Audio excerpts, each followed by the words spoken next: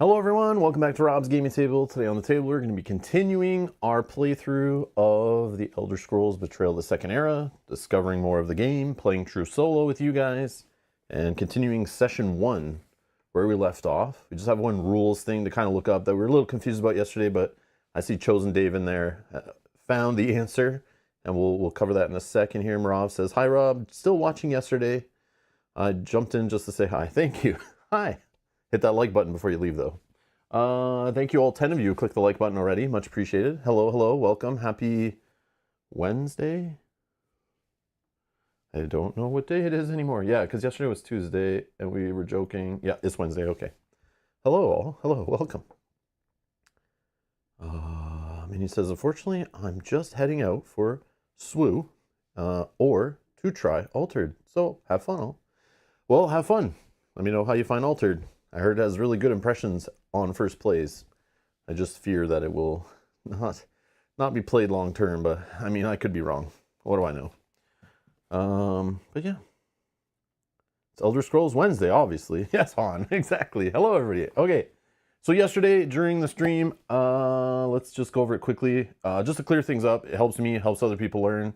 Even if we were playing it right, we still weren't sure, and I can see why there's confusion. And this happens in games a lot. This happens with different publishers, where it's just not clear, and then somebody tells you one answer, somebody tells you another, and like, who knows, right? That's why it's good to have like a one-place FAQ, latest rulebook, you know, where you can go check things.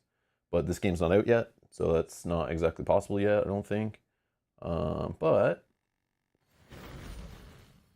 actually, probably best if I start here. So yesterday was just to clear this up. Thanks, Dave, for looking into it. Destructive Touch. Remember when we were just defeating a level 1 enemy, or choose a level 1 to 5 enemy, deal true damage to it, defeat a level 1 to 5 enemy, right?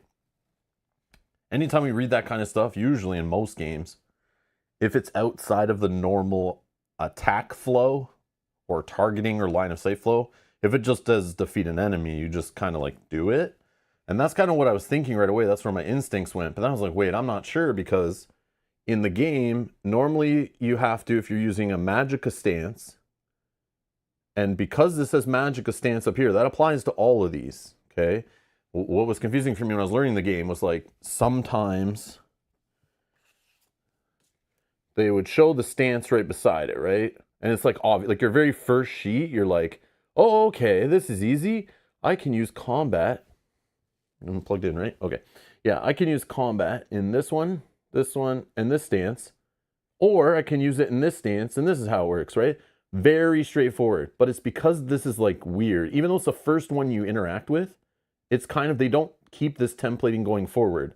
In the rules, it explains this. It's fine, but it's just like, again, this goes back to my, like, when you're experiencing the game, you have to go through, like, the problem is with these games, like, they have to go through them with, like, fresh set of eyes at the beginning, and, like, I'm a new player, like, what am I experiencing first? Keep those standards going forward. Don't make this the exception as the first thing they experience. Like, there's lots of those, like, little things that you can spend, like, some time researching and design a really good game to, like, slowly dive into. But this game is, like, it just says if there's no symbol up here and there's none down here, you always just apply this one, right? So, Magicka stance. You know, we have things that normally say, like, deal 2 damage to your target. Well, we know targeting, you have to have line of sight and range. And we were, like, not sure. And I'm like, this feels weird. I'm just defeating an enemy anywhere. Like, no range, no line of sight. Are you sure? And I can see why there's confusion. And why I was confused, because I'll show you what it says in the rulebook, even. So if we just look at Magicka here on page 20 of the rulebook, again, there's a link to the rulebook down below in the video description. It's not the latest, but it's a rulebook. The new one should be on their website at some point, if it's not already. I just haven't looked in like a week. This stat is tracked by blue, blah, blah, blah. Okay, here we go. Magicka limits an adventurer's engage, action, range, and number of dice they roll while in magic battle form. Okay, so we know we have to be in that form, because that's what's on the sheet, and it applies to all the abilities on the sheet. Then we assume, like, you're engaging, so you need a range for it. Like, it's not clear, like, it's just, like, very blanket there. Like, you're like, okay, that makes sense to me. Sure, I got to be range, line of sight if I'm a Magicka. If I need to be on that stance, it makes sense. There's also this.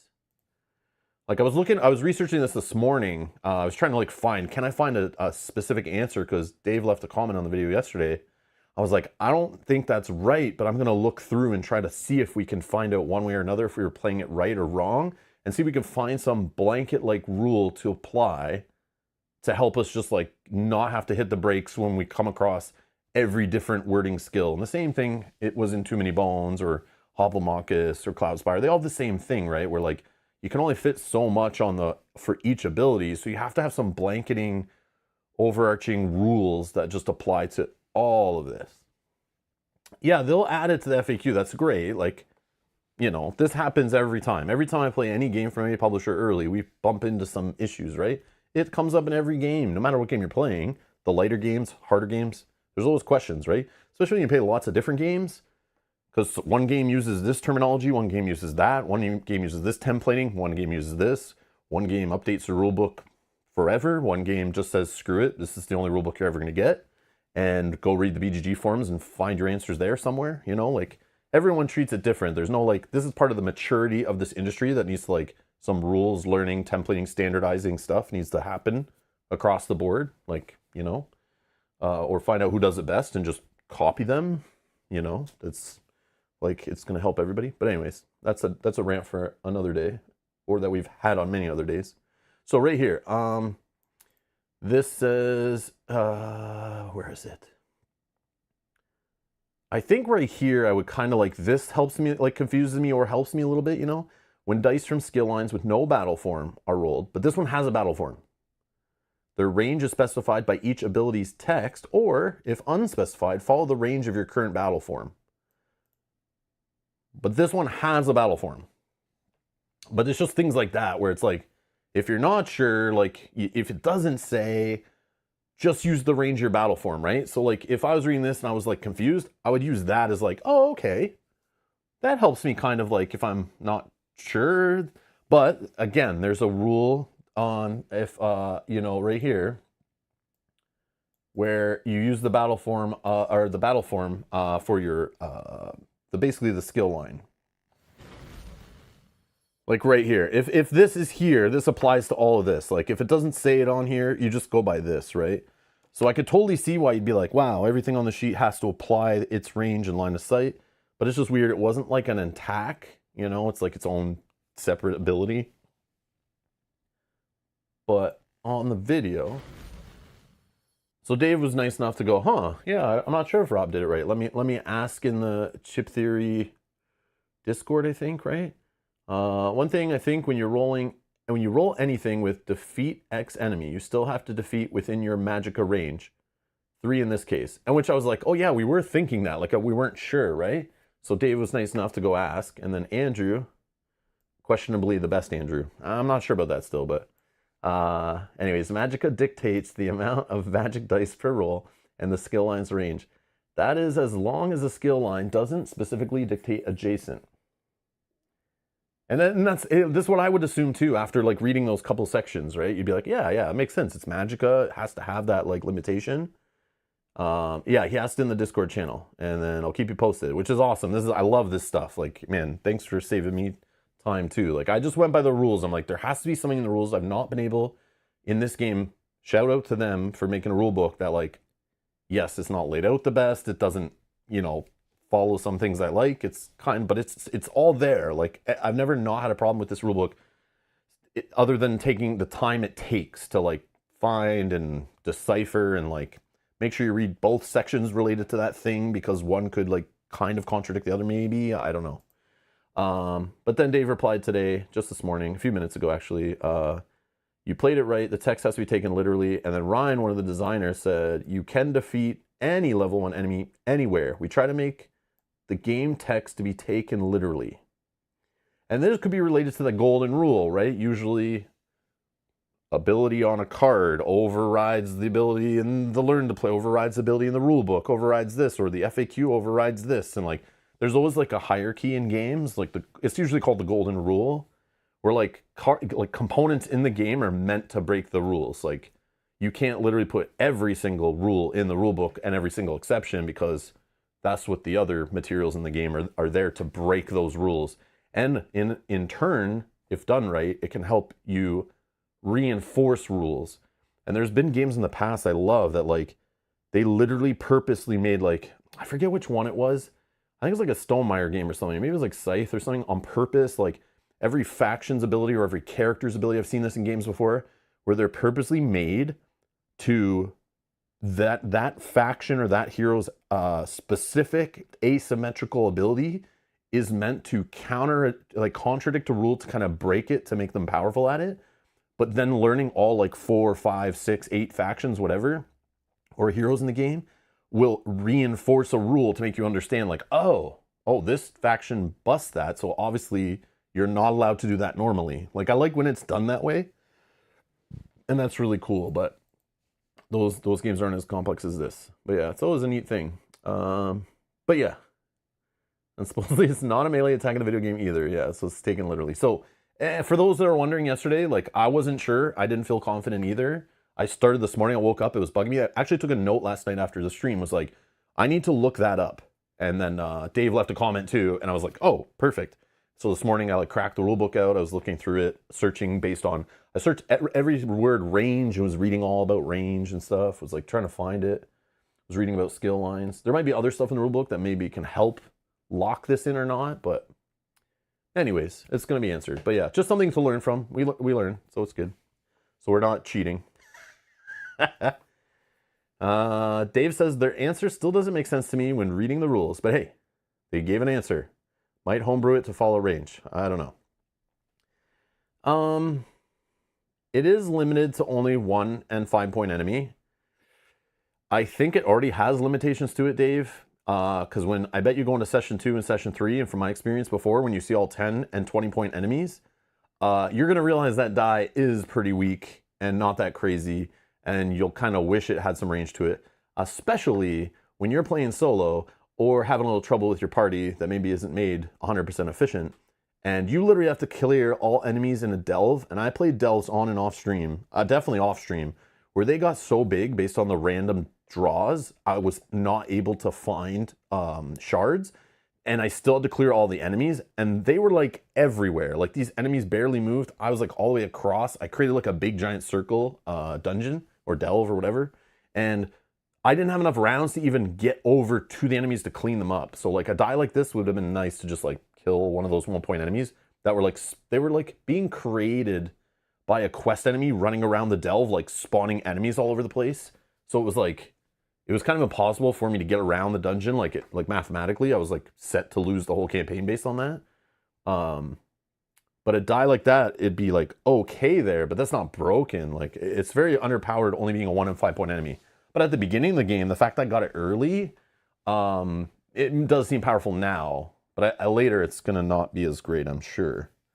But yeah, it's just a 1 and a 5 point enemy. So I think it already has restrictions on it that make it like, I don't think you need to add another restriction on it, because then it'll really be useless later. Like, really useless. When you're getting like surrounded by 10 and 20s and they're all trying to rip you apart, and you're just like, I wish I could hit that one little 1-pointer range guy back there that's shooting me at range 4, you know? You're like, I just need to kill him. But by then you probably would have enough range anyway. But it's nice that you can hit one enemy and defeat another. That's like really good. Just condense actions or whatever. Yeah. So yeah, I don't know, but it's not busted. If it said you could do like, on 2 sides of the die had like, you could defeat a 10 and 20, you know, then we'd be talking, okay, maybe we need some limitations here, like range, but I don't think we need to worry about it. I think it's fine. Yeah. Plus it hurts you anyway. Plus we have all the damage yourself. Like, come on, let's not limit this more. We're already like dealing true damage to ourselves or our party. We're already adding Bane to ourselves on other results on the die. Okay, let's not nerf it anymore, okay? Don't house rule it, Dave. Don't do it. Don't do it. That die could be expensive. That could have cost me 2 XP for that die. Probably does in the end, really, with how we did it, but we'll see. All right, we are on day 5. Let's try to get through session 1 today. No, we're going to get through session 1 today. And we're going to do it. So, I also was spending some time in the rules this morning. Here's a good one for you. I probably should have messaged in the Chip Theory Discord also to ask, but I'm pretty sure I know the answer. But here's one for you. Okay, Dave, since you know the rules, or assume you do, or want to, you're interested in making sure you know the rules, you might find this one interesting. I came up with this last night. I was just sitting there and thinking about how yesterday we read that our this ability, and it's only to Morrowind. I mean, maybe other places it happens too, but this whole deal, either increase the dig track by 4 or reduce the base party's base overland movement by 3 during the next day's overland phase. Okay. I 100% double checked in the rules that the extra movement you do. So normally, if I were to move, let's say 3 spaces and I needed to move extra, I can take light fatigue. All the party members take 1 light fatigue for each additional space you want to move. But you are limited to the amount of those spaces you can move by how much room is left in your tracks. Once someone's track is full, you can't move anymore. You're also limited to only moving additionally up to a max of your base movement. So if your base movement is 2, you then can only move a max of 4, assuming you can take the light fatigue in every player's bar, every adventurer's bar or whatever, right? Cooldown track, I should say. And I remember Mel and I came across this when we were learning the game, so we double checked, we read it in the rules. I read it again this morning just to make sure that if something changed your base movement, and that's how we knew when I was playing the Warden in the last playthrough series, I looked that up in advance too, going, I wonder if I increase the base movement, does that then increase the extra we can go? Yes, it does. So if the rain in Black Marsh makes you move less down to 1, that means you can only move 1 additional movement. Now, this is the weird part though. This can bring your movement down by 3, which brings us to 0. If your base is 0, that means your limit of how many extra spaces you move is 0, right? So then I was like, that's fine. Okay, that's fine to me. All that makes sense. But then we don't get to move, right? And this has happened. This like reminds me, this is like, I get the Hexplore It vibes here so much now that I'm thinking about it. Where Hexplore It movements is very important and like it, progresses you through the game. And in this game, it's no different.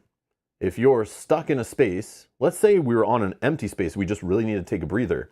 We would not be triggering an encounter, therefore doing nothing on that day, and then just going to a rest step, ending the day, whatever, and then doing a province action, So you could do that. In this game, you could be like, all right, we just need to take a breather. We don't need to leave the area, but we need to not pull a card. Like, we can't risk it. We need to just rest like one more day.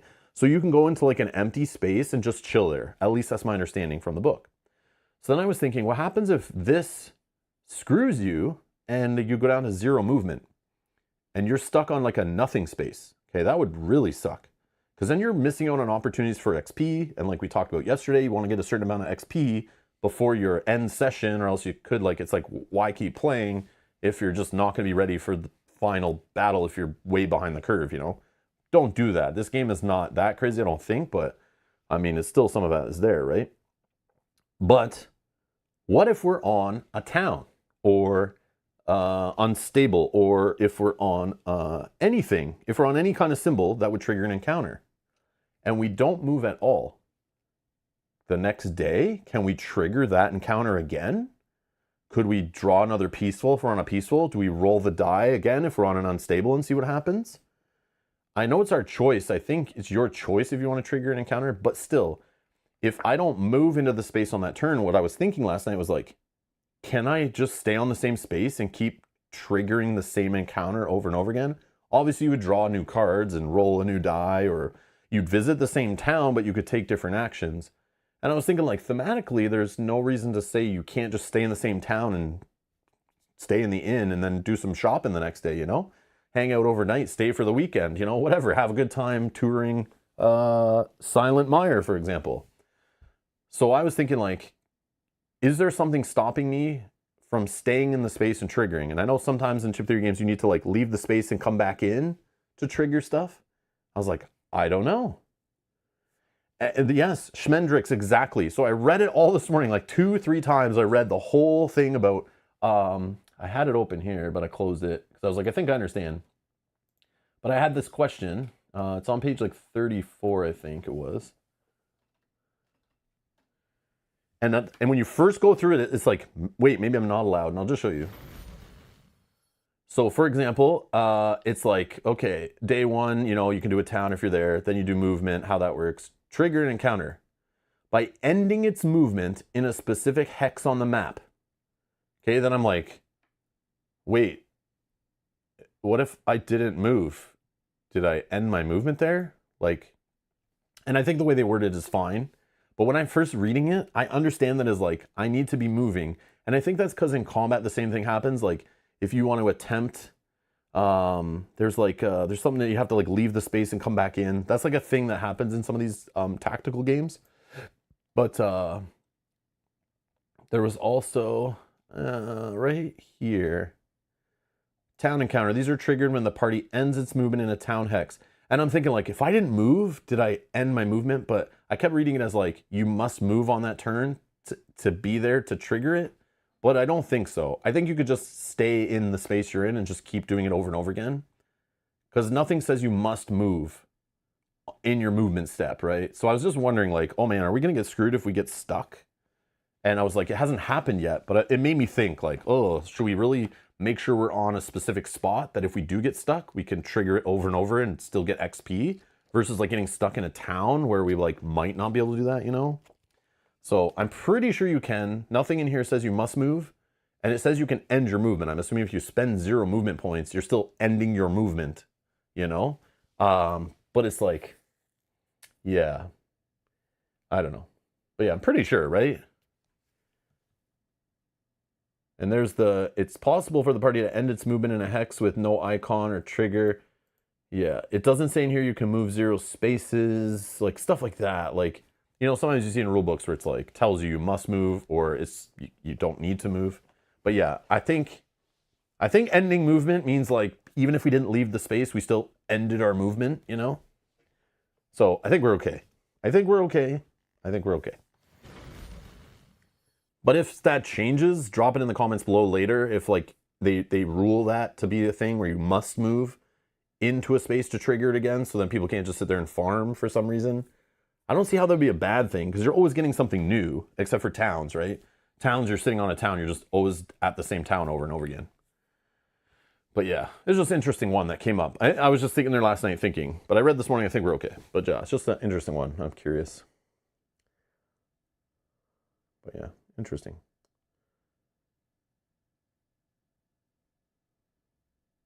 Yeah, see, it doesn't say, yeah, it doesn't say move 0 is still a movement. It's in too many bones that moving 0 is still a movement. I don't know. I'm not sure. I think when it means end movement, it's just a way of saying like, when you're done your movement phase is the way it should be kind of like worded, like, and kind of maybe jab it in there that like, if they're okay with you triggering the same space over and over again, or if they're not, it should say one way or the other. Maybe. But maybe I'm the only crazy person that thinks that way. You know, maybe most people are just like, who cares? Like, if I want to, I'm traveling the world. If I want to stay and spend a couple days in the same space, why can't I go back into that cave again or whatever, you know? Like, why can't I see what else is happening there? Maybe a different traveling merchant shows up, you know? Maybe today a bunch of band of goons are going to fight me. Like, thematically, it makes sense you could just stay there, right? So, but yeah, it's just the one that I was like, I can't find an answer one way exactly or the other, but I'll assume. It says move up to, not move 1 to 3. Up to includes 0. Yeah, see, exactly, that kind of stuff. That kind of stuff makes sense. Like, it makes sense if you think about it for a minute, but yeah, it's just one thing I was like, I don't know. Okay, perfect. Thank you, guys. All right, so we're on day 5. Let's do it. We have 2 health. We have 6 necrosis chips in our necrosis stack. We got pigs in a blanket over here. We got a cooldown track that's a little too full for my liking. We need to, what was it, by day 7? By day 7, page 28, right? By day 7, we have to visit the, I think, Vivec City town, right? Yeah, it's Vivec City recommended by day 7.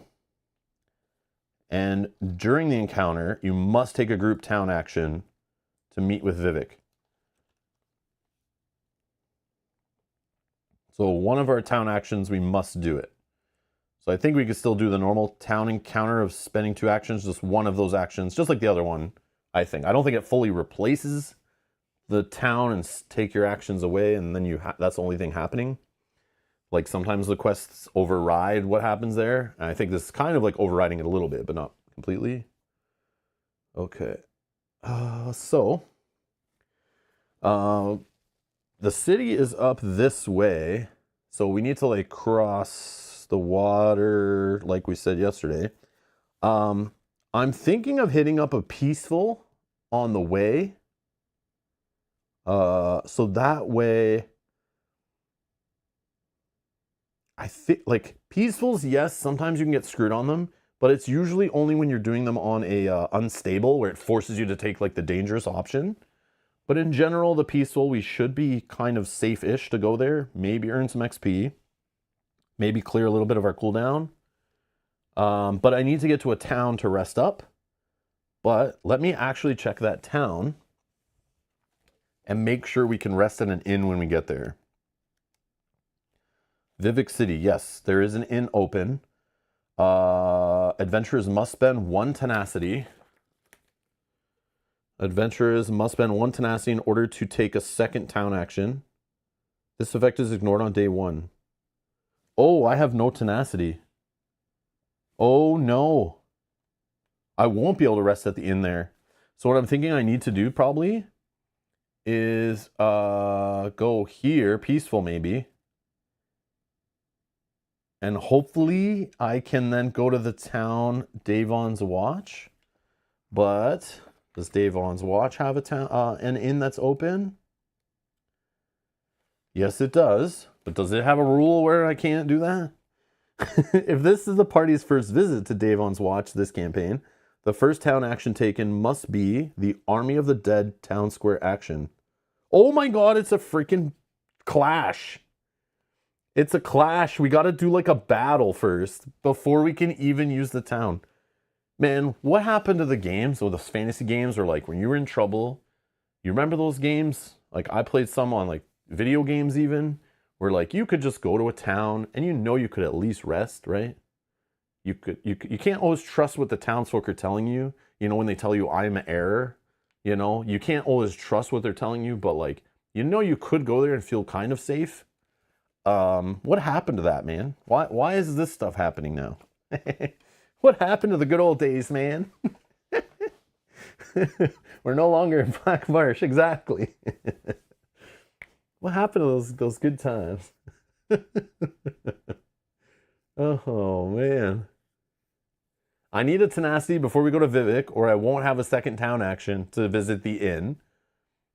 Or we go to this place and I have to do a battle. What about this one? Maybe I do an inn first, then a peaceful, you know? Oh my god, this is crazy. Welcome to Morrowind, the place where the towns are not as so friendly, easy, straightforward. Not very welcoming, unless you're a dark elf in that one town, I guess was fine. But what am I looking for? Salin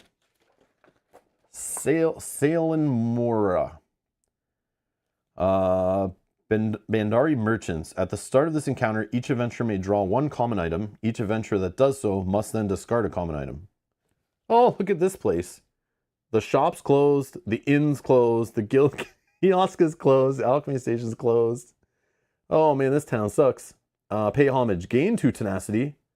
Dark elf adventurers may gain 3 instead. Okay, maybe this town doesn't suck after all. Okay. This sucks though, because going to this town, there's no XP to be gained. I need XP. I need XP. Okay. But I also need to make sure we're headed to Vivec City. We're on day 5, 6, 7. Oh my god. And then if we get our movement stopped, we could be in trouble also.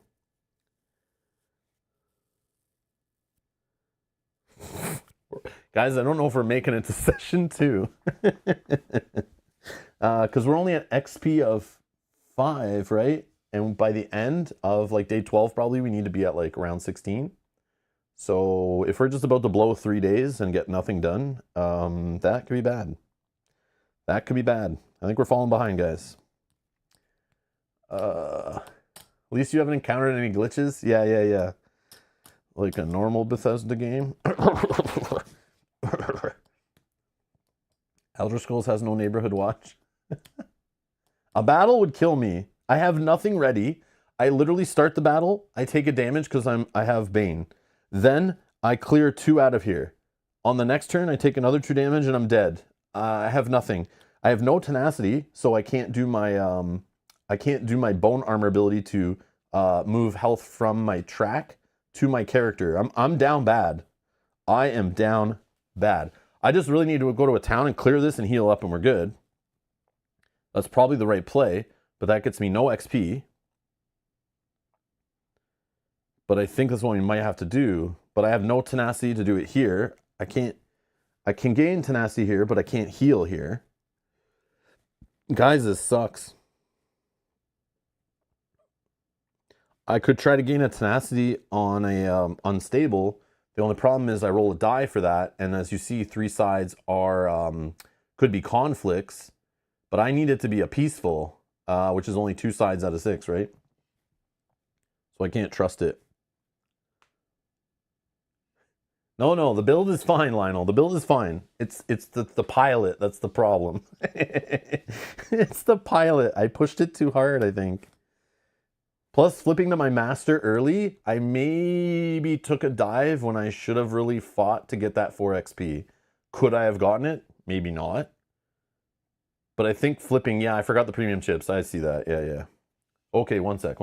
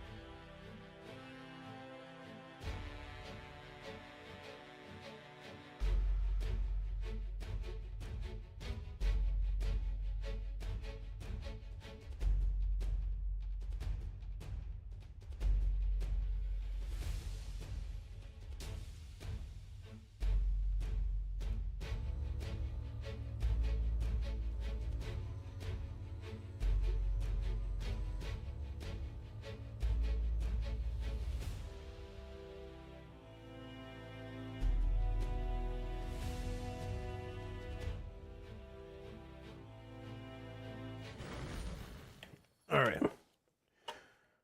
I got the too many bones chips is 6. Oh yeah, this quite different feel. Quite different.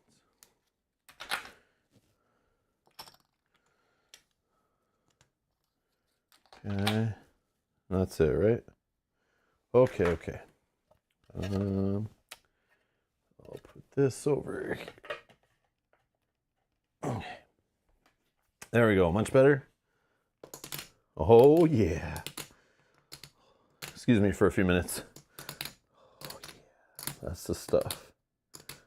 Hold on. Let me slide across some neoprene for a minute.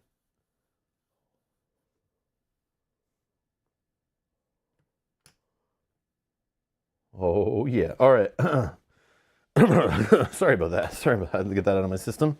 Okay, we're good. Yeah. Some of us are at work. Oh. Okay.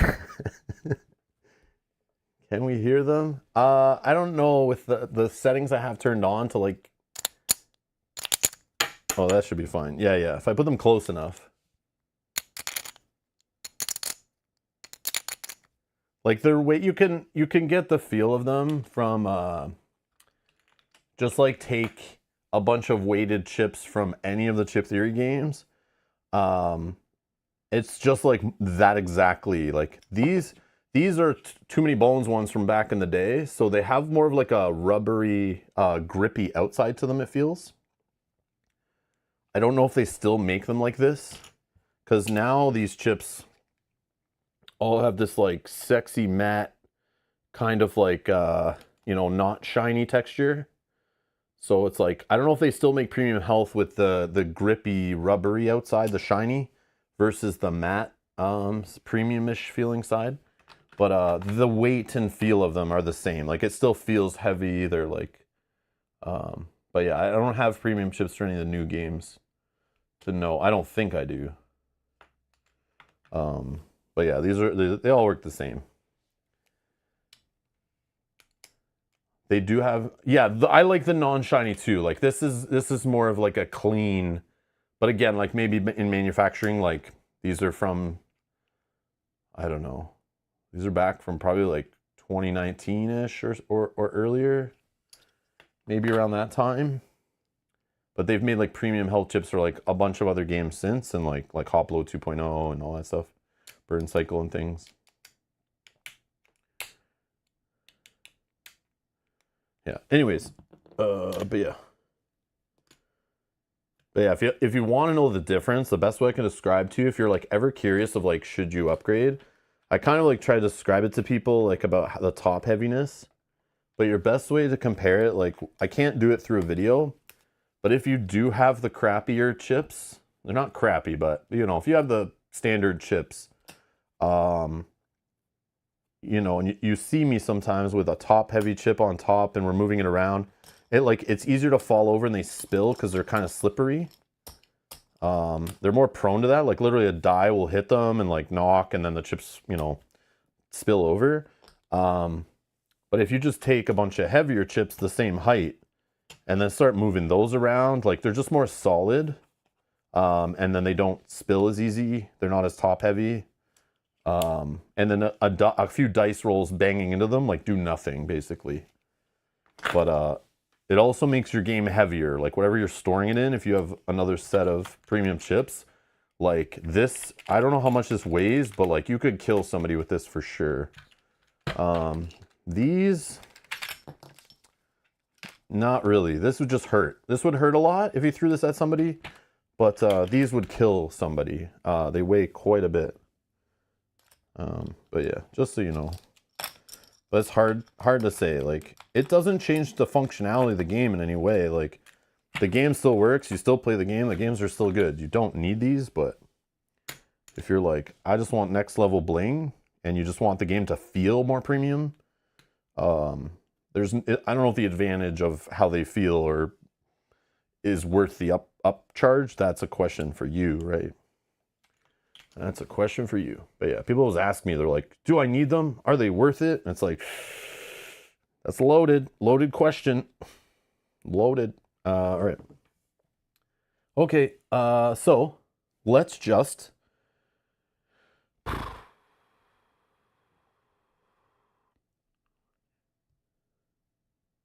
what about Ebonheart? Ebonheart, maybe we could just go to and heal up. Because we would just take one fatigue, and we can take one fatigue to get there. 1, 2, 3, 4. Yeah, we have room for one more, and then we just heal it all up, right? Strife in the Pact. Argonian Adventures. Oh, this is the one we've been to before. Right? Dark Elf Adventures. No. Oh, never mind. Yeah. Argonian Adventures cannot take in-town actions. So we're good. Dark Elf Adventures cannot take trainer town actions. We're good. Yeah, we just can't take a trainer action, which I'm fine with. Yeah, yeah.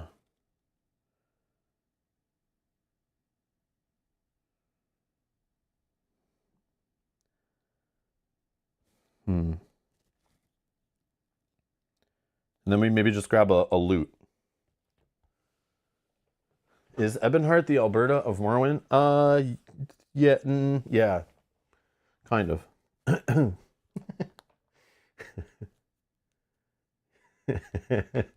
Yeah, and now, Lena, not a pillowcase full of premium health chips. You probably just need a sock full, okay?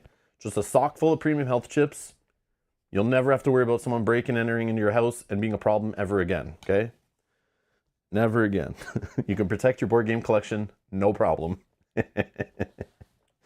Okay, so let's do that. 1, 2, 3. But I want experience.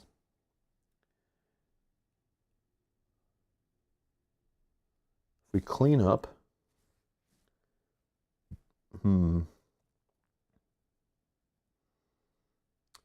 I feel like we could push it a little bit.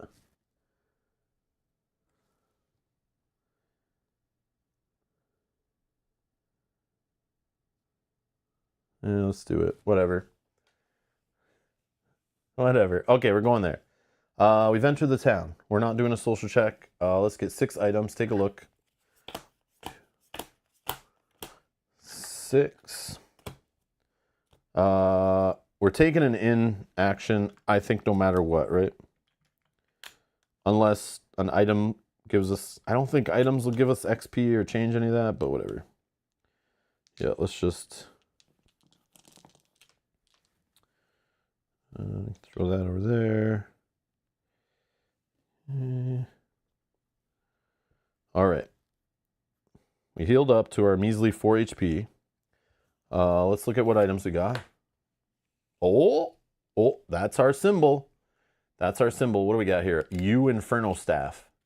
Drain 1 available combat skill die. Hey, I don't mind draining those to ignore your target's defense stat for this engage. The problem is I already have a way of like kind of ignoring defense if I have chips in my stack.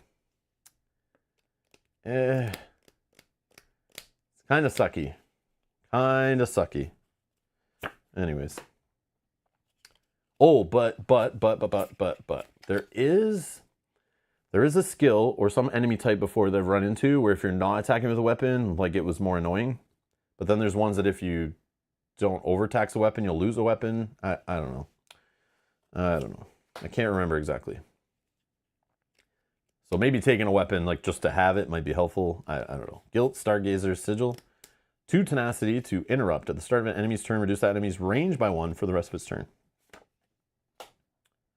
Some pork fried rice.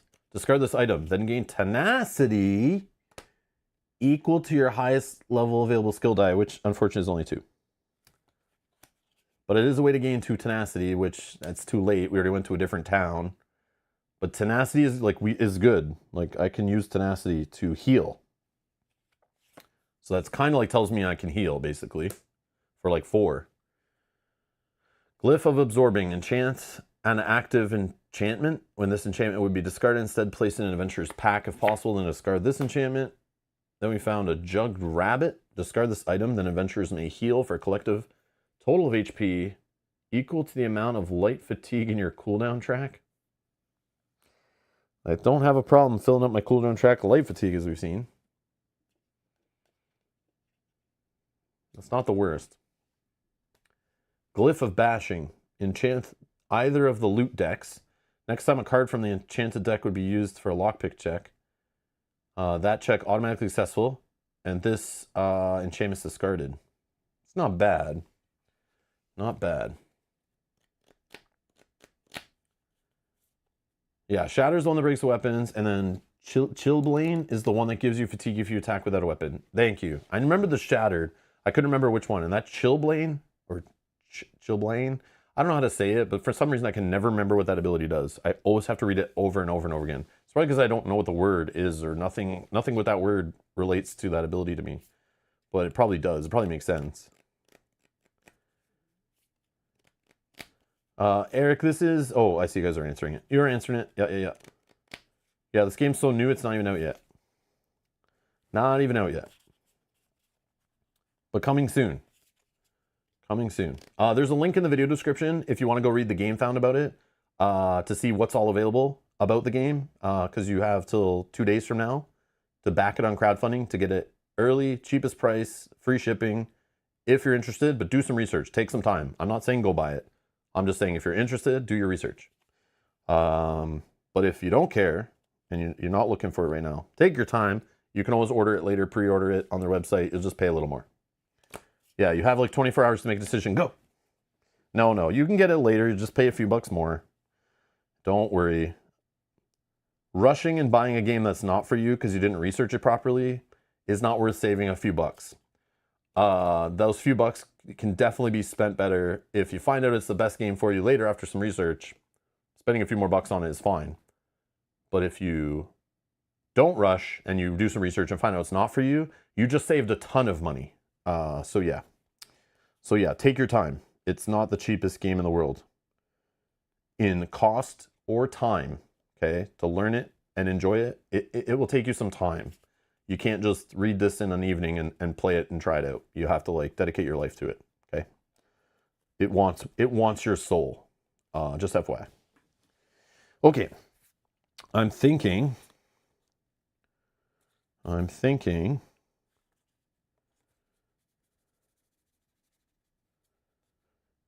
don't know.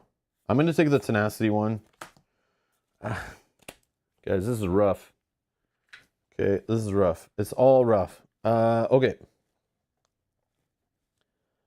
That's my town action visit thingy. Okay, so reward phase, I'm not spending my XP. I still would like more. Adventure rest step, end of day. We'll do the province.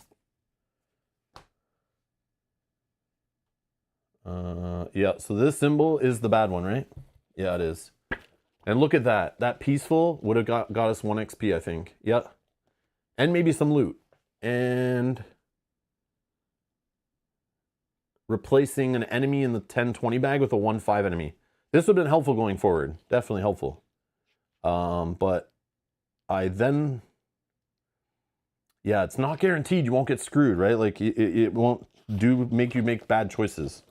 Like, peacefuls aren't always peaceful, which I've learned. But we're ignoring all this, and we're just doing this, which... Give me 1 second. Yeah. Either increase the dig track by 4, or reduce the party's base overall movement by 3 during the next overland phase. I honestly think I have to let them raise the dig track, guys. I don't think I can do this. I don't think... Yeah, I think I need to... I can't get stuck in this town again and waste a whole day here. But then I don't know what these excavations, how punishing they are later. I feel like I have to. So, I'm not getting stuck in this town. Not in this stinking town. I'm too big for this town, okay? We got what we needed here. I mean, I could stay and get some more loot and try to get another skill, but like, I'm so behind in XP, I think. I'm at 5 XP, and yeah, we're going into day 6, right? Yeah, I'm gonna take this. It goes back down to 0, and this goes up to 2. It's probably so bad. Anyone watching this in the future has played like Morrowind, you're probably like cringing right now. Like, this guy's going into day 6, and he's already got 2 excavations. This guy's horrible. Yeah, I know. I'm not arguing with you there. Okay. So, end of day also, we need to... Nothing. We're already healed. We already removed stuff from our track. New day, day 6. Or was it... That was day 5. Day 6. No, yeah. Day 6 now. And we need to day 7 be here. Yeah. So let's just go to a peaceful. Or no, let's go fight. Oh, it's so risky though. What if we get stuck again? 1, 2, 3, 4. 1, 2, 3. 1, 2, 3, 4. Let's risk it. Unstable? Thoughts? Oh, the overtax ability could have been okay. To return all the drain dice? Yeah, do we do that? I don't know. I thought of that too. Getting back all those drain dice would be nice too when we... But But we didn't, I don't think we took any drain ones yet. But it could be like good later. We were looking at some drain ones before. Yeah, it's the summoning. The summoning guys in the future, if we get there. That weapon would be awesome. But you know me, I'll have that weapon equipped and literally run into a guy with shatter. And he'll destroy that weapon. And it'll be gone. So I'm not going to get attached to a weapon and build my build around a weapon. Unless I have like a pack full of weapons to protect it. This is what I've learned too. This is what I've learned with this game. Weapons are not always hanging around. I should have one tribal thing from earlier. Yeah, right here. This is my tribal thing. Okay, this is my tribal pile. Is this face down loot here, okay? That's what that is. My tribal blessings. My tribal blessings.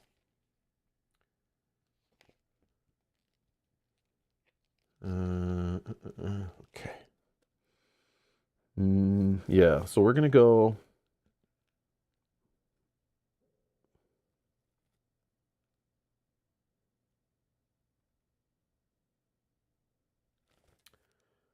One, two, three, four, five, six.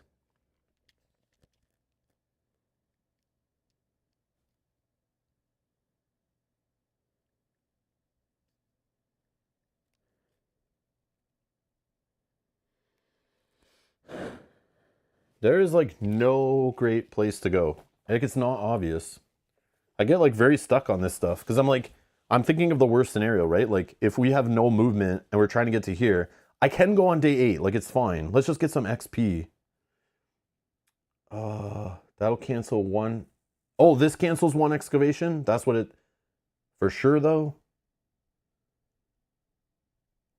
I forget. Like our guild quest, was that the description? Because remember there was ones that did say that and ones that didn't. Page 22. Yeah, we can find out right now quickly. I'll remember after I see it. Yes. Okay, yeah. We are playing that one where tribunal blessings can reduce the strength of the final enemy. Excavations increase the strength, but the tribunal blessings decrease it. So maybe it'll cancel out like 1 for 1. So maybe that's good that we did that. Yeah. Maybe we do like one more. Okay. Thoughts? So here's what I'm debating. Either just going to an unstable, hoping we get some juicy conflict encounter. Because there is no conflict, like, other than the one we were just at. There is one down here, but these go away, right? So I'm worried that if my movement gets nerfed again, then I won't be able to reach Vivec City, even if I push with over fatigue, you know? Like if my movement gets reduced to 2, then I can only move 4 max, you know?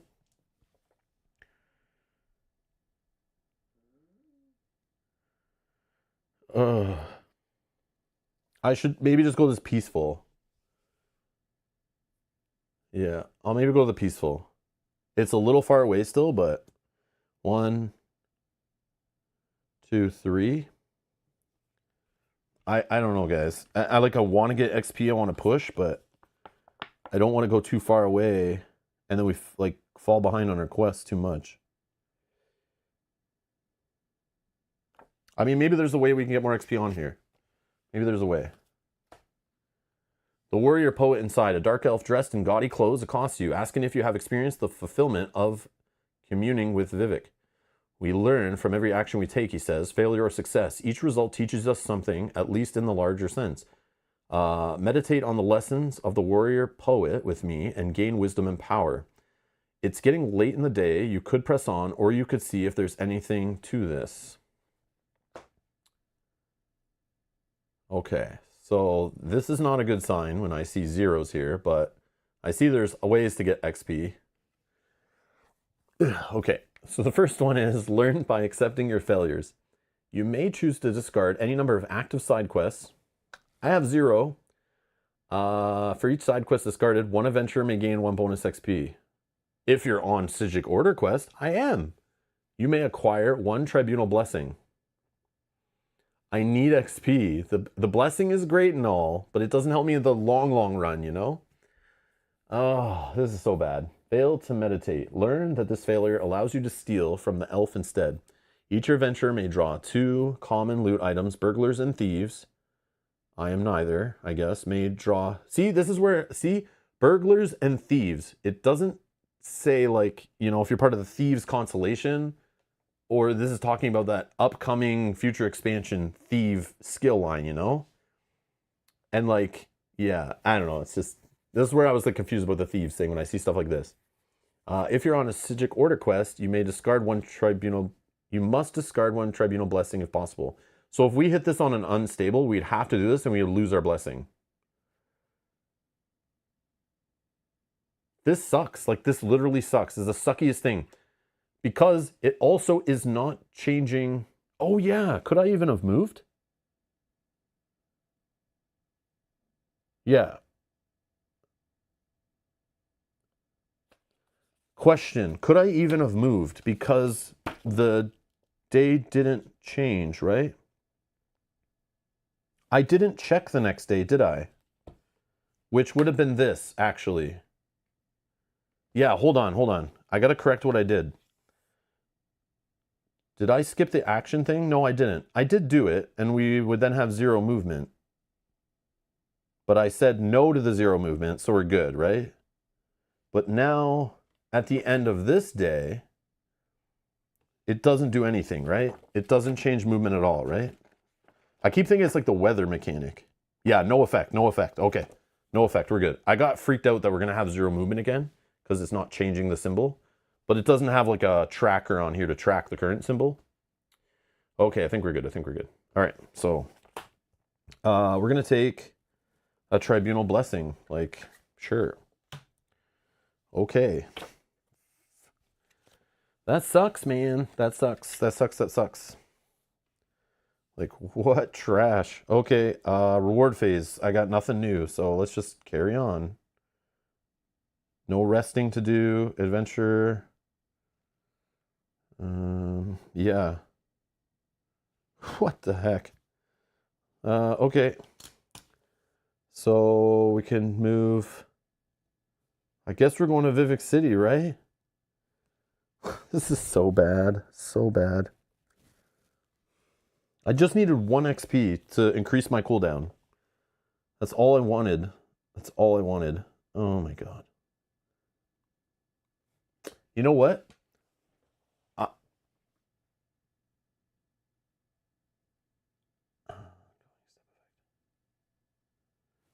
Is it ongoing? It only, this only reduces, it says, during the next day's overland phase, which we decided to just increase the track. And then we just drew a regular, so it's no effect. So I think we're okay. Yeah.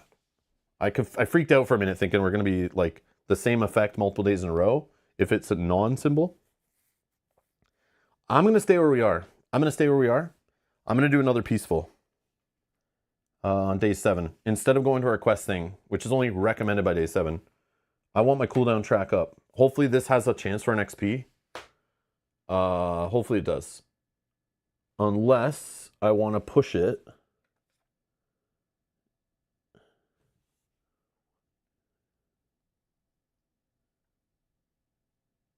No, I'll go up to here and I'll take a fatigue. To go 4 spaces, I'll get closer to this. Actually, you know what? Let's go 5. And we'll do an unstable. Let's do 5. And we'll do an unstable. Maybe we'll get a combat even. Yeah, let's get risky. So we're not only going later to our quest thing, we're going to maybe, hopefully don't roll a traveling caravan here. I don't need another town, okay? Unless it gives me XP. The quest line could give me one, but is there a fight involved right now? Oh, I don't know. I'm just like worried. Where is it? Yeah, it does give us one actually. It does give us one. You think that's fine? We should just do that then? Yeah, let's just do that. Okay, let's chicken out. So 1, 2, 3. Okay, let's just go there. Let's just get our XP, even if it's whatever's happening. Okay, that works. Yeah, good catch. Okay. So quest objective, travel to Vivec City, complete a town encounter. So let's do our Vivec City town encounter, but during you must take a group town action to meet with Vivec, okay? So let's go Vivec City. Adventurers must spend 1 tenacity in order to take a second town action. This effect is ignored on day 1. Do I care? I could spend this right now, and we can spend a town action to look at more loot? Probably, right? I think that's worth it. Yeah, let's just do that. So we have 1 town action we have to use on the group. Yeah, okay, let's do that. I'll discard this. I'm gaining 2 tenacity, but I'll spend 1 right away. I'm going to fill the town. Actually, I could see this first, probably. Yeah, let's look at the loot first before we decide. Because you actually populate everything first, I believe. And then, whoops. Okay, so we have 4 legendary, 3 common. Trainers will get 5.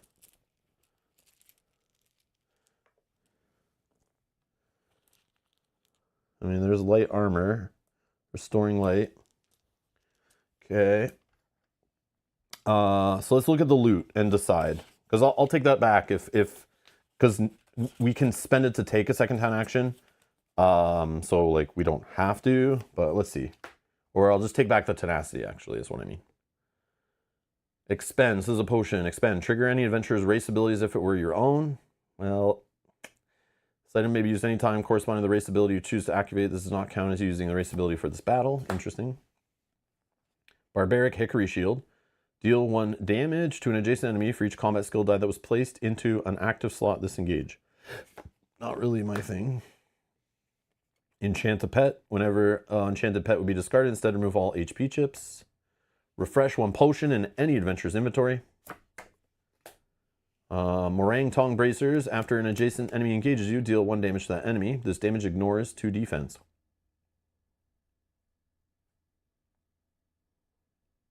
I'm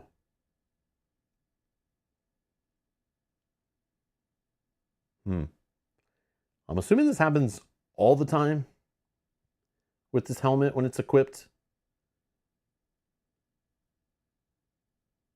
Right? It's not like there's no exhaust effect on it, right? That seems really good, actually.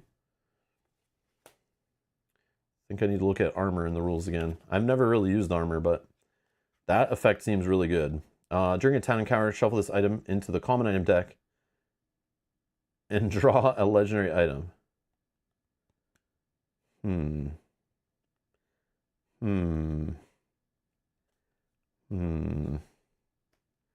Or oxen meatballs. Discard this item, then remove all over fatigue from your cooldown track and heal 1 HP for each die removed. Now that could save your ass in a scenario. Holy, or in a battle. Yeah, that armor would be every time you're engaged, right? That's pretty crazy. But it's only adjacent. It's only adjacent enemies, right? But still, I mean...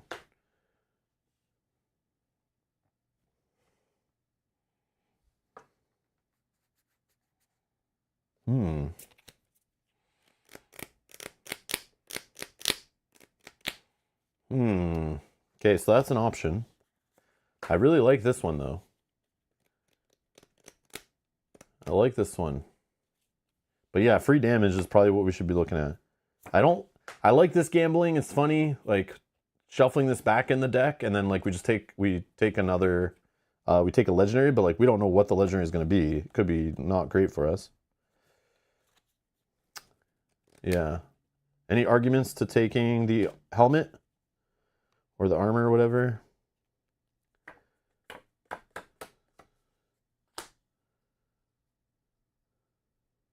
So we'll definitely spend that tenacity to do a second town action then. I think is good.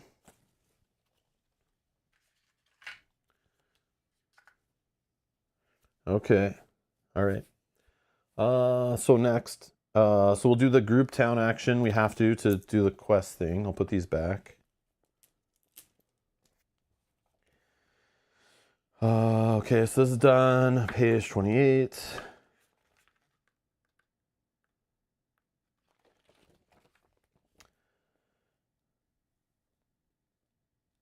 Okay. So when completed,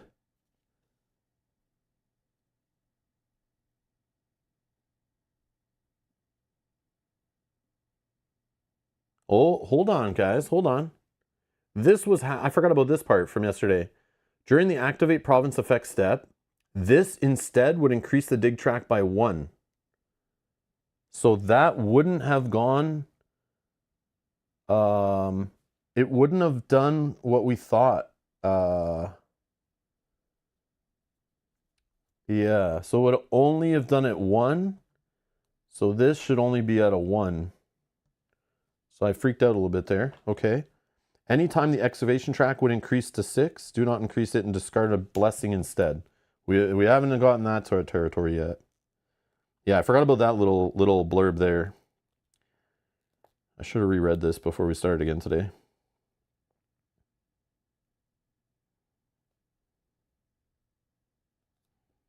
Okay, so we get a 1 XP. And then I think it says when completed, go to entry C25. I think we still do a reward phase though when we get rewards. So I'm just going to spend this and we're going to increase our cooldown to 3. And then you don't do the end of day yet, I think. I think you go to C25, page 33. So C25, page 33. Okay. Okay, divine apparition. Yeah. Vivec is not unkind, but he is terse, and his attendants match his severity. As you arrive at the warrior poet's temple, you're met by a high-ranking ordinator named Azaron. His directions to you are clear and succinct. A third party, an Argonian, is now assisting in the excavation of these artifacts, he says. It is possible that she is as in the dark about the nature of her employer as we are. It appears she has a long-standing grudge against the people of Morrowind for their enslavement of the people of Black Marsh. You nod, thinking to yourself that one could hardly blame her. Your face does not keep your feelings as private as you believe, Azoron says. Regardless of the previous actions of the Dark Elves, the Tribunal would prefer that past violence not be met with future suffering. This Argonian is hiding in an old Dwemer citadel called Nichul. It's called that. Seek her out, stop her, and find out what these artifacts are intended for. Your turn to go, but he raises his hand. This work is important, but not yet great, he says. Vivec's blessing to you is this: that you make choices in this life that are worthy of the telling, whether or not others know your deeds. Okay. So we have quest objective. Travel to and proceed to quest step D26 for this day's encounter. Recommended by day 12. So this is our final showdown. Initiates the dungeon and the end of this quest. So there is some dungeon. I'll just show you. So this is some dungeon called okay. So we'll have to fight a dungeon. We know that's what we're working towards now. Ongoing step effects. Okay, this is what we have to remember, and I see some of it's the same. Whenever you're instructed to acquire a tribunal blessing, draw the top, blah, blah, blah, face down.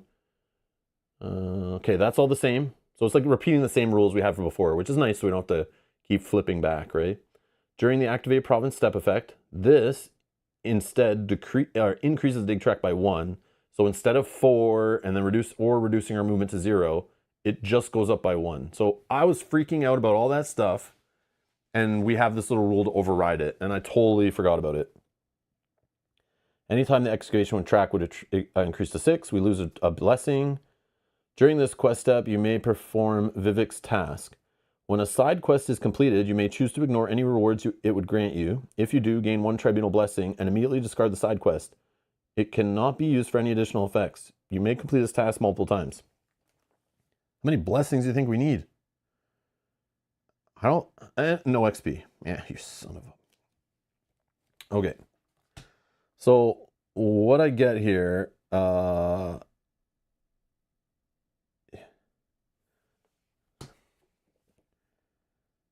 So we need to travel to Oh, it's right here. We just need to travel to this place. Here, I'll zoom. Right here, this conflict encounter right here. So it's not that far. So we should go do other stuff. We should go do other stuff. Let's go get jacked. Oh yeah, my XP dial should be the 6, right?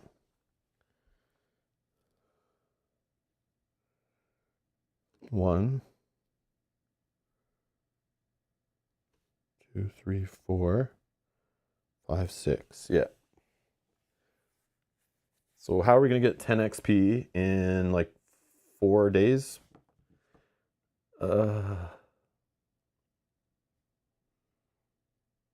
Of course, that's the conflict place that like I would go to try to get some good XP. I don't even see another conflict place that I can get to in any kind of reasonable time.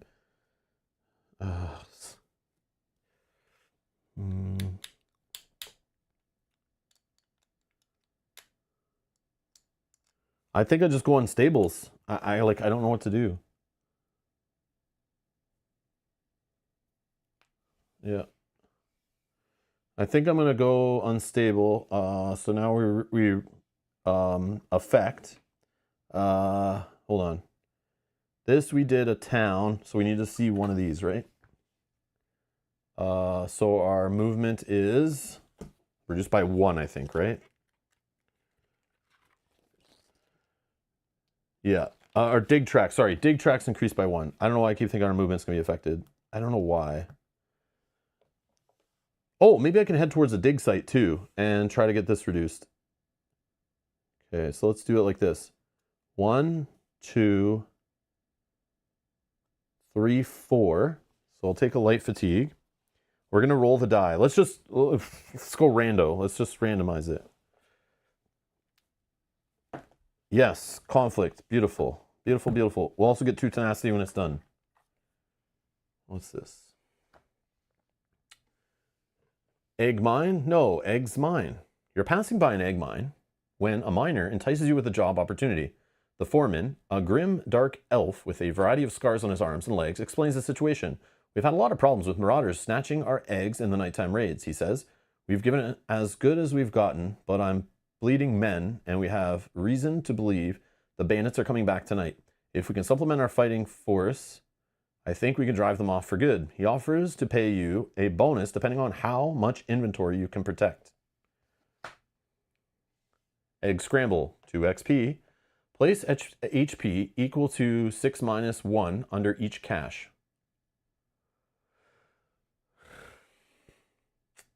We're going to have to protect the enemies from fighting these things, aren't we?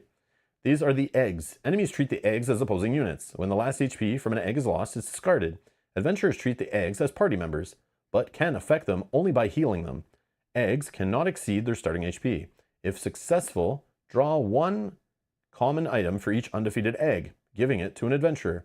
If you're occupying Anchor Egg Mine, no. Where the hell is that? Anchor Egg Mine. I've never had any of those line up ever. Oh, right over here. It's way on this side. So if we happen to be coming into this here, different things would happen. But I've never had them line up ever. I've never been in the right space. Treat 1 XP of the encounter ward as bonus XP.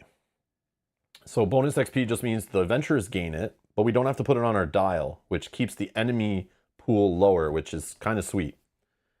And if we're at an unstable, we are. At the start of each round, each egg is dealt 1 damage. Oh, this is so stupid. Of course. Okay, it's a little more rough. Okay. What was this from? This was cycled back from our thing. Okay. All right. So 5 HP under each cache. So literally if I take like 5 rounds, I lose all of these. But it's a conquer, so all I have to do is defeat all enemies to win. The items are like a bonus. But if I can defeat all enemies before those are all killed, and then again the enemies are gonna attack these too, so come on, man. I can't catch a break out here. I want to go back to Black Marsh. Oh, man. Okay. I want to go back to the Marsh. Things were so good there. I'll never complain about weather again, I swear. Or the towns. I'll never complain about the towns ever again. Once you've been to Morrowind, you'd never go back. Okay. Hey, Jonesy.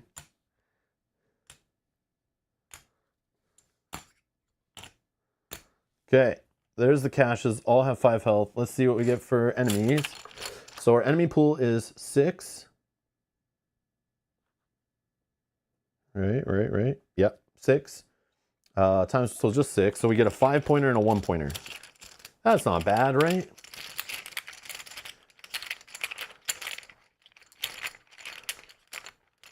Whew.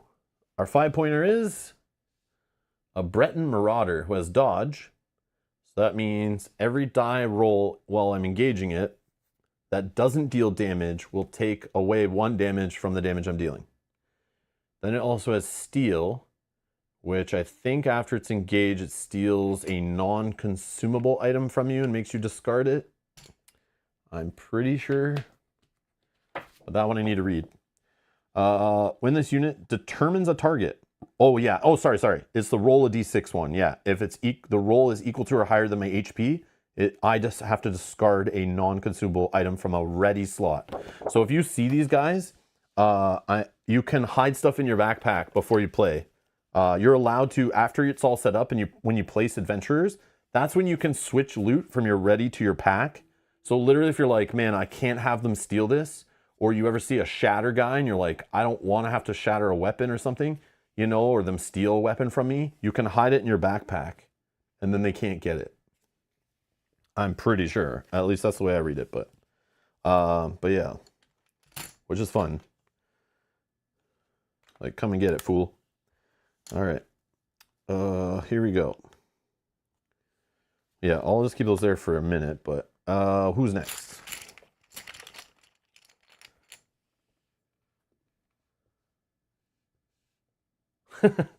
Goddamn thieves everywhere down here. Nord bandits. Another 6 health.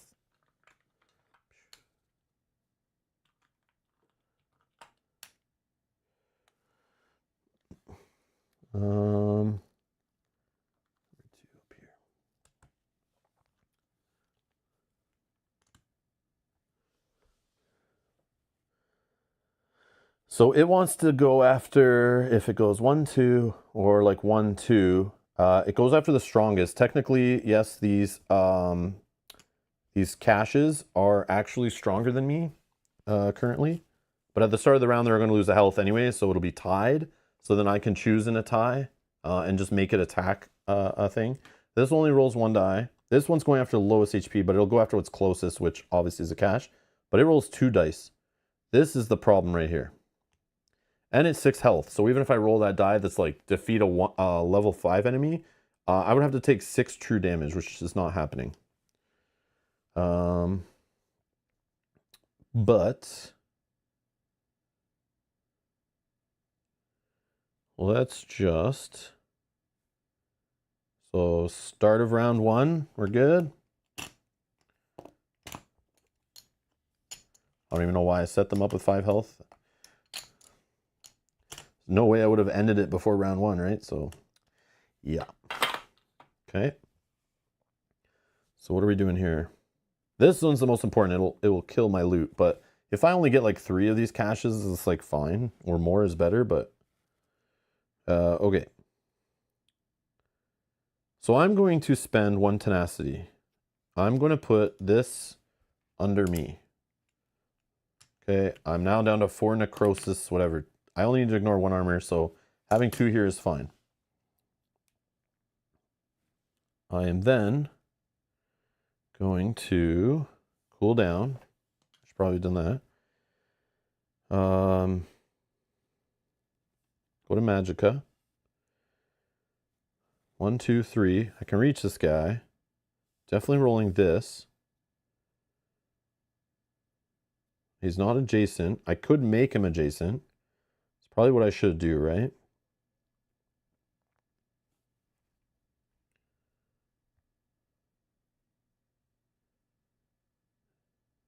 Yeah, I'll do that.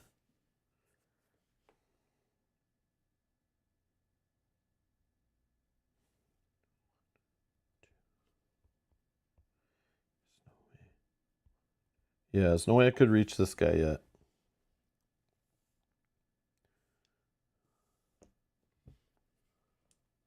I'll just roll these 3.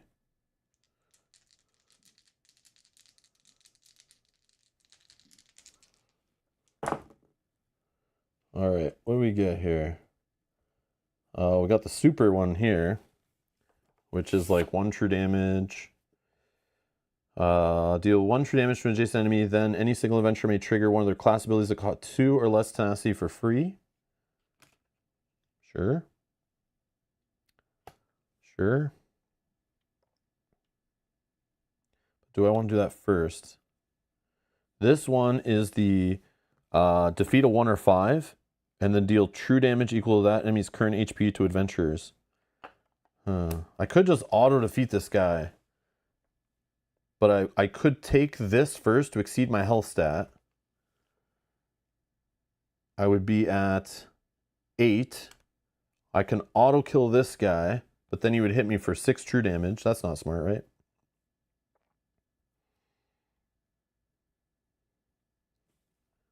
What's this one? This one is... Oh, gain 2 tenacity and deal 1 true damage to any adventurer. That's fun. Sure. I'll gain 2 tenacity, and I'll take a true damage. Oh yeah, I don't have those other chips yet. Okay. So I took a true damage. I resolve that die. This one. Sure. So I'll deal a true damage here. I definitely get another chip here because I dealt damage on my engage. I should be doing separate engages, I think, more often, but then my bar gets too full. But I do have cooldown of 3 now, so I need to remember that. Then I'll take 2 of these under here as part of this resolve.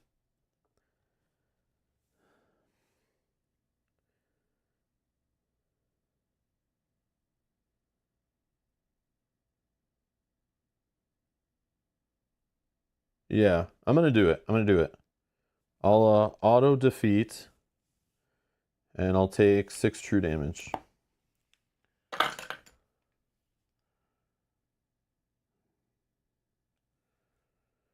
That puts me at 1. That's maybe stupid. No, that's probably stupid. Yeah, that's stupid. That's stupid. What am I doing? Yeah, that's dumb. Dumb. Yep. No, I just won't resolve it, I think. Yeah, I won't resolve it. But what I will do, I will switch stances to defense. And, oh yeah, I forgot to move my, nah, it's fine, whatever. So I have 2 defense here after switching stances. Yeah. Oh yeah. I did second one, roll defense, so I'm defensed up. Defense. How does Daedric Summoning interact with Necrosis stack?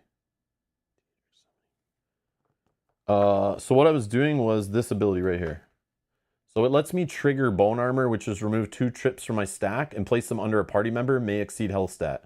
So I did that because I'm allowed to do one that costs 2 or less. This one, you don't trigger it. It's just always on. Well, I have 0 and I'm in that stance. But that guy had no armor, so that didn't matter. But yeah, so that's how it works. So it's a cool little combo we got going, kind of. So the more tenacity I have, and the more I keep doing damage to enemies on my engages, I have like a built-in kind of heal. Obviously, it evolves on some luck happening and things, but... Did you take damage off your enemy? Yeah, this one I did. He is down to 5. I just did 1 true damage with this die. I thought about defeating him automatically, but I still would take 5 true damage from him because he's still... Like, they're both 6 health enemies, which is, like, too high to just do an automatic defeat yet. But I was hoping that I could get, like, the one side that just does, like, defeats an enemy without hurting yourself. Or even some tenacity would have been nice, you know? So that's why I rolled it. And I have a cooldown of 3, so I'll get it back. It's fine. Okay. So enemies. This guy goes first. We'll just have him move to me here, this way. I could have him go after this one, but I want him closer to me, so it's gonna roll 2 on 2 targets. Actually, 1, 2, and I'll have it go after this one.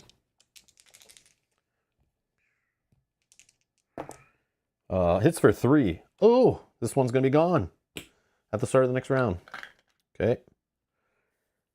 Now this guy will engage me. He's gonna roll a d6, try to steal my stuff, but I don't think it's possible because he rolled a 4 and I have 7 health, so there's no way the die could even steal anything from me. And then he'll attack me. Oh yeah, he does take damage when he engages. I'm doing the engage right now. I think it's after, right? Yeah, it's after the engage. It's after the engage, I think.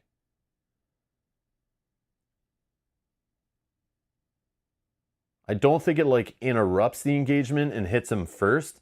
I think he still has to like resolve his engagement. I think, but maybe he's engaged me already.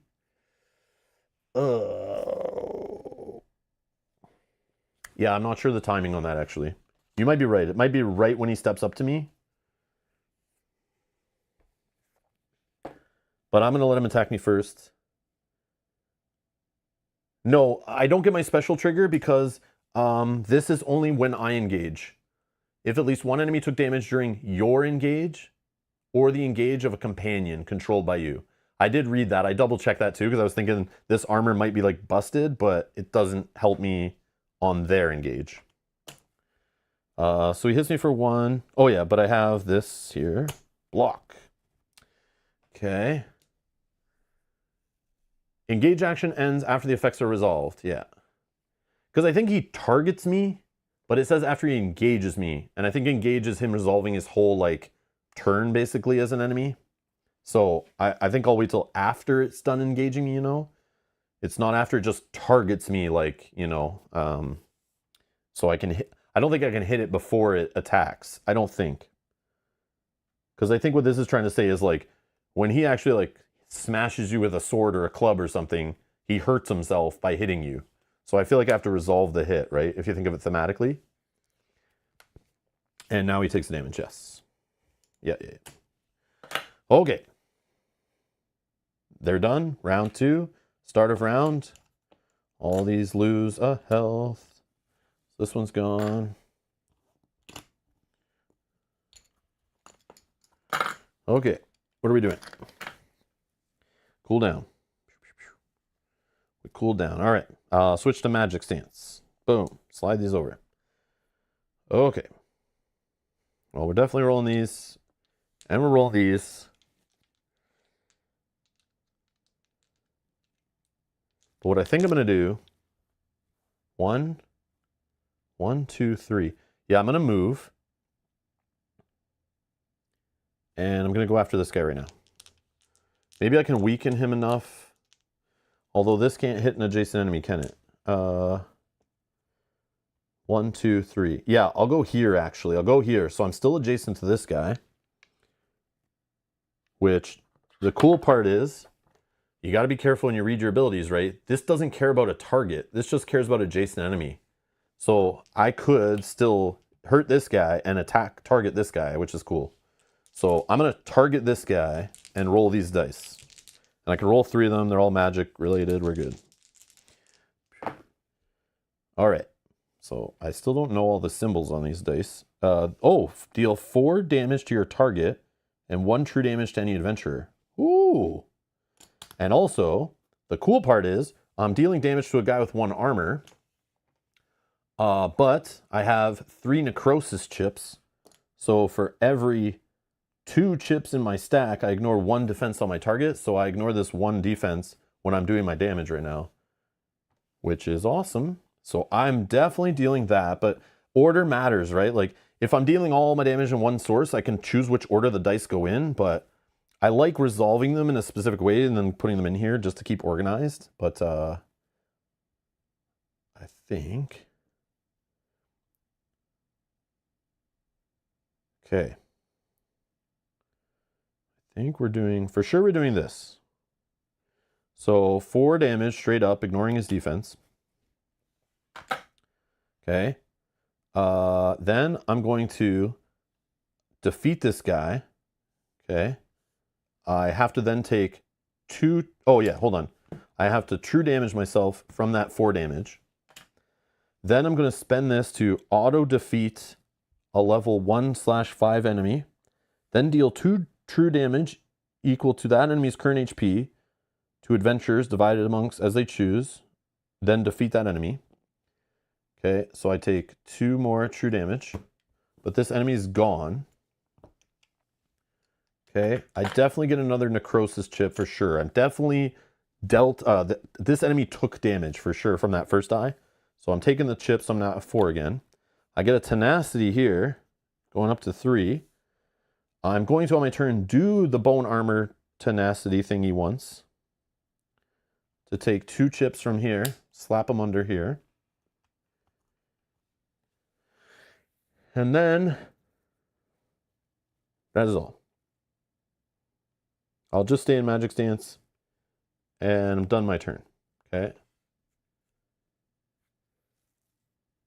Yeah, I know, you guys are all yelling the things I need to do, but I'm trying to do, I appreciate it though, and I know there's a delay, but I'm trying to do them like in a specific order and remember, but yes, it's like, this character with the whole like, when damage is dealt, or no, not dealt. When an enemy takes damage during your engage, you get a necrosis chip. Or sorry, when at least one enemy took damage, I gotta remember the necrosis chip, but then some of my dice, I gotta remember they hurt me, but then I gotta remember I also have abilities that heal me, and it's like, when am I spending that tenacity? Is like so many little things, and like, which enemy am I targeting versus which one could I deal damage to, and then like, resolving the defeats, based on them hurting me, based on the enemy's health. I have to trigger that like after they lose some health. But it's like, I gotta remember when it hurts me and like be careful that I don't kill myself. So yeah, order matters, I feel. And I don't want to miss it. So I'm trying to do it slow, but I love you guys in the chat. You're like, don't forget this, don't forget that, don't forget this. And I'm like, yeah, I probably will, but I appreciate it. I'm trying. Yeah. There's a lot happening in like one roll of 3 dice. I'm like 6 different triggers and steps happen. It's insane. Insane. And then I gotta remember this armor now is another thing I have to remember. It's just like, oh man. And I'm literally only like a 6 XP character, you know, and already all this craziness is happening. This is funny. Okay, so enemies will go. This guy will just attack me. Oh yeah, he's gonna try to steal. Whoops. Okay, heavy chips, bang, heavy chips, not good. 6. He rolled a 5. No steal. No steal. And he's going to attack, rolling nothing. Interesting.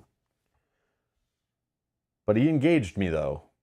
He engaged me, right? Even though he rolled a miss, he still engaged me, I'm assuming. So I think he still gets damaged by the armor. But then again, thematically, our example doesn't work then, because I was saying, like, it's like he hit you, and then he gets hurt.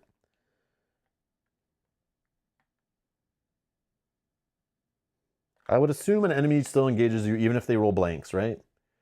That would make sense to me. But yeah. This armor has me questioning that though. Okay. Yeah, I blocked it with the armor, still hurt him. Yes, exactly. Yeah. I like that thinking. Yeah. Okay. Round 3. Health. They're all down to 2 health. Oh no. Okay, cooldown. Okay,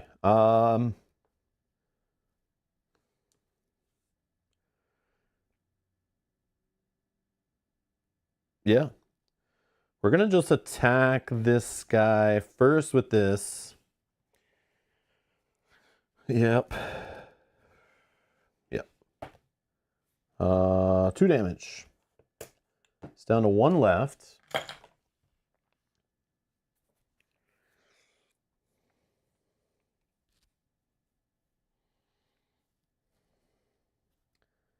Yeah, let's just change to our, I think, one-handed, right? One-handed, and I can just smash him with this die.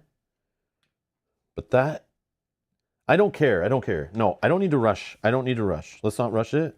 This is how we get our cooldown track 2 full, and I'm in trouble. No, we don't need to rush because we still have another round of this. Like, I'm worried so much about losing loot that I'm going to, like, kill myself. Like, ruin my playthrough. I need to stop. Stop, Rob. Stop. Okay. So, I rolled that. He's down to 1. He'll actually die when he hits me, right? So, it's like, what am I even worried about? I have sick armor. Okay. So, he will go. He'll try to steal again. I'll just roll both dice. Definitely doesn't steal. Does 1 damage, but it blocks right here. After the engage, he's killed. Oh yeah, I forgot a necrosis chip. I forgot a necrosis. I remembered it though before looking at chat. Just to be clear, I remembered. Too late though, but I did remember. Thank you guys. Thank you.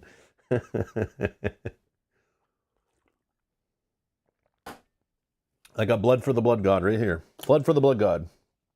Okay. And then we survive to the end of the round. No problem. We win. Okay, so we conquered, we won. What was the other thing? Enemies.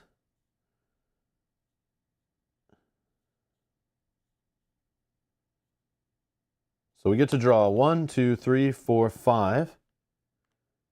5 common items and just divvy them up how we want. But obviously we're playing solo, so we can put them in our packs, discard them, ready slots, whatever. Okay. Yeah, I got 6 right here. What do we get? Oh, hello. 2 magic weapons. Are they any good, though? Oak Lightning Staff. After rolling this engage, you may re-roll 1 skill die. You may choose whether to overtax this after rolling. And overtaxing it means it'll be discarded after using it. Set any 2 skill dice to the sides of your choice. Oh, talk dirty to me. Talk dirty to me. I love it. Okay, what's this one? Mahogany Restoration Staff. If this engage defeats an enemy, heal for 2 HP.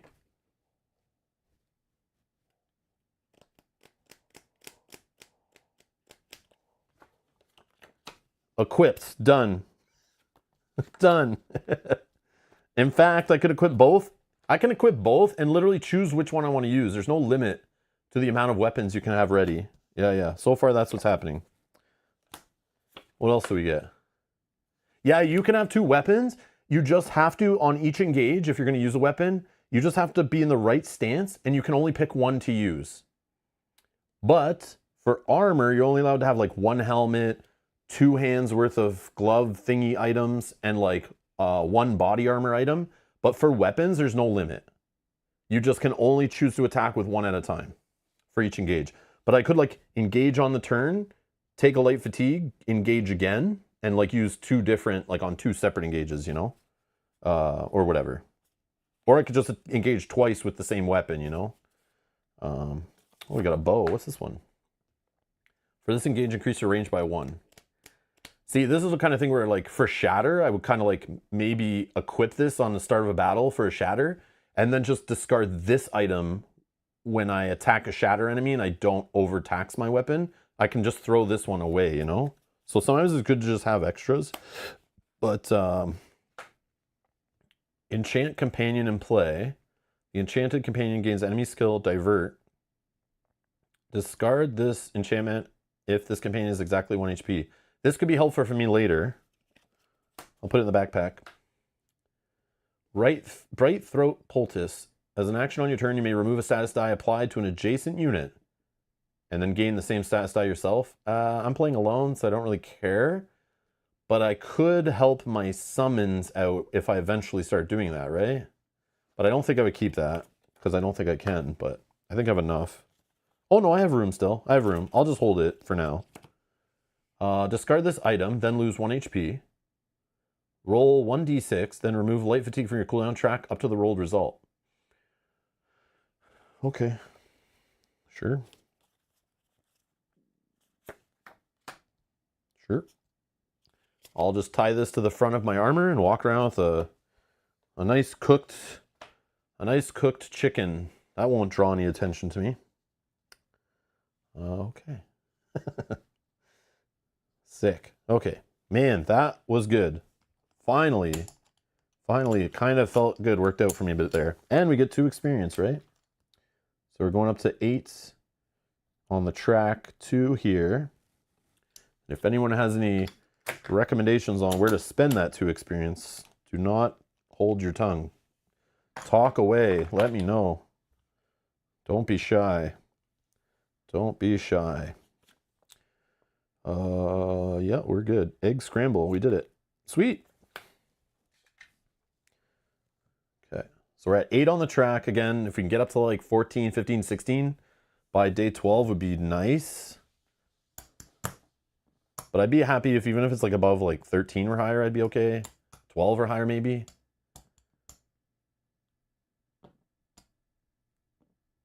Oh, is it only supposed to be 5 items or something? Did I mess up? Oh, no, it's fine. Oh, I took 6, but there was only 5 chips, right? I can't remember.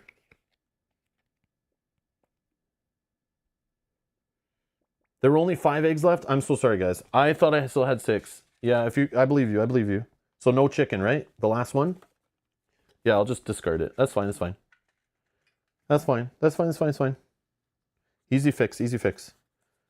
So I'll just put... Yeah, I'll just hold this bow here for now. I don't know, it doesn't matter. 1 was destroyed. I totally forgot. Sorry, guys. I'm spaced. Yeah, thank you. Okay, sweet. I wasn't trying to accidentally cheat. I don't care. Like, 5 loot is more than I deserve, I think.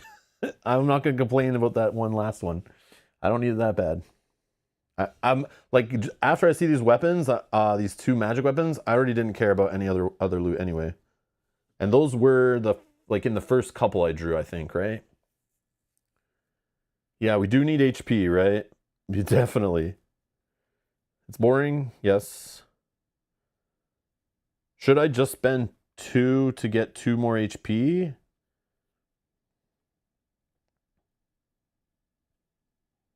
Or should I just get 1 HP? I kind of want another magic die. So we can start doing more damage, having more dice to roll, but... Oh, read Schmendrick's question. Thanks, Adam. Where is it?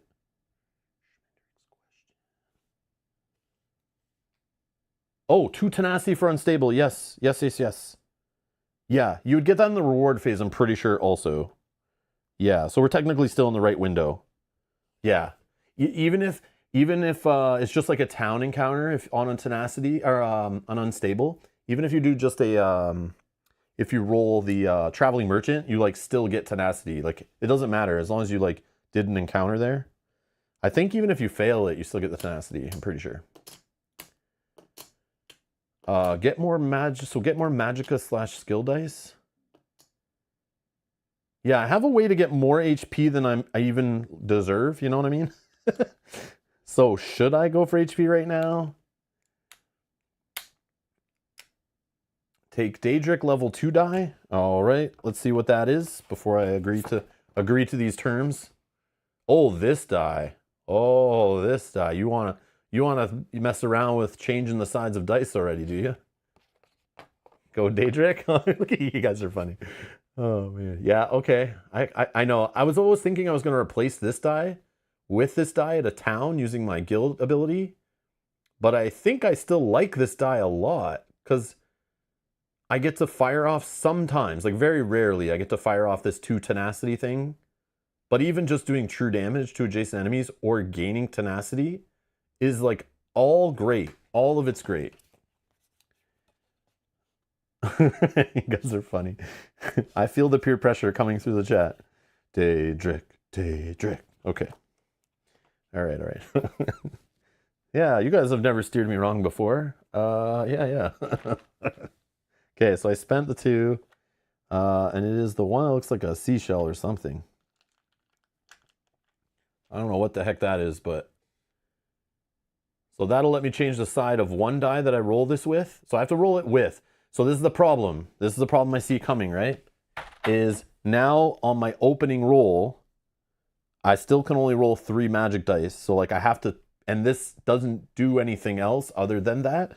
But it hopefully will lead to better things when we get like a 4th Magicka, you know, or something. Still not bad. I'm not going to complain, but yeah, it's just okay, so we're done reward. Province effect. 1 on the dig track. Yeah, I think we're going to do the dig site next for sure. Okay, and that goes to the cycles to the back. We can take out a die.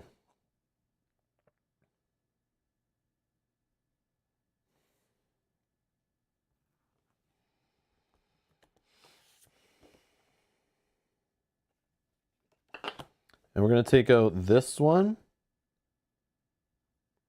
Because I think rolling these two together is kind of broken. So let's do that.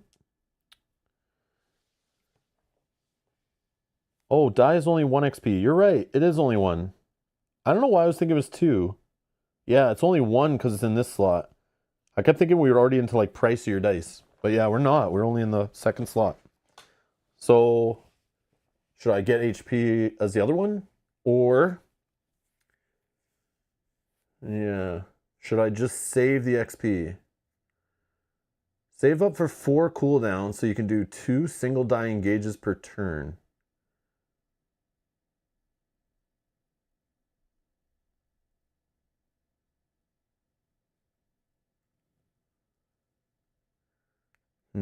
Okay, I'll just save. Okay, I'll save. Yeah.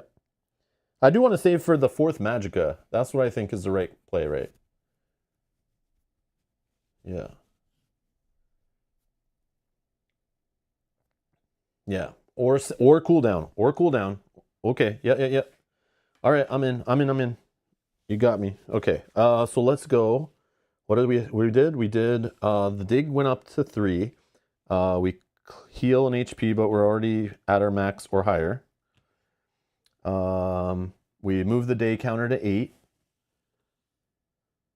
And we're going to move to a dig site. 1, 2, 3. So dig site is like a special thing here.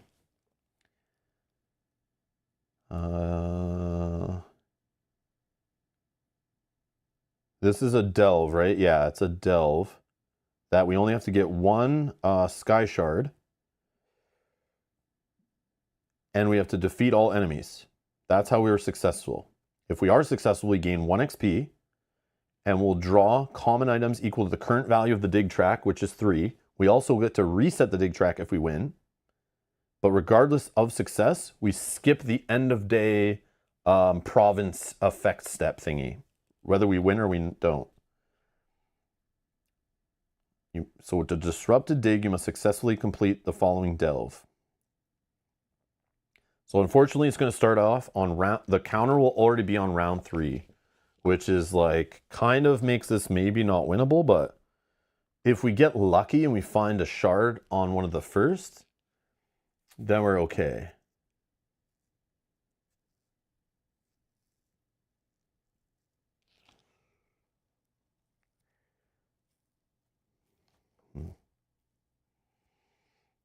Okay. Yep. All right. So let's clear this away. I'll just put it like this. I don't know. I just always stick it like this here to kind of keep it on screen a bit, but maybe we can put it like wherever. We can always rotate it, I guess. So we're starting on round 3. Oh yeah, these guys go back in the bag. Lots of choices to make, right? Lots of choices. I love it. I love it. And again, I'm still new to the game, so like I'm okay to make the wrong choice, the right choice. It stresses me out either way. But that's part of the fun of these games is like multiple playthroughs and you're still like not sure if it's the right choice, you know? I remember even like when we're playing Too Many Bones with people who've played hundreds of hours, we play hundreds of hours, and we're arguing over like which one die to take, you know, or like which one die to roll on a certain turn, you know, and it's like people are saying this is the right way, statistically you must do this to win, and I'd be like, no, I'm gonna do this because it could pay off, and like we'd roll, and you know, sometimes it would fail, sometimes it'd be like, I would make myself look so good because I just get like the lucky result, you know? It's like, see guys, we did better, you know?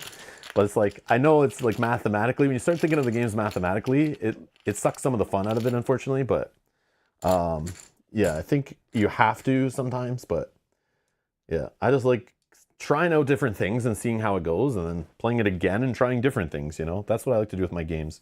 Kind of like experiment a little bit as I'm getting to know them. Not just like optimal build all the time. It's like, let's have some fun. Let's goof around. I do want to win, don't get me wrong, but there's always multiple ways to winning in a well-designed game. Okay, I think we're just good to start delving. So I'm already on a opening little hex here, so we're just gonna do the thing. I don't think I need to switch around any stuff. I have no delve specific things. Yep, this is all garbage. Okay, here we go.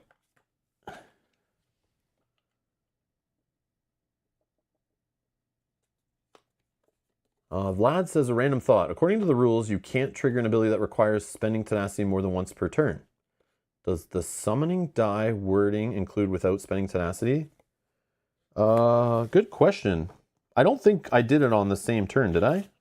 I tried not to, but maybe I did. I probably did. Now that you say that. This one.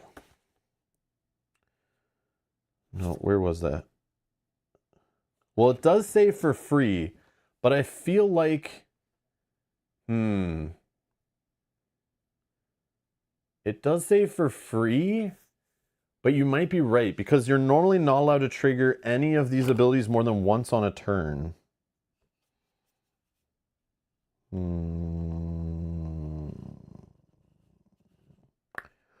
But I also wonder, I have a question for you, Vlad. Could I not just trigger this outside of combat also? Because some of these abilities I know in the game you can trigger outside of combat. Can I just spend it now, like, you know, outside of a battle? I know most of them are supposed to be done on your turn, but there are some that are obviously done outside of your turn. They'll usually say interrupt. But, yeah, I can't think of a good example right now, but yeah. No, Han, winning is everything. No, I'm just joking.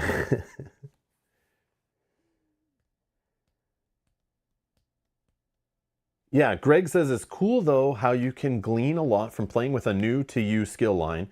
And that's what I'm literally doing today. Everything is pretty much new to me. And even if you don't prevail, you can see how that line could gel with some other build in a future play. 1000%, exactly. And even in the future, think of it this way, like I'm playing solo right now and I'm seeing how some of these things work. And even some of the dice I look at and I'm like, I would maybe take the skill line again, but I maybe would have taken some other dice that would work if I was playing with Mel or like playing in a 3-player or 4-player party, right? Depending on what the other players were trying to do. I would maybe even take the exact same skill lines and then even tweak them based on what I learned too and like try different dice or yeah. In not just try that skill line with a different build per se, but like try it even with a different party makeup of different skills at the table too, right? So it can like really get crazy the amount of combinations in different player counts. But yeah, all right. Yeah, I do know these are once per turn, but yeah, that other die, letting us do it for free, I don't know if that breaks that. Maybe it doesn't. Okay. Here we go. First room. We found the dungeon cache. That is this shape. Okay. When revealed, gain 5 tenacity. Oh, hey, no problem. Oh, I can only take 1. Son of a...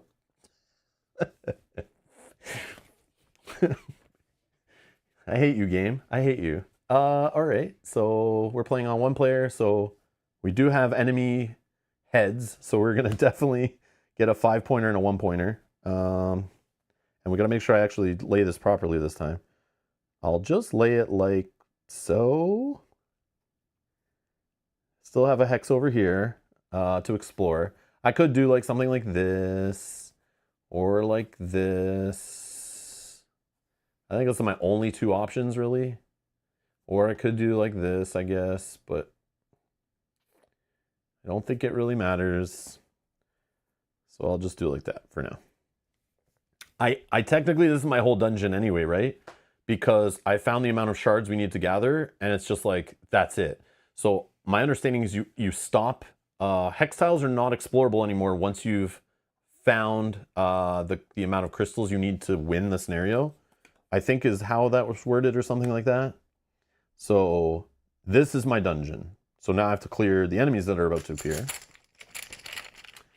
Yeah, soloing when I say multiplayer, I should be saying like multiple adventurers.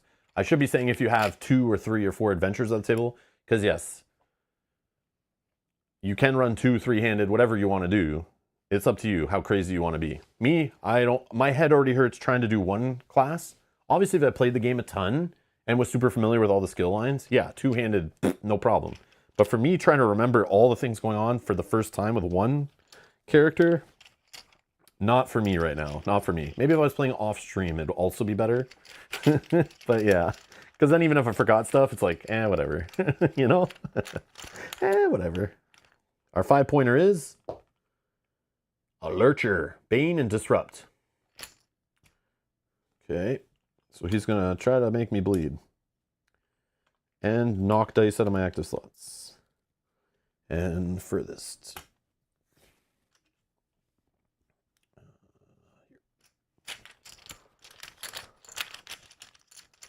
So we have to kill these guys and get the shard. What's this?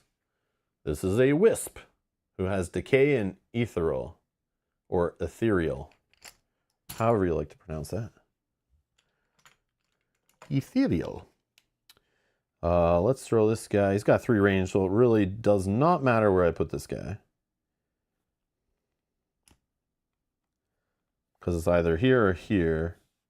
Actually, I feel like it would be here, is further from the explorable hex. I don't know. I think both are the same distance, but whatever. Yeah, after a learning curve, yeah, multi-handed's better, like, after you got a good handle on the game, I would say. But some people are just, like, wired to be able to do that, no problem, like, yeah. But I'm not one of those people. Okay. What the heck is this? So when I collect this thing, I need to make a lockpick check on the top card of the loot deck, which is currently this, a 3 attempts, 4-5-1. If unsuccessful, distribute 1 true damage among adventurers and place yourself in an unoccupied hex on the entrance tile if possible. Regardless of success, cycle the lockpick card to the bottom of the common deck. Okay, so this is when I get the shard. And then I just have to do this, survive to the end of the round, and as long as all enemies are defeated, I win. Okay, that's what we're trying to do. But then there's also loot to get, so we got to make sure that's on the checklist, you know? So kill enemies, get loot, get shard, lockpick check, maybe hurt self, and then win. Okay, that's the goal. That's the order of operations. Did you already do your cooldown? I haven't even started yet. I'm still populating my dungeon, but I forgot to do my cooldown, yes. I should have did that first. Because technically, like, I always think I need to move and stuff, but when you just start on a hex, like, I just always populate first. But yeah, this technically my turn has started. So we'll cool down. I'll explore. But maybe the explore does happen first, actually, in this situation. But yeah, anyways. I don't think it matters either way, but I always do that first and then start my turn, but I shouldn't. But I could have started here, then it would be more like natural, then I choose to move and explore. But what I like doing this for is because if I explore and then I'm within reach of things, then I can choose to move after, and I'm already closer. So if I want to try to burn through the dungeon fast, I can do it. But in this situation, I'll need 1 shard, so I don't need to do that. Okay, let's kill some fools. Kill some fools. If this engage defeats an enemy, heal for 2 HP. But I can only heal up to my max health. So maybe this is not as good as I'm thinking. And then this one was, after rolling this engage, you may reroll any 1 skill die if you choose. You may choose to overtax to set 2, but we're not going to do that. We'll just use this as like our mainish weapon for now, unless we're low on HP. Okay, how are we going to kill these guys? Okay, what's Decay and Ethereal? Decay is at the end of this unit's turn, it's dealt 1 true damage. Oh yeah, so he'll die over time. And then I think Ethereal, no, I don't remember what Ethereal is. I was thinking Arcane is the true damage one. Ethereal is when this unit is dealt damage by an adventurer not in Magicka stance. No joke. When this unit is dealt damage by an adventurer not in the Magic stance, this unit prevents 1 damage in our case because we're playing 1 player. I forgot about this guy. Yeah, Mel and I had so much trouble with this guy before because none of us had magic going on. Yeah, we got you now, buddy. He's only 4 health. Okay. I need this Bane guy. He's cool because this jerk, he just knocks dice out and then tries to apply Bane to you up to 3 range away, and he hits everybody in that range. Obviously, you're playing solo, it doesn't matter. But he doesn't even roll any attack dice. He's just a jerk and like trying to bleed you out. Han, thank you for being a member for 23 months. Hey, listen, you have 3 cooldowns to recover that combat. I know I'm so bad. I'm so bad. I'm so bad. Can you tell I'm a little tired today? Can you tell my sleep wasn't long enough? I tried to hide it, but is it obvious? Is it obvious? I'm busted. I'm busted. I can't remember anything. My brain's fried. I should grab a coffee, though, in a minute. We're definitely going to do that. All right. Good thing we're only doing, like, half a session today. Oh, man. All right. What's the best way to kill these guys? Which order? I guess it depends what we see on the dice, right? So let's roll this one.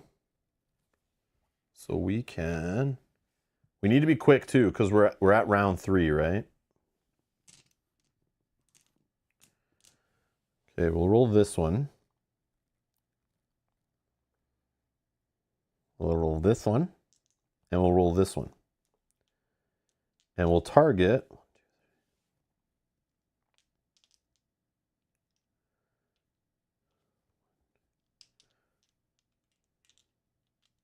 This guy does roll 2 combat dice. He needs to die. He needs to die. Okay, we'll target here.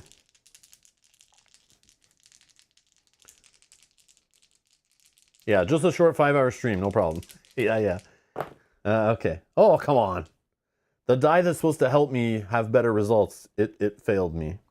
But it's okay, I guess. I could probably spend tenacity now before resolving this tenacity, I think. Maybe I shouldn't. I don't think... Yeah, I probably should have spent tenacity at the start anyway. Yeah, let's just pretend I did spend 1 tenacity before engaging so that I had room to take some new tenacity.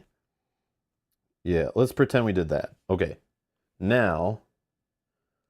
Yeah, because I can do that any time on my turn, right? So I should have done that. Okay. And then this... Do I just... I'll auto-defeat this one, I think. Yeah. Let's auto-defeat this one.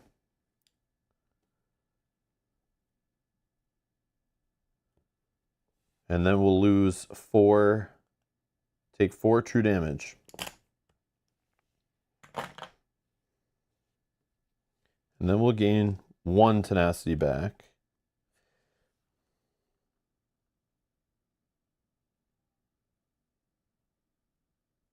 I really need to get a spiritual guardian going. That's what I need to do. Yeah. But I didn't deal any damage, so I get no chips there. Alright. I'll move back. It doesn't matter. He can't attack. It's fine. He'll just bane me. Oh, I could reroll. Are you guys yelling at me? Yep. I didn't look at chat. Yeah, let's reroll. We can undo all that, no problem. Yeah, let's reroll What do you say? We reroll this one probably? And then we could maybe change the side of a die? Yeah, let's do that. So let's go back to losing one tenacity that we spent before. Nope. Same result. Just around a 4 HP. Same result. Yeah, reroll didn't help, but it's okay. All right. So this guy will go 1, 2. He doesn't even need to move. He can hit me at range 3. He tries to disrupt me. Nothing's there. Then he'll just apply Bane. And then he just laughs at me from a distance. Round 4. Round 4. Okay. Let's get jiggy with it. So we're going to cool down 3 after taking a true damage from Bane. I'm going to get up in this guy's business, I think. 1. Okay, 1. I step here. I get shard. I now have to make the lockpick check of 3. 4, 5, 1.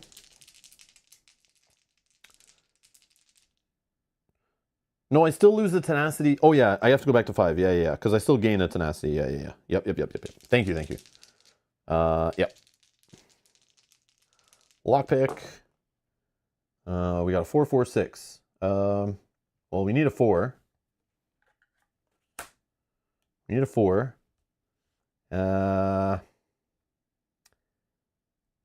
We'll roll again. A 5 and a 1. Look at that. Boom, boom. Okay, so this will cycle to the back. It said no matter what happens, cycle to the back, right? And then I don't take any true damage. And I have a shard. We got a shard. Okay. So now we just have to clear the dungeon. And then I'll move here for my second move.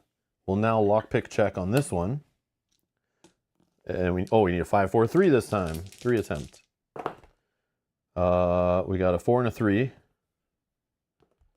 And a 6. I'll just take a light fatigue. And we'll open. Whoa, another one. Man, this one's the coolest looking one yet. Beach Lightning Staff. What is this thing of magic hurting yourself so much? Deal yourself 1 damage to increase your range by 3 for this engage. Ignore sight. Oh, wow. So you can like really... That's a wicked and a delve. And overtax. This engage can target any enemy in play regardless of range or sight. Oh, jeez.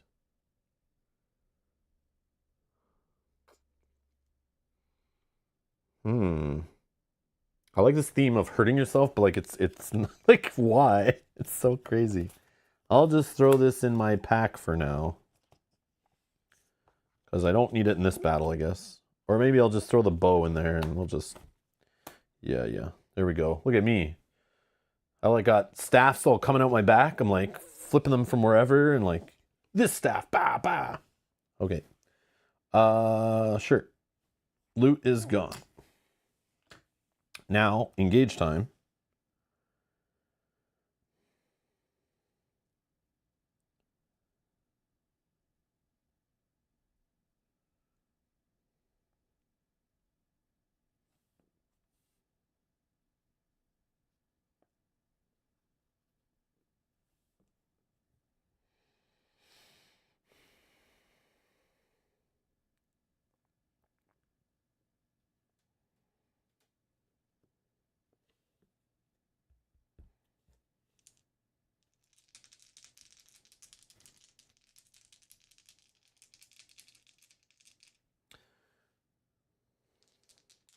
I'm going to use...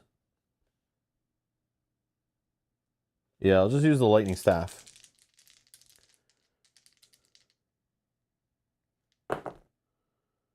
Okay, what do we got? We got the fire hand one, which is defeat a level 1 enemy. Okay, that's useless. We got tenacity, that's also useless. And then we got this, I can change the side of a die. Perfect. So what I'm going to do is I'm going to change this one to the sparkly side. Okay. And this will defeat a level 1/5 enemy and apply a Bane status die, which just moves it to the end of my track because I already have it. And will automatically defeat this guy. Yep. I didn't deal any damage. He didn't take damage, so I'm not going to take a necrosis chippy thing. But... Yep, put it on a side of my choice. Yep.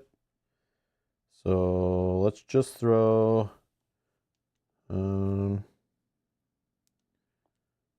yeah, let's just do it like this.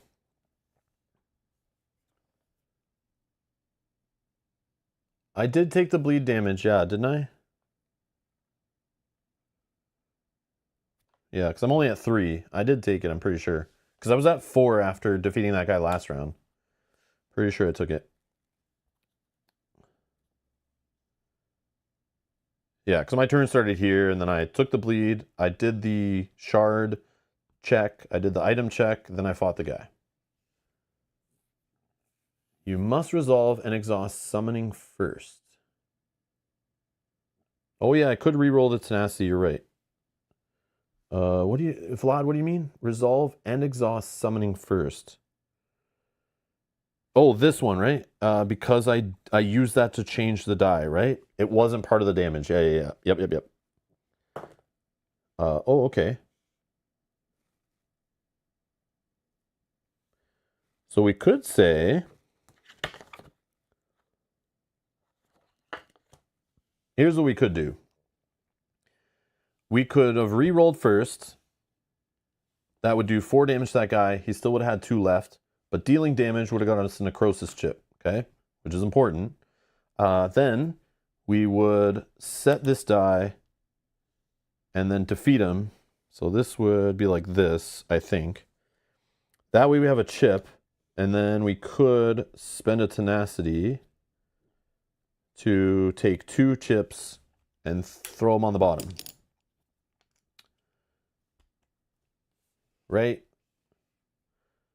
I think that's good. I needed that tenacity. I needed the necrosis chip. That was the most important, really. But okay, so we made it. We win. Okay, go home. This is shuffled back into here. These guys will go back in the bag. We gain an XP. We're at 2. We're at 2 XP. We'll also draw 3 common items, and we reset this track down to 0.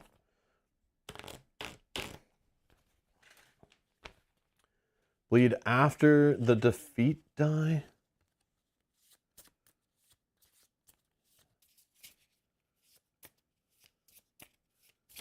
You could wait, heal first, then do that.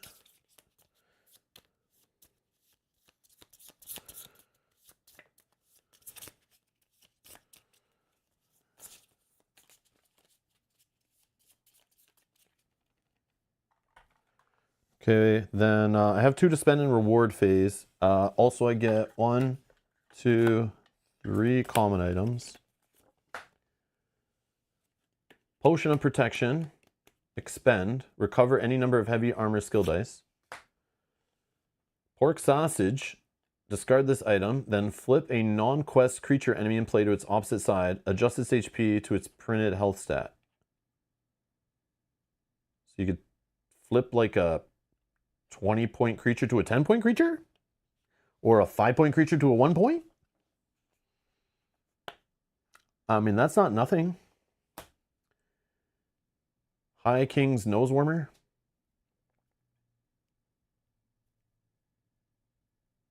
Yeah, Vlad, that makes sense. That makes sense, Vlad. Yeah. And then I should exhaust the die right away. Yeah. 1 tenacity. Another adventure gains 1 tenacity. Yeah, this is useless to me. Useless. I'm solo. Useless. But me likesy the sausage.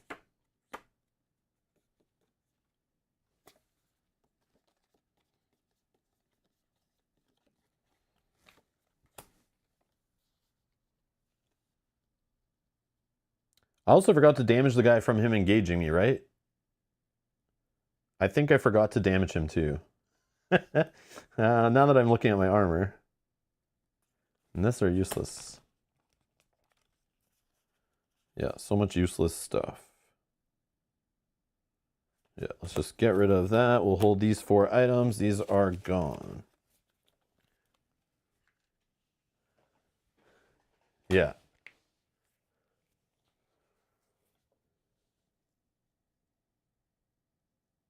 Yeah, the Daedric died. So what Vlad's just saying is that, like, I should, order does matter. It 100% matters. So, like, I should have re-rolled first, then saw what I had, and then if I need to change the result, this die, I fire it off, it goes right down. But instead, I did this in the end. I damaged first after re-rolling, and then I did this die, which changed the result of this die. So I put this in, and then I resolved this die after. So, like, order matters down here, but if all these dice were dealing, like, you know, 2 damage, 2 damage, and 1 damage, and I added together for 5 damage, and I applied that damage to an enemy, and when any dice all go in at the same time, you choose the order no matter what. But those technically went in at different times. So, yeah. Just for learning, like, that is a thing. And Vlad is right. Vlad is right for sure. Yeah, that makes sense. Okay. 2 XP. What are we spending? The more important thing. Who cares about rules? We have XP to spend in the reward phase. 2 of them. Saving up for cooldown still? Yep. Right? End of day. I have nothing to heal. I can remove a die from here. I'll remove this one.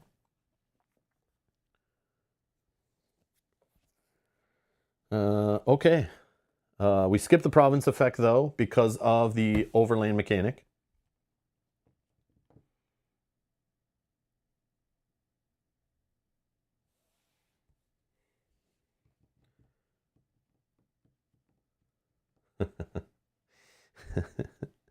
Okay, then day 9.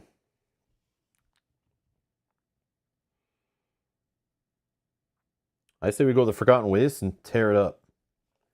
We go to some more combat. More combat. Let's kill everything. Because we are only at 9 XP now, I think. Did I switch the dial? I don't think I did.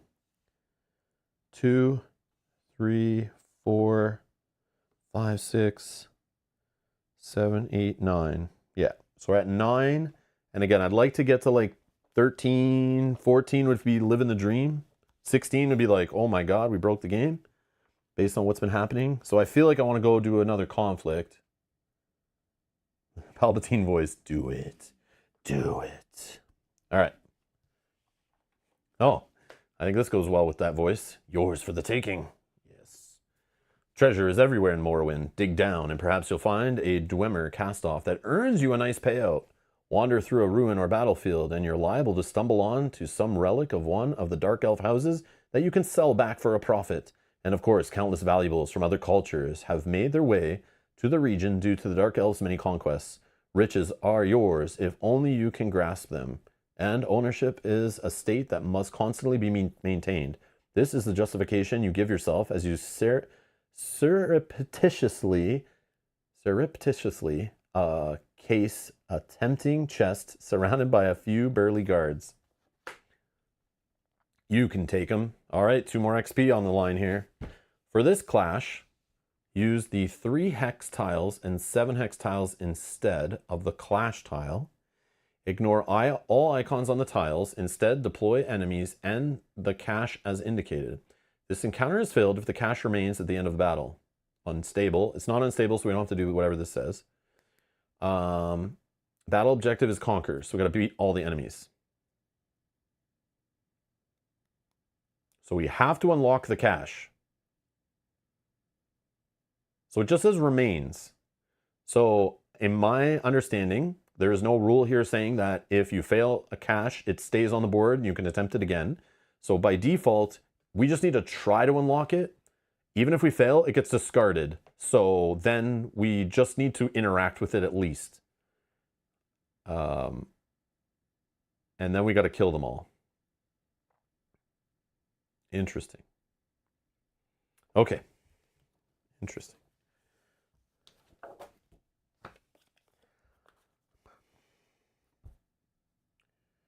Okay.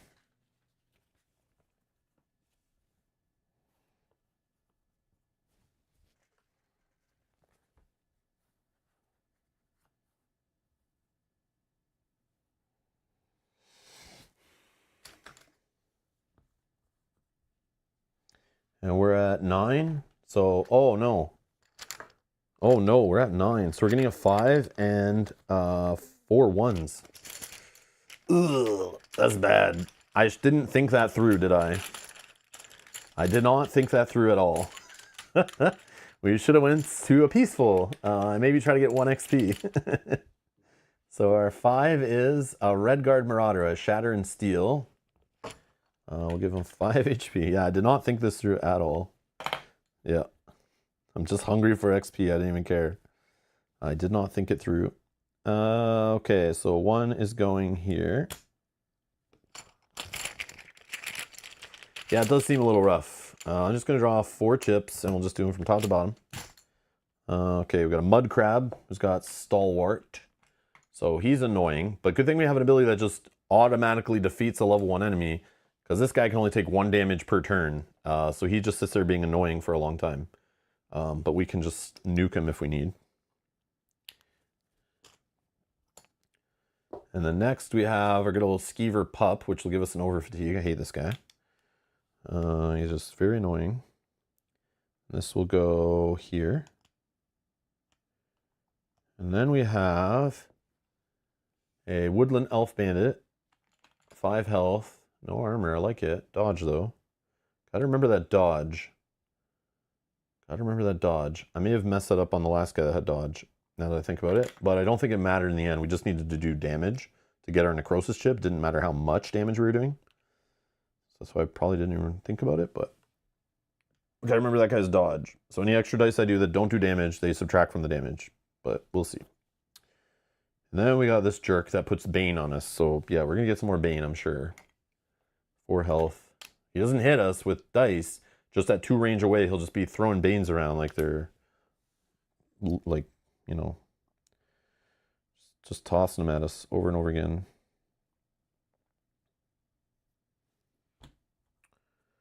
Okay. Okay. So we got some guys with some armor, so that helps if we can get some necrosis chips.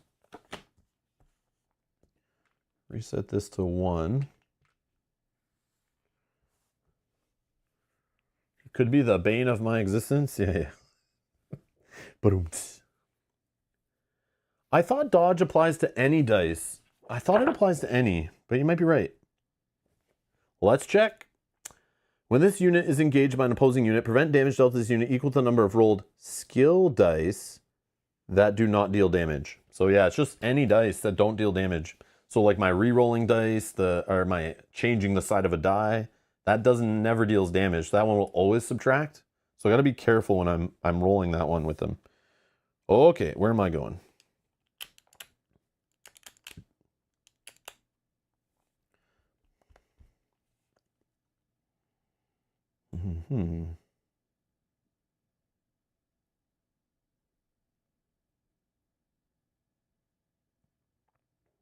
This guy rolls 2 dice, so he's like the worst.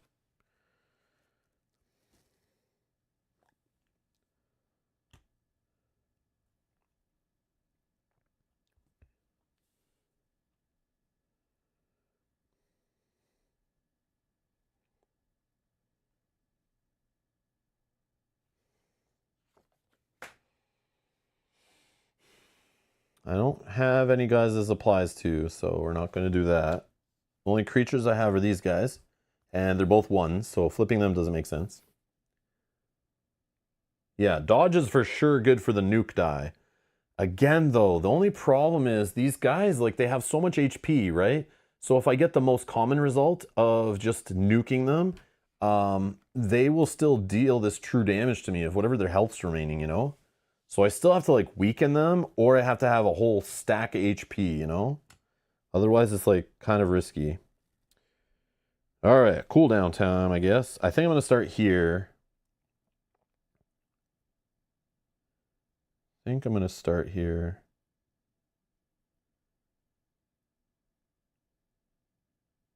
Yeah, like I don't know how to get away. I'm gonna get smacked by a whole. This is where stealth would have been key. Like being able to like attack these guys and then like roll a stealth die and then like I would only get attacked by whoever's adjacent. Yeah, this is where stealth matters because literally all these guys can reach me and they'll all just smash me. So like I need to like hide on one end. So maybe like this guy can't get me. All right.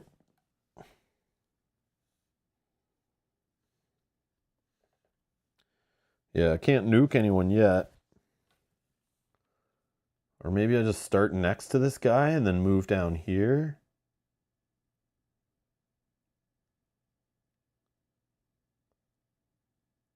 Oh, the shatter stuff.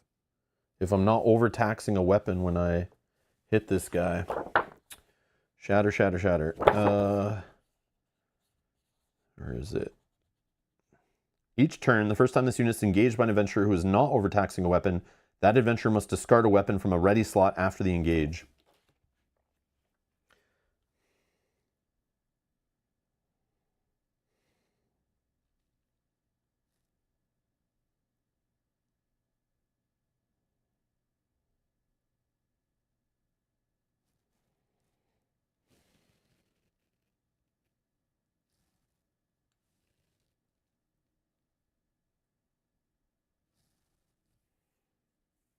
Overtax the resto staff. Deal your target damage equal to your current HP. Yeah, like I want to keep this for the long term, but maybe that's not the play. Yeah. Yeah, you might be right. Okay, what I'm going to do is move in here.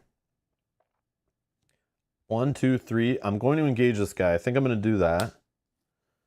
But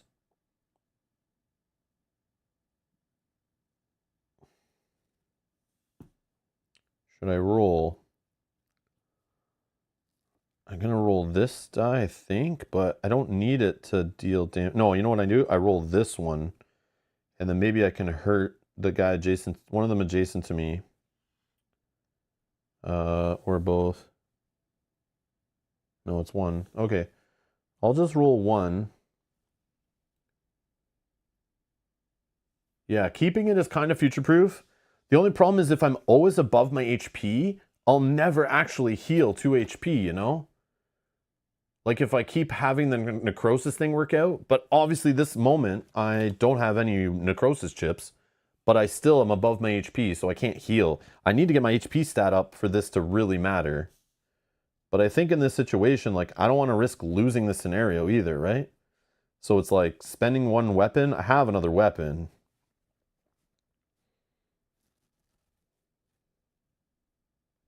If I had my die right now that could nuke somebody, I would be more comfortable, but I don't. So I am going to just overtax it, I think, on him. So I'm going to go after this guy.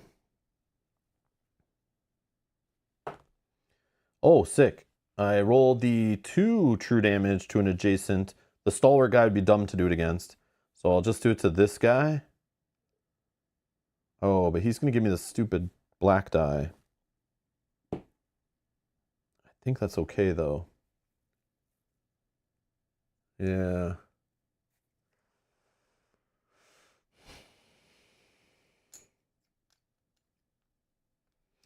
I could also end up here then.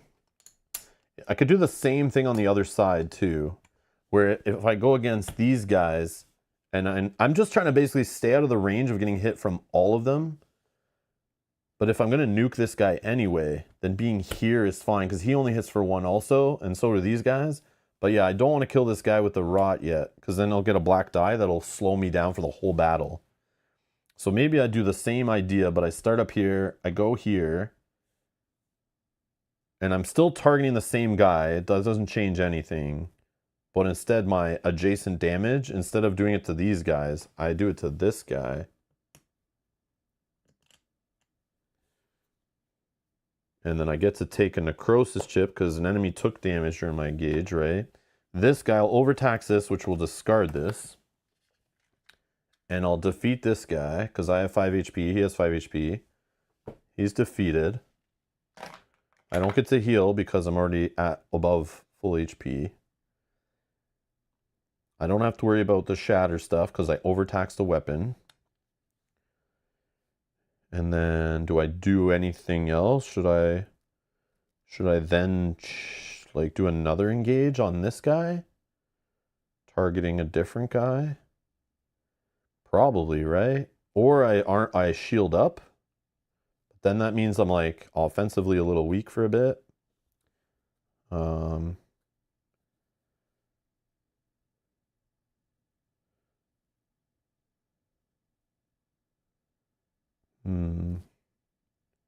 Just defense, yeah, probably, right? I will get a Bane because this guy can move 2 and reach me unless I move like stay away. But I wish I had a way to just defeat him automatically, but I don't, so that's okay. So what I think I'm gonna just do. Yeah, the Bane's the problem.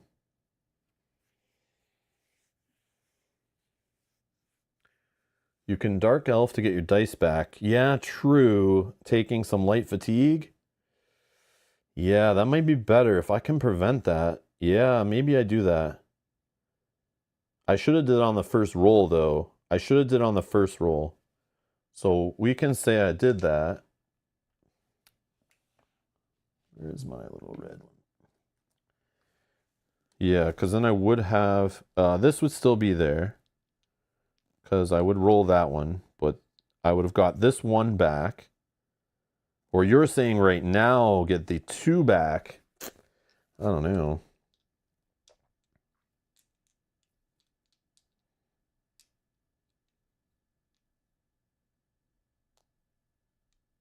Yeah, we could do that. Let's just do it like that. And I still was able to roll 2 more dice. So then I would have rolled these in there also. And then I can set this die to whatever I want. So I'd resolve the other one first, let's say. And then this I can... just, yeah, I got the defeat a level 1 enemy. I don't even need to change it. I don't even need to change it, which is fine. So I'll just defeat that one. So that we don't have to deal with Bane, right? And then this die, I'll just not do anything with it. Because I already got like the best result on this one too, so... at least for what I wanted, so yeah, that's not bad. So that's not a second engage. I'm just doing the first engage. I would have rolled 3 magic dice because I would have used my ability to take out that last die that couldn't get removed, you know? And then roll it all together with those other dice. And still using that weapon that I overtaxed. Because none of that involved targeting that enemy, so... yeah, I just kind of went back and used my first attack to my full ability. Because then maybe I don't even need to do a second engage. I would just take an attack of 1, Not the end of the world. But maybe I should. Yeah, I'll switch to defense. Yeah. And that will take a second. Doesn't the reroll die put it in your active slot, or am I misremembering? Oh, maybe. I don't think so, though. No, it's instant. It's instant. Like you're talking about this die? So it's instant. You can use it right away to change the result above up to X other skill dice you rolled in this engage to a side of your choice. So it doesn't go in your act. It would say an A there like this if it went to your active slot and then you use it when you want. That would be even better. Holy crap, that'd be amazing. Yeah, to just like lock it up there and then like when you need to. Yeah. Apofini, I like the way you're thinking though. I like your line of thinking. Yeah, that is how it works. Yes. All right, we rolled 2 1s, so those are just going to be some defensive dice. And then done. Enemies. Sure, we'll resolve this guy. He will attack for 1. He misses, but he does get hurt from my armor. Let's have this guy go first. Oh, he can't reach me. Then we'll have this guy go. Yeah, he'll just go this way. Oh no, he can't reach me now. Stupid rat got in his way. I hate when that happens. I hate when these guys do the wrong thing in the wrong order. No, Greg, it doesn't. Again. Necrosis is if at least one enemy took damage during your engage or the engage of a companion controlled by you. So not the engage of enemies. Yeah. Only my engages. Yeah, I already... Earlier I thought the same thing and I looked down. I'm like, nope, not going to try that. But I wanted to. I thought that right away too. Same thing. Okay. Now it's our turn. Round 2. This guy's in the way of my loot over here.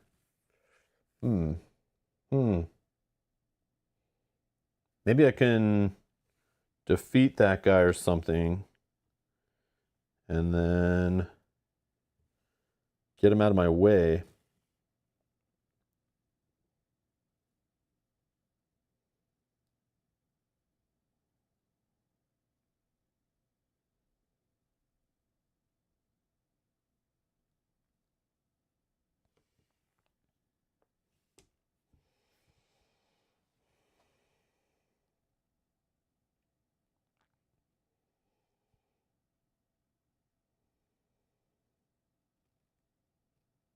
If I target this guy, no matter how much damage I do, he's only losing 1, unless I can defeat him. So maybe I just target the rat.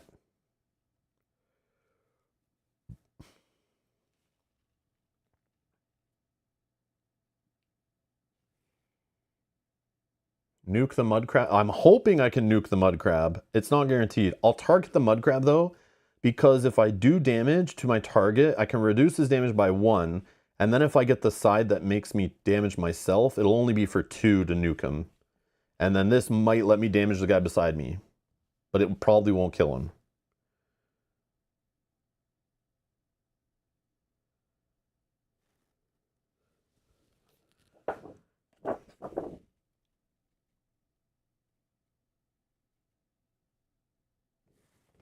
Yeah, and if these other dice don't do damage, then they're reducing the damage this guy takes anyway.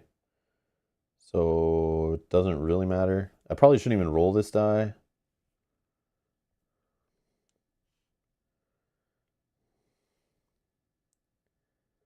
Probably shouldn't even roll this die.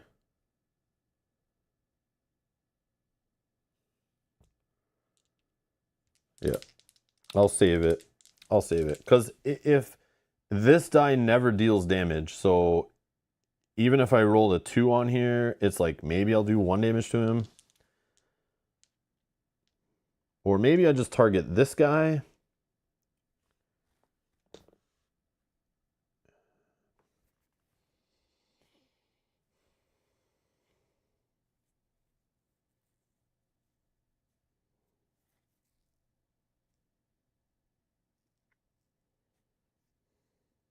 Gotta do this smart though. I should just let my armor defeat this guy. Yeah, I'm gonna do what I said I was gonna do. Yeah. I'm like thinking of trying to attack this guy and get rid of him, but like he's only 2 away. He'll die just attacking my armor multiple times. He only rolls 1 die, have some defense. This pup I don't want to kill yet. He can chase me. I need to get this done before they all die, even by accident, you know? So it's like, I'll just gotta get this guy out of my way. And then I move 1, 2, and I'm here. Next round I interact with this, and then I'll deal with whatever's left. But I might not roll the right result I need, but I'm gonna use this item so I can re-roll at least. Yeah, see, I got the die that allows me to defeat this guy, but I'll take 3 true damage. This die didn't get me jack, but I'm gonna re-roll it. Perfect. Okay, so I deal 2 damage, but because he's stalwart, he only takes 1. Necrosis, hello. And then auto defeat this guy. Now he's only at 2. I'll lose 2 true damage though. Or is that the good result? Is that the good one? The sparkly one? Oh yeah, I don't lose 2 true damage. I just gain a Bane status die. Yeah, that's a sparkly one. That's a good one. I'm trying to get used to these symbols, but yeah. Is that after? feel like it's after. I feel like these go in first. And then like that. I think.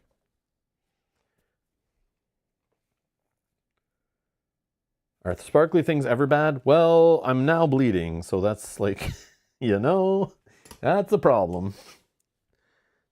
I want to get this up to 6, and then we'll summon a buddy. That's what I need to work towards. Okay. And stop using it for healing. Okay. So now I move.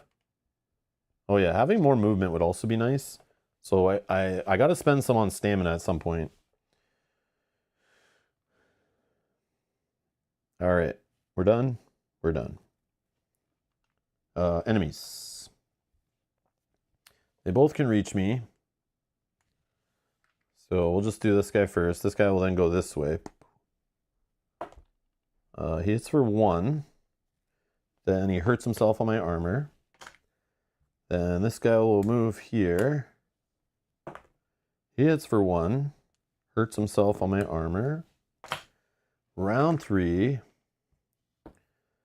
Cooldown. Oh, hurt myself for 1. Then cooldown 1, 2, 3.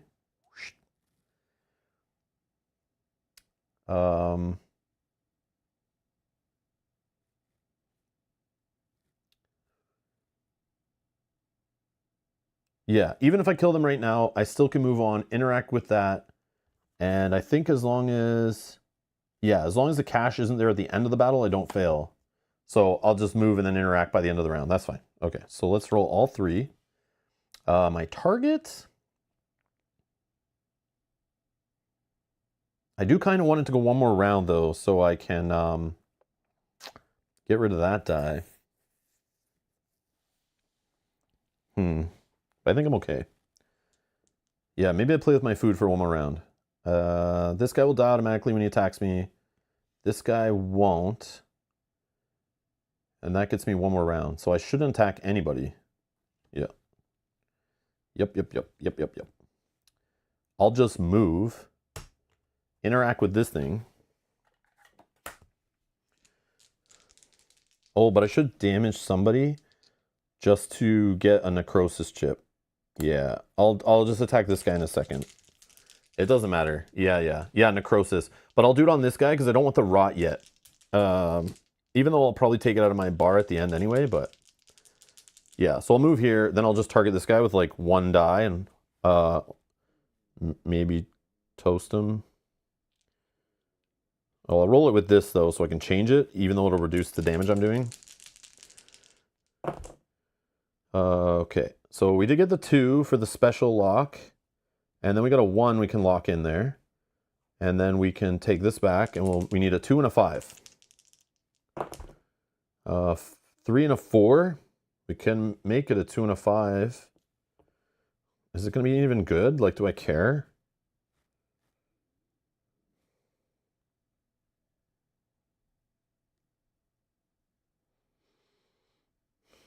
Man, some of this loot kills me. It's like legendary loot. I want to open it, but then it's like, it can be like a 2-handed class weapon, and that's like I have no use for. I do have 2 more rolls. Let's just do another roll. A 1 and a 6. Okay, same problem. Yeah, I'm just gonna roll and not care. Let's see. A 6 and a 6. Yeah, not happening. I don't even care. What was it for fun? Yeah, who cares? I can enchant all adventures and something about potions, helping them out. Yeah, whatever, who cares? I mean, it's probably broken, but I'm not caring that much. Okay, but that still gets rid of this, gets discarded. Oh yeah, technically that wouldn't be lost there. It would actually cycle to the bottom. And I shouldn't have looked at it, but you know, it's my game, I do what I want. All right. I need to know what's in the box. All right. Okay. Now we're going to attack this guy.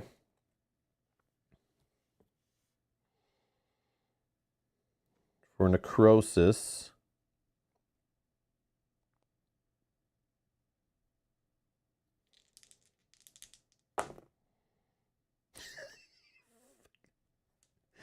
Oh yeah, I'm definitely attacking with this. We're re-rolling.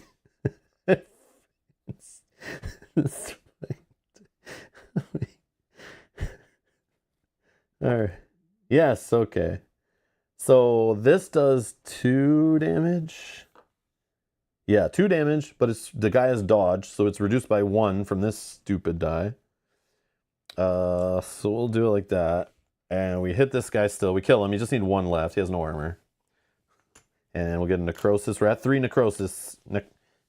Necrosis. All right. Stupid. This die, man. I roll it to help me get out of bad rolls, and it's like, it just shows me blank.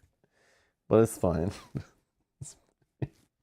I just need to hit him for a little damage, that's all, and nothing. All right, I'm done. This guy's going to attack me. Hits me for 2. Oh man, I didn't think that through. I'm down to 2 health left. But he'll hurt himself for 1. Yep. Round 4. I'll lose 1. I'm down to 1. Yeah, I really shouldn't have thrown away that HP staff now that I'm thinking about it. Whoops. But this is gone. And these are cooled down. That goes here. Man, I gotta take the heal, right? I'll roll this first, because this die could lead to me getting to trigger the heal without spending tenacity, but is that really what I want to do?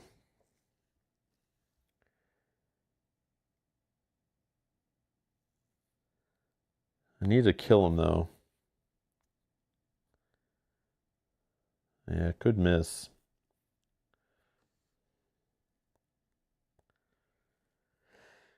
Definitely could miss. Oh yeah, I forgot to switch stances before.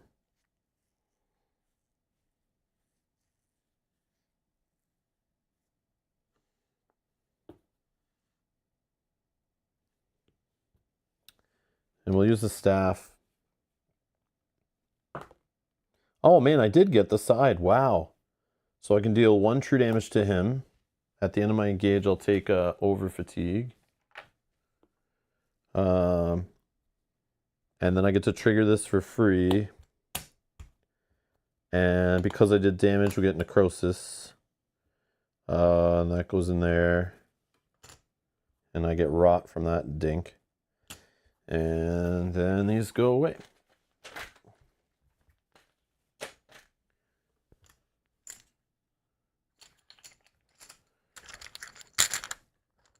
And then we get 2 XP. So we're at 4, technically.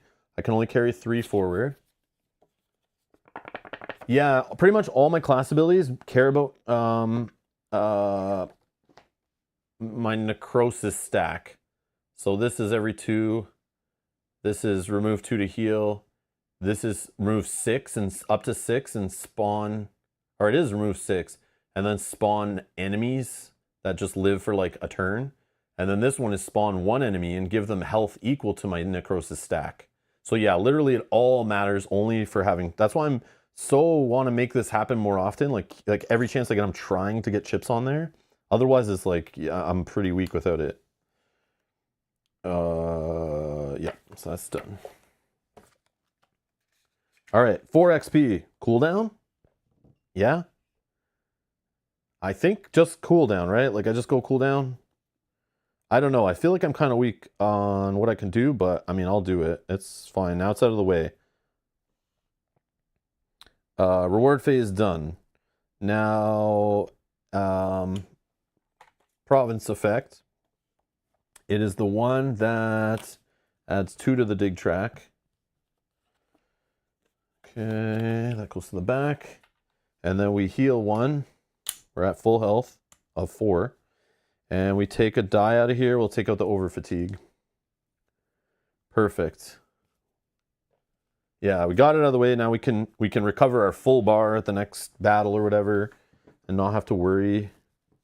And we can do a little more of the multiple engagements on the same turn and get more dice, like it not hurt us so much, you know.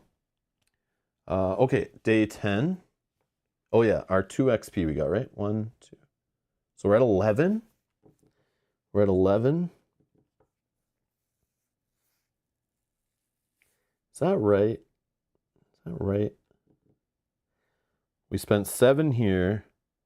8, 9, 10, 11. Yep. I think we're right. Yep.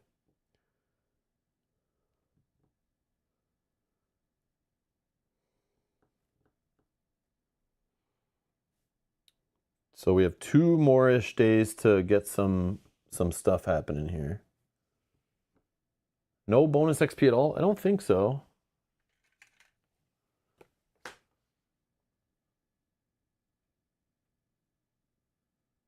No, it's just I failed if I didn't get the chip the cache finished.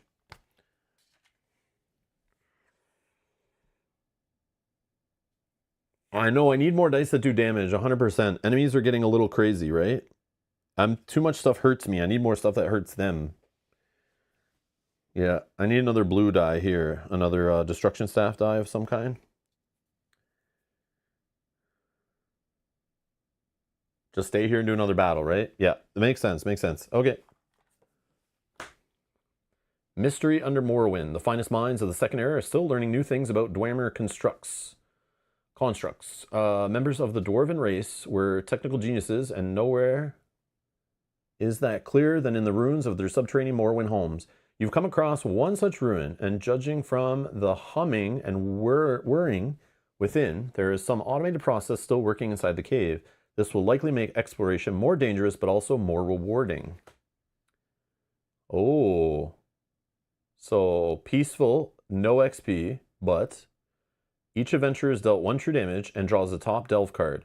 If the drawn card contains a sky shard, they may gain 1 bonus XP. So it's like super gambling, but then shuffle the delve deck after this encounter and skip today's adventure rest step. So like probably no XP. It's like complete gamble. Or a delve with 1 XP to win. It's uncover. So depending on the amount of shards, if we successfully do this, we could get up to 4 XP total. At the end of each round, all 3 hex and 7 hex tiles rotate clockwise, the minimum amount that would maintain the delve's current shape. All chips rotate with the tile. This is annoying. This does not change already open passages, but it does change where new explorations can occur. If this encounter is successful, draw 2 legendary treasures and distribute them to any adventurers. It's not unstable, so we don't have to worry about that. So yeah, so we're doing a delve, and we're looking for we're looking for exactly 3 shards, and we have to get them all and then retreat at the end of that round. That is the way we win. We don't have to defeat all the enemies, but obviously if we leave them all on the board, they're going to rip us to pieces. So yeah, this is going to be tough. This is going to be tough. Let's just throw this here. So we're going to do the delve. Okay, so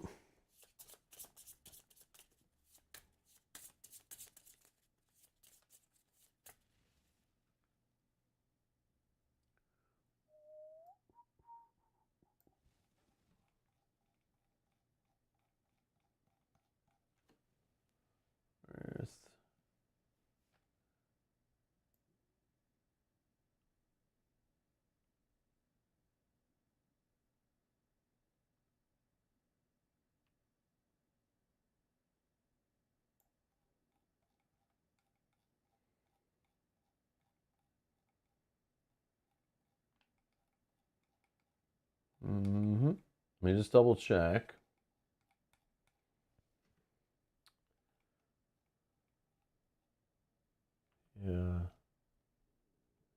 Yeah, it's uncover. Yeah, uncover is similar to the survey objective, but party must fully explore the battle map by gaining all required sky shards, by default 3, then successfully retreat. If the party retreats before fully exploring the battle map, the encounter is failed. Unlike other objectives, the party gains XP from each sky shard it acquires in the delve up to that delve's required limit, so long as the entire party is not defeated, in which case no XP is gained.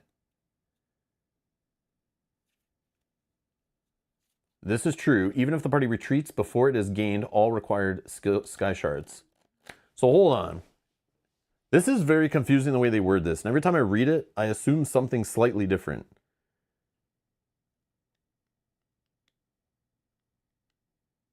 Are they saying...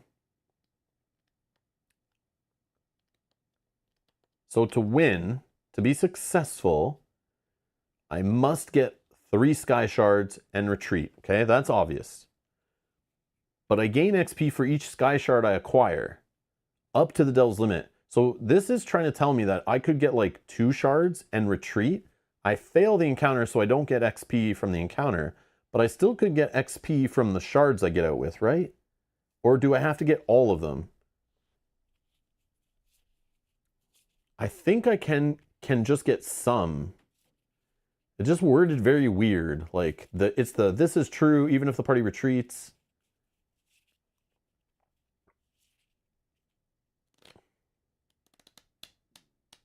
Yeah, it's just weird the way they word it. It's like very wordy for what it's trying to say. Like, so long as the party is not defeated, comma, in which case no XP is gained. Like, wait, what? But yeah, every time I read it, I'm like, do I have to get all of them or not get all of them to get any XP? But yeah.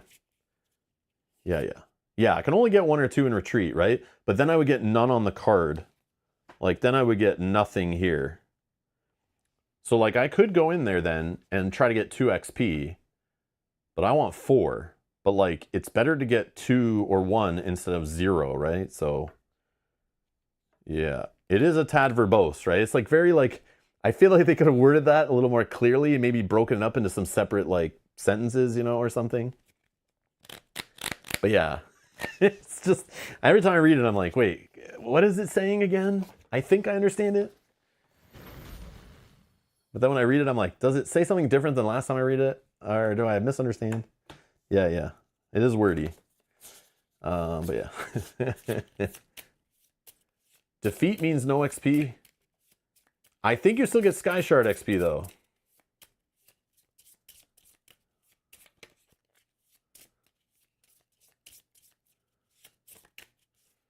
Yeah.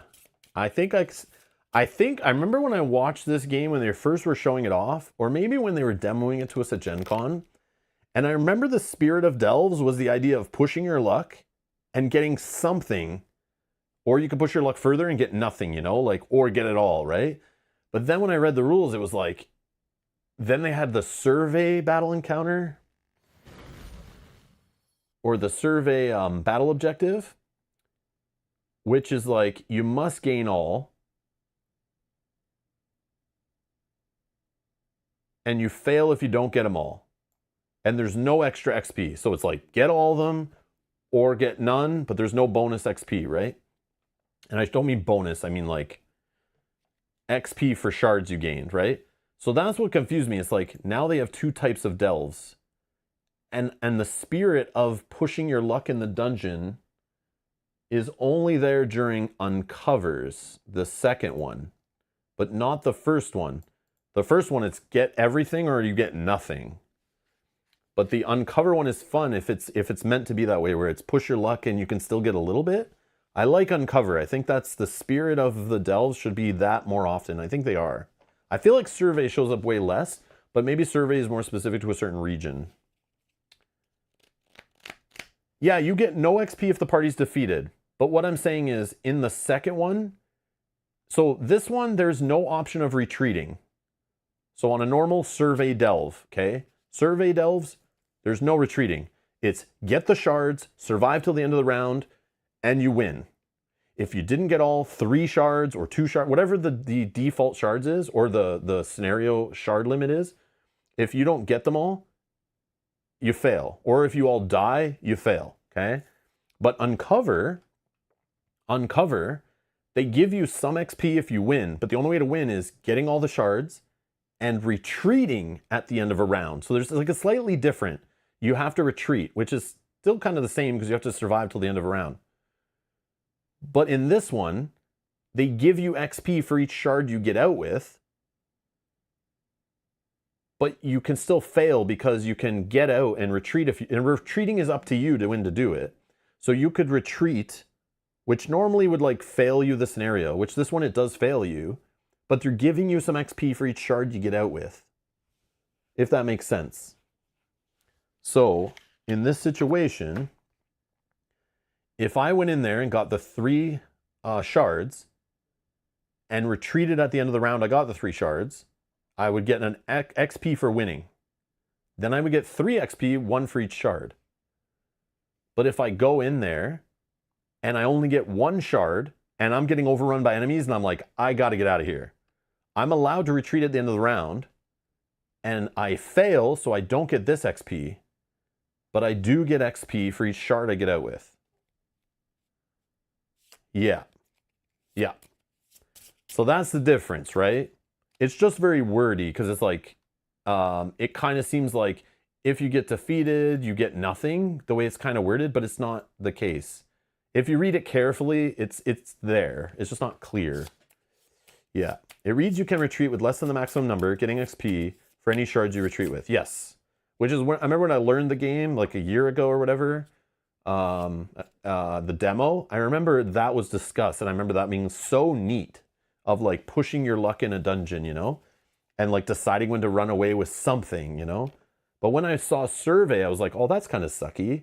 You're like forced to do it all or there's nothing. So that like that fun of pushing your luck isn't there. But then when I read Uncover, I was like, yeah, I think that's what it should always be, you know? That's the more fun battle objective, really. But still cool, still cool. And it makes sense for different situations to do one or the other from the... Because like for a final battle, it makes more sense that like you have to win.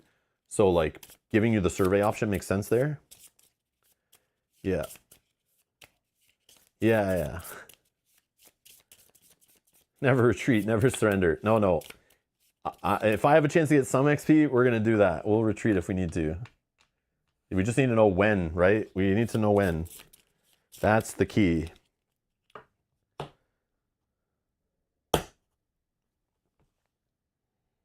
Cooldown 4. Boom.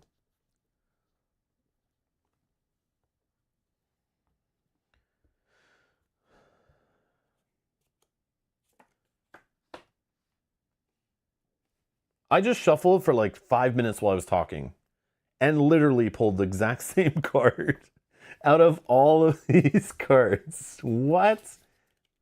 Again, I don't need your 5 stupid tenacity. I'm full, man. I'm full. But at least it's a shard, I guess. Ugh. Stupid game. Stupid game. I want a refund. I'm sending this game back. Oh, this is the weird one. Like this, right? Let's do it like this. Because there's only 2 explorables right here. Oh yeah, when's the rotating thing happen? At the end of the round. All 3 hex and 7 hex. That's this kind of tile or the little tiny ones. Yeah, I gotta remember that. That's gonna be weird. Okay. Redo, get a lotto ticket. But I'm not winning here. This is like, you think getting the shard would be like great, which it normally is, but I'm getting like the worst when revealed. It's like, I don't need tenacity right now, but later that'd be awesome. At least it's not a trap, I guess. That's also something. Okay. So 1 shard is seen out of the 3 we need. Oh, I can put this back.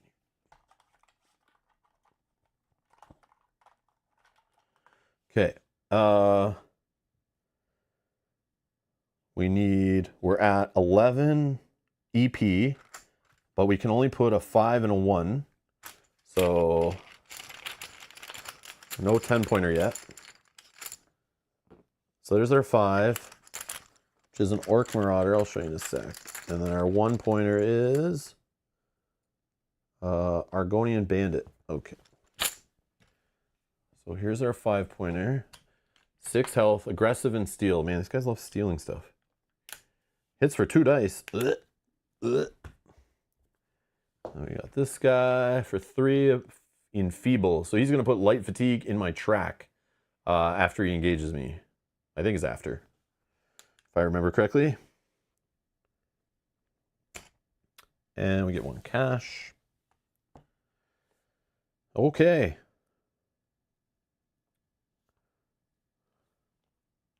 Okay.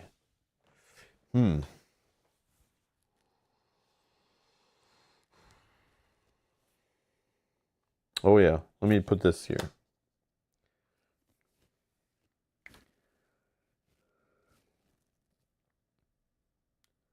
None of them are creatures, so no sausage. No beating them with sausage over the head. Okay.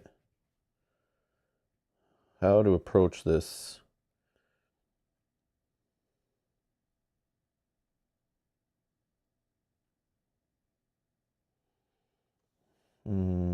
I'm gonna spend... Oh, getting a friend in here would be amazing. But I probably should just heal, right?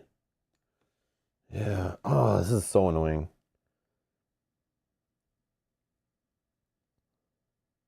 I think I just do the heal right now.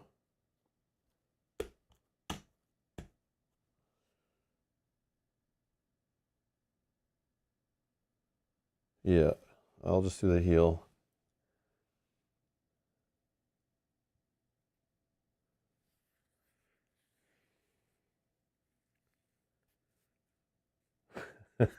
I know, hon, I know. But I mean like this kind of friend. A spiritual guardian friend is what I want.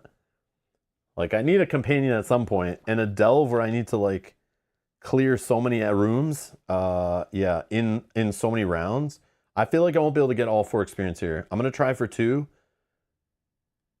And then maybe just run. We'll see how it's going though. I just want to knock it to fatigue rounds. That's really what I gotta watch too, right? All right. I'm gonna target. I'll target this guy in the back. And I'll roll these dice. Oh yeah, this is not used. We're spiritual helpers? Yeah, you are. You're digital helpers. Getting a friend is a lot like healing. They take the damage rather than you. Exactly! But they also might be able to deal some damage out. So they could help me reduce the amount of rounds so I can run further through the delve, right? Alright, this effing die, I'm telling you. But I can re-roll it. So let's do that. Or hold on. Do I re-roll this one? Let's stop. Let's stop and think. So I got the sparkly one, so I could take a Bane. Let me just read the wording. Oh yeah, I could do the Bane right away. So I could defeat a level 1 to 5. Then apply a Bane status die to any adventurer. Right? But this target I have, gain 2 tenacity and deal 1 true damage. Oh yeah, this doesn't even target anybody. Sure. Or not. I don't need the tenacity. But I should probably re-roll. No, you know what I'm going to do? I should re-roll something first. I should re-roll something. I like this die. I want to re-roll this one. Yeah. Same result. I hate re-rolls. All right. So then I'll do what I said. I'll defeat this guy.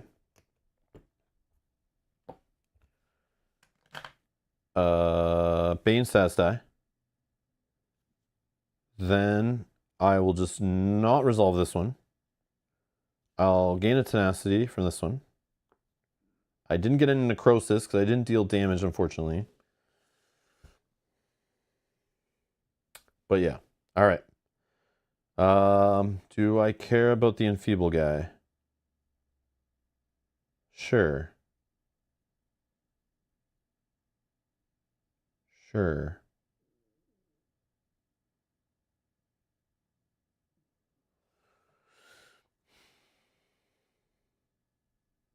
One, I'll resolve this shard I'm getting. I'm going to make the lockpick check on this common card.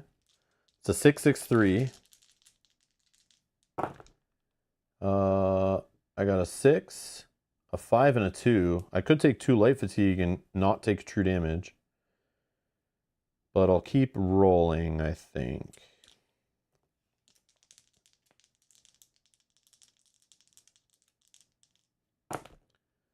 Oh.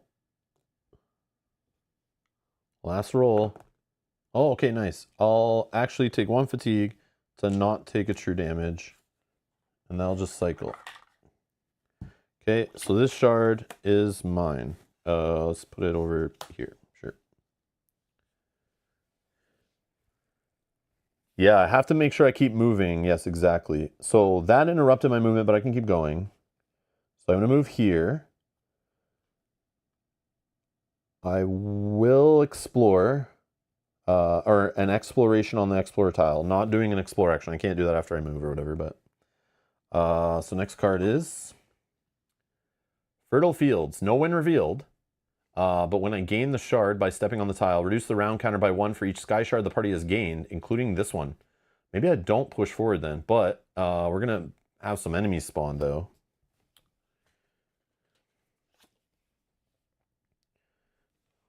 Sure.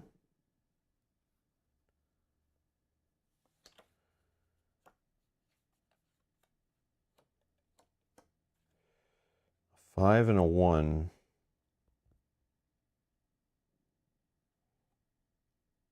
Yeah, I'm going to get nuked here.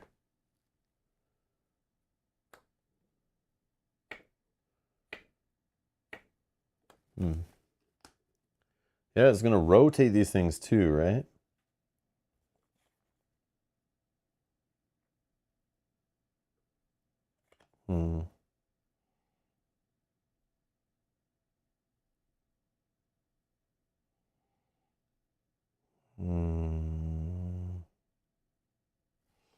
Yeah, because even if I put it like this or something, it's still going to rotate like this, and then I have a monster beside me. But that's probably better, actually.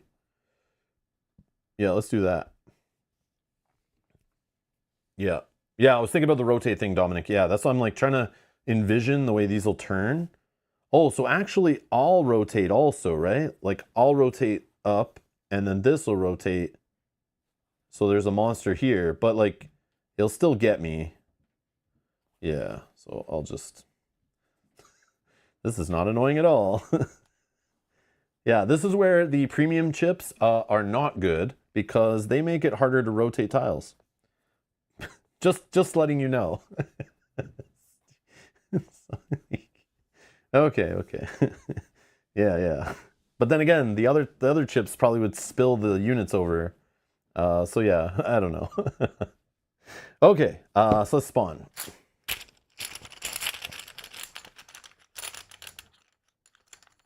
A 5-pointer. Skeleton Mage. Divert and recovers. This guy will heal. And then we found the Wisp is back.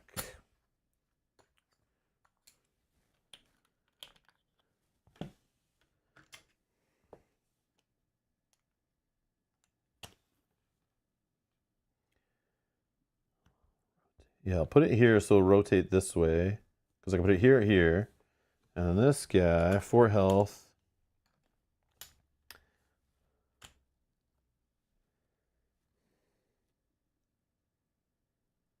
Oh, but he's 2 range. He's 3 range. Like, I'm in trouble, guys. So in trouble. But I want that second shard. I have to do it. I can't move right now, though. Okay. We're going to do another engage. And we'll go defensive stance. I think.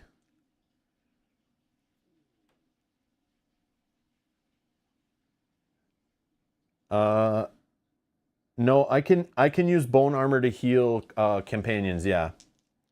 I can use bone armor to heal companions, yes. Because it just says put it under a party member's chip. Companions would be a party member. Alright. Yeah, let's roll up some defense.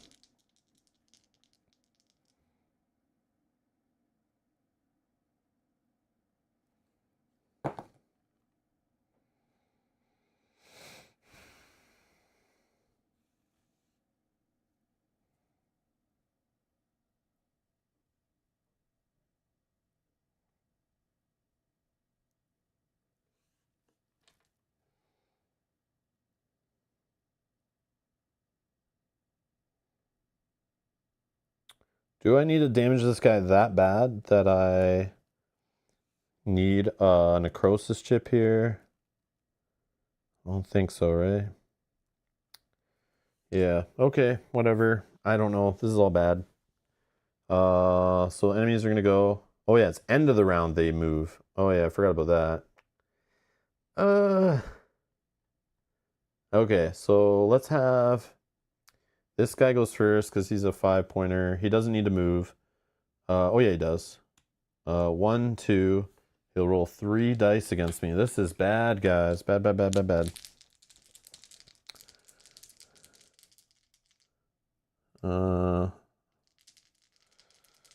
Yeah, I don't know. See a creature? There's no creatures. All right, we got 3, 1, 2, 3, down to 4 health. Then this guy, 1, 2, 3. Oh, use my race ability first. Oh. Oh, yeah, yeah, yeah. Okay. Rewind. Rewind. You're saying like to do some more engages, right? Yeah. Yeah. I think that's my only shot, right?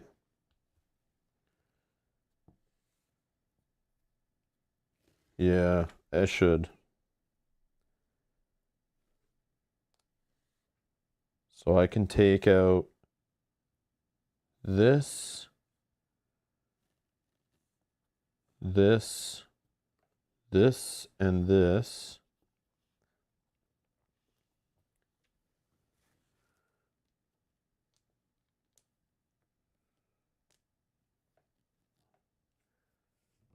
Yeah, I think we have to, right? And then I'll just do some more engages. Yeah, I can't get 6 dice rolled against me. That's like crazy. Maybe I can kill this guy. Okay. But I mean, I only have so much room in my bar, so I'll take another one. I'll switch to Magic Stance. Yeah, maybe I shouldn't have done that defense where I did either. That's okay.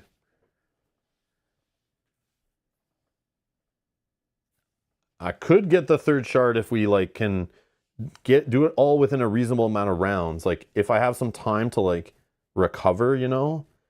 Because if I can kill some of these guys right now, then I can like chill for a bit and I don't have to explore the dungeon, right? I can just take a couple rounds to like move around a bit, you know? And then cool down my track like 8 dice, right? In like 2 rounds. So I need to be slow, but like every time I reveal a room, I'm going to get overwhelmed unless I get lucky and pull a small tile that has like no enemies on it. Yeah. Okay. So I took one for another changing stance. I will do another. What do we target?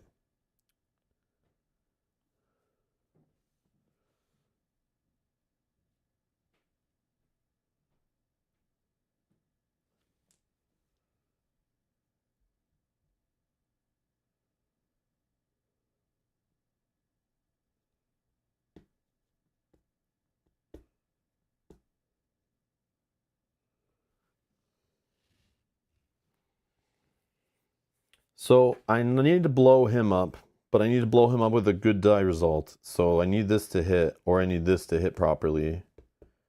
A Bane status die right now would be kind of gross because it would go all the way to the end of the line. Yeah, no problem, Spotify. I'm struggling. I'm really struggling. It's tough, but yeah. It's fun playing a weird class, but I'm sorry I'm so like slow and re-roll or rewinds and stuff, but like I'm enjoying myself though. But I appreciate you watching. Thank you. Okay. So this guy also hits for 2.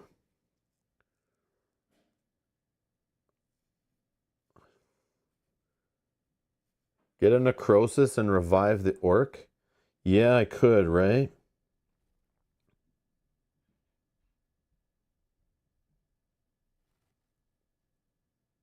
Yeah, that's probably the best bet. Is like even if he's 1 health, right? And here's the crazy part. This mother effer has 2 defense. 2 defense. That's huge. That means he could like just like these little enemies can't even do anything to him basically. Unless they get like god rolls, right? Yeah. So then what I'm thinking,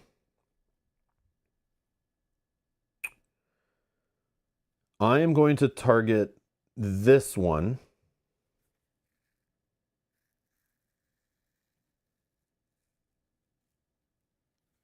Yeah. It is a long shot, I know. It's really cool, though. All right, I'm going to target this guy. If somehow I get the proper side on this die, I can do 4 damage to this guy and smoke him. Or even if I do 2, he will die after 2 rounds, but I need to kill something now. I'm going to roll these 3 dice. And I'm using the reroll staff. 1, 2, 3. Yep.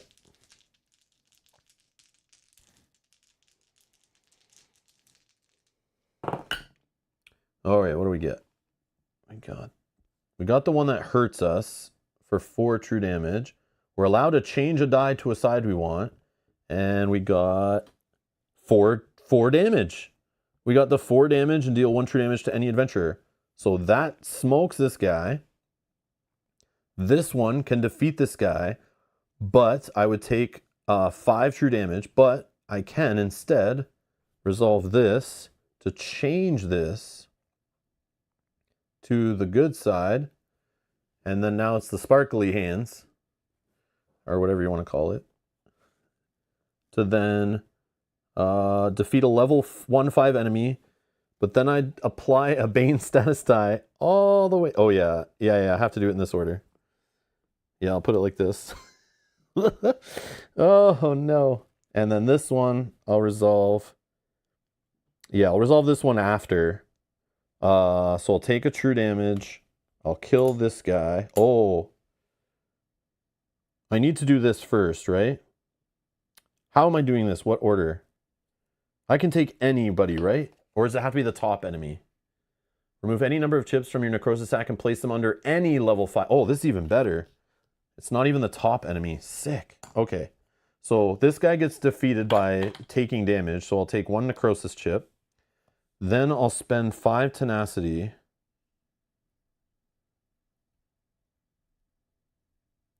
And put this under him.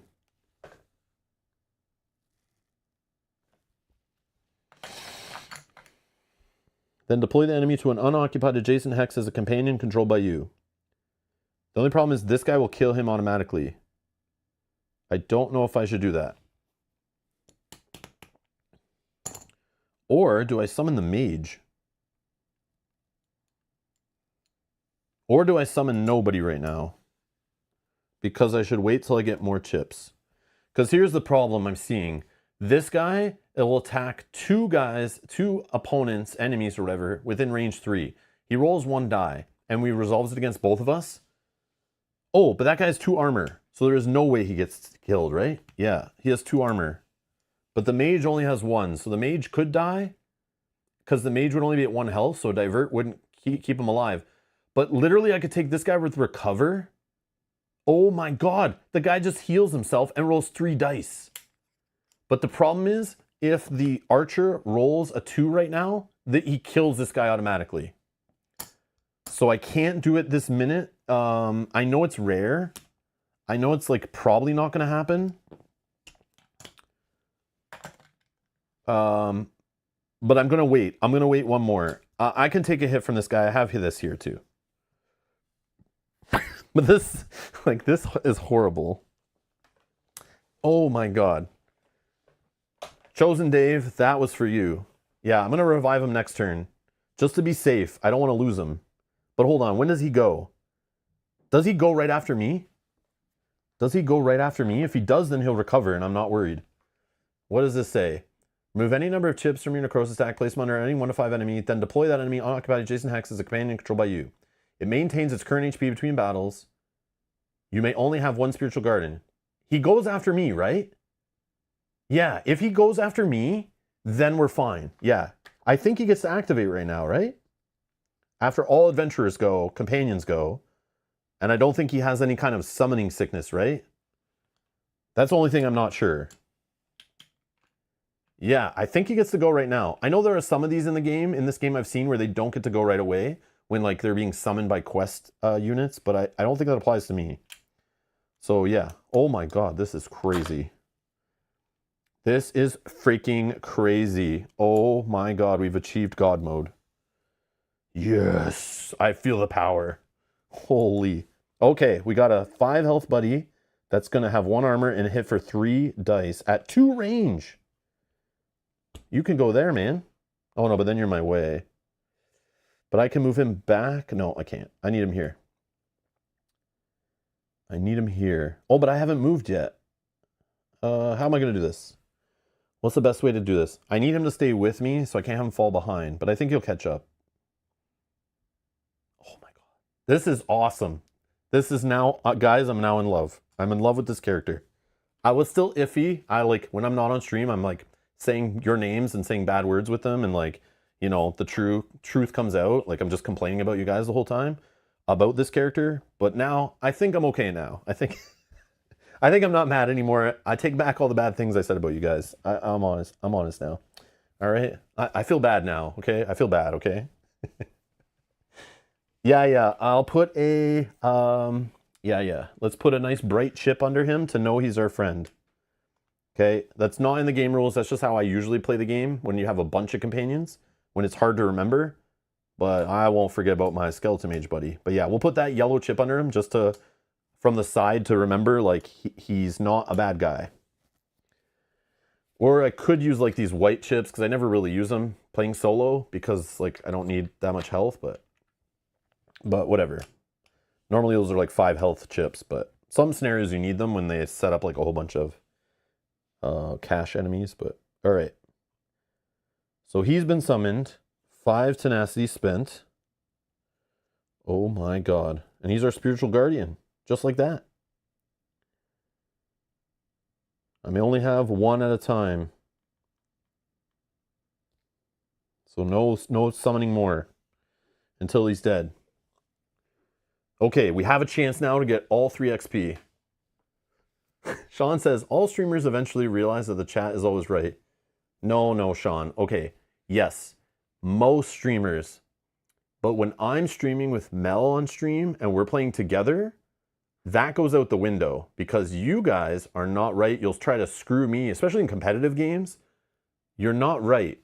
You think you're right because you're helping Mel and hurting me, but you're not right to me. I can't trust you as far as I can throw you, you know what I mean? So, yeah. So, most of the time, yes, I can trust you guys, but in those situations, sometimes, you guys burn me and I gotta be careful. For some reason. Yeah. Greg says, except this community when we actively try to troll Rob. Yeah. Yeah, see, Greg's still right. Happy wife, happy life. Yeah, that's true. So okay, you're good. All right, so we've summoned. Anything else I want to do? I only have 2 spots left, so I probably shouldn't do anything else. I want to try to get a necrosis chip. I was going to try to do that first by hitting him with this. But I don't think that's smart. So we're good. All right. Let's just stop there. We already got our chip. And we spent it. Yeah. Okay, we're done. This guy will go. He'll recover. And he recovers 1, right? Because we're only on solo. Just making sure. Yeah. Yeah, recover. At the start of this unit's turn, it heals for player count HP. So 1 HP. So he's a slow healer, but it's still good. So 3 dice.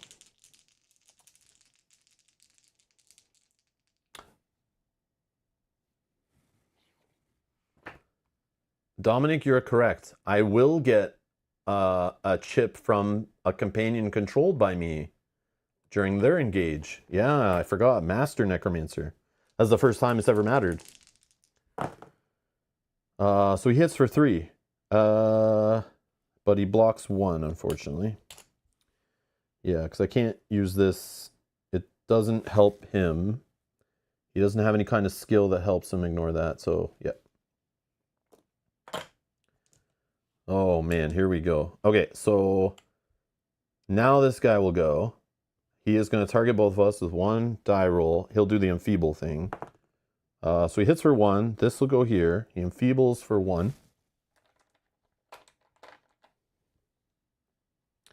And then he hits this guy, but he blocks it because he has 1 armor. Okay. Rotate. clockwise until the dungeon looks the same. It looks the same. Ish. But all the chips stay the same. That doesn't bug me at all that they rotate like that. Oh yeah, the armor hits back. He's adjacent, right? Yeah, even though he's a range guy, he's adjacent. Yep. Yep. He's dead. Holy crap. This is awesome. This is awesome. Yeah, my armor still hits him. In my head, he's like ranged, so I keep thinking he's not going to get hit by it.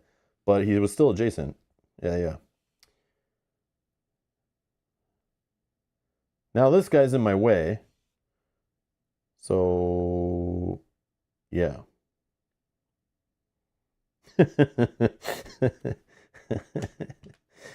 Get the hell out of my way, man. Where'd you come from?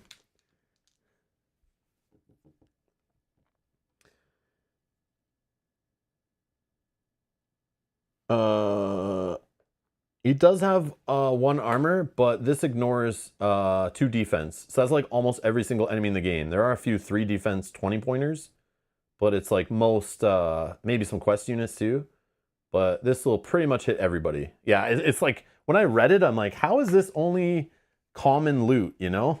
How, like, why is this not a legendary? That's why I was like asking questions like, does this work every engage? Do I have to exhaust it or something? Like, it feels weird, but Too Many Bones is like that too, where some loot, even though it's common or legendary, is like not always of the same power level. There was always loot that was like, in certain situations, were very good. I don't see where this is never very good. The only negative to it is it takes up a slot. That's it. That's like the only thing, but like that applies to all loot pretty much. Except for the ones you can trigger from your pack. That's it, but yeah. But yeah, I read it. It's the first time I've read that one, and I was like, wait, what? That's in the game? Yeah, so many times. Like, I've played this, how many? I swear, like, you think I would have seen the whole deck by now, but it's not true. Because sometimes you just discard them when you're doing lockpick checks and you fail. So even if you go through the whole deck and you never shuffle it till you're through it, you'll not see ones unless you're literally looking at everything you discard, you know? And sometimes they cycle too. But yeah, I'm still seeing loot I've never seen. And I've drawn so much loot. Gone to so many towns. So much loot in scenarios. Like trading loot with Mel. Like playing with Mel. Seeing her loot she draws. Yeah, there's so much loot that it's insane. I still get surprised every time almost. Which is good. It's refreshing. It means I can't get bored seeing the same stuff over and over again. It's like not going to happen. Yeah. Okay. So I cooled down. But I guess, do I go this, just go for this? I want to keep going this way, but I can't move through this guy, right? So it's like,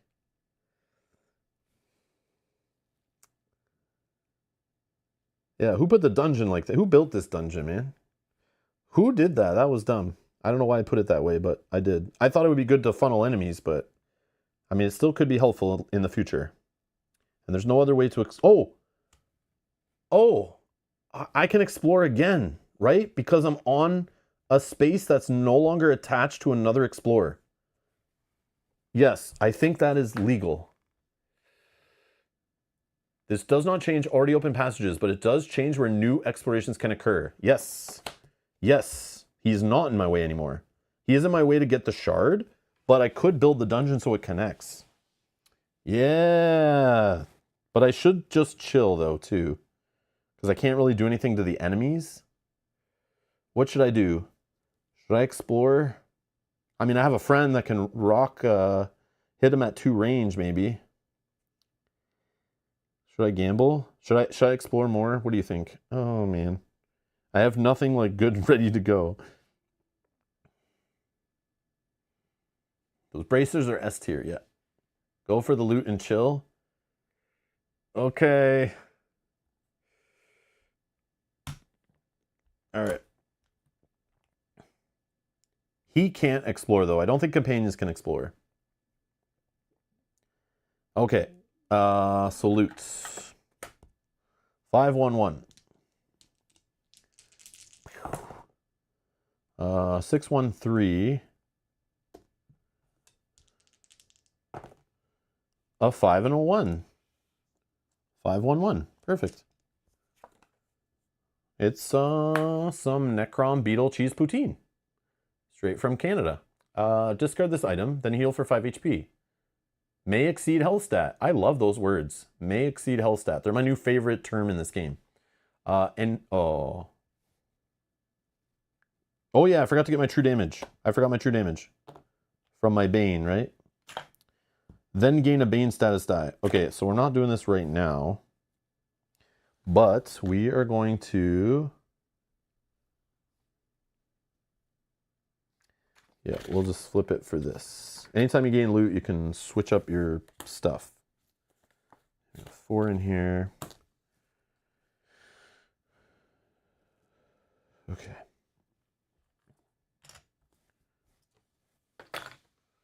Okay.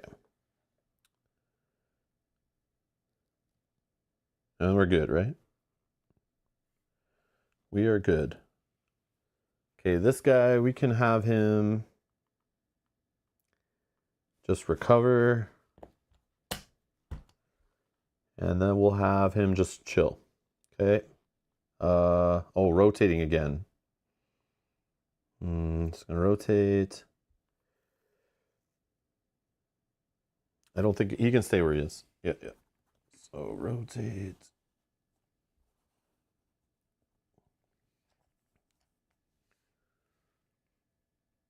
Move 2 back. I think he's okay there. I want him to swap out the sausage. I'm kind of holding the sausage because if we get a 10-pointer, a 5-pointer creature, or not a 10-pointer, sorry, a 5-pointer creature, maybe a 20 in the future, but I might like to have this ready so I can just flip it to like a 1-pointer, you know? If we're in trouble, like it's like a good trouble item, I think is the play. But again, if we get a shatter guy, yeah. I think we're okay though. You might be right. Let's just do that for now. Because it's less likely this is going to matter than like losing an item from shatter or something maybe. I should move back to be able to explore.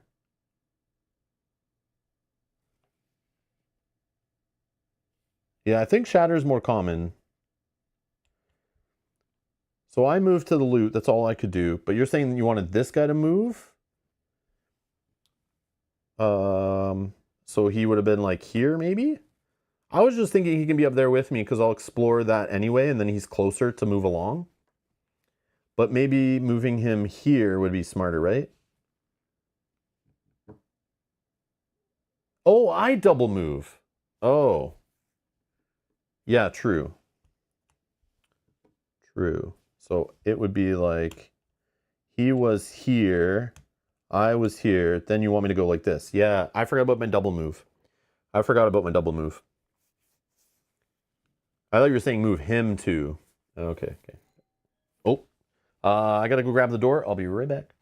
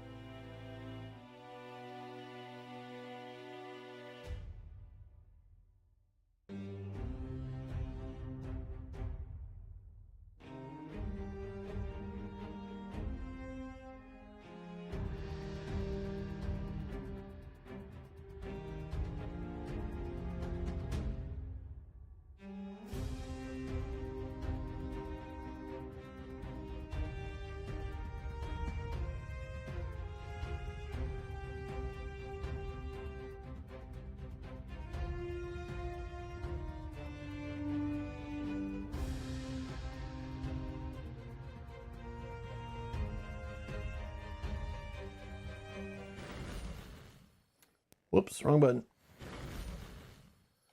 Yeah, it was board games. You guys are funny. That's the only reason I normally wouldn't care when the door rings, but I knew I had a package coming from one of my local game stores. I mean, it's good and it's bad. They mark every delivery with the do not safe drop option, which is good because then you don't have to worry that it's going to be sitting on your porch in the rain or someone stealing it or something, right? The only issue is the post guy that delivers them, even though I work from home, I'm home almost every single time that this guy comes, he will sometimes be sneaky and he writes the slip. If the board game order is too big, instead of taking it out of the truck and walking it up to the house, he'll come up with just the slip already pre-filled out for me to go pick it up at my local like post office store or whatever. And he will leave the slip like under the mat or on the door and just run away without knocking or ringing. And it's super annoying if it's something that I want to like stream that day, like an unboxing or like it's happened in the past or something that I want to learn that night, you know, and I'm thinking it's going to arrive today. I'll go learn that game tonight. We'll try to get it played for whatever, you know? So sometimes these orders will come. Sometimes it's even like sleeves that I need or something. And it's like, man, why did this guy just not knock on the door? I was home, you know? So lately he's been pretty good at ringing the doorbell at least before he runs away. So when I heard it ring, I knew it was coming. So I'm like, I need to run up there and catch him before he runs away.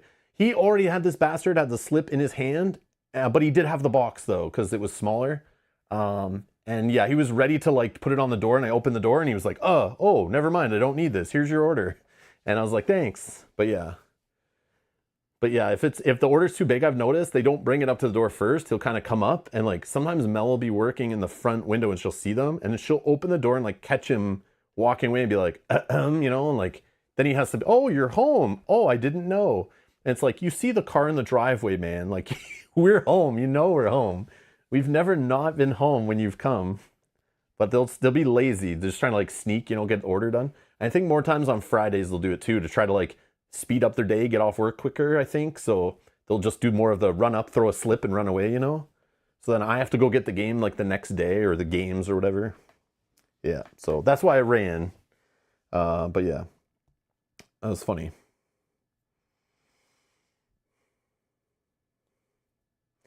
Jack, game dump incoming. What'd you get? Yeah, so funny story. You want to hear this story? Probably not. Maybe you guys don't care. Do you guys want to hear a story about something funny that happened with ordering board games and Gen Con and like local store and stuff? It'll take like 2 minutes, maybe. Maybe not. It's good to take a break, I guess, in the middle of playthrough, but.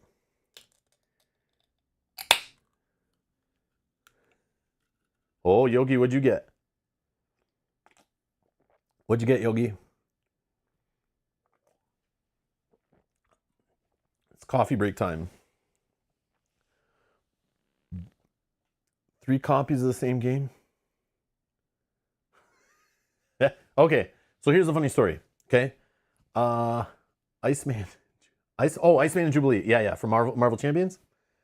I don't have those 2 yet. Those are the last 2 that came out, right? I think those might be the only 2 I haven't gotten, and then like the last campaign box or 2.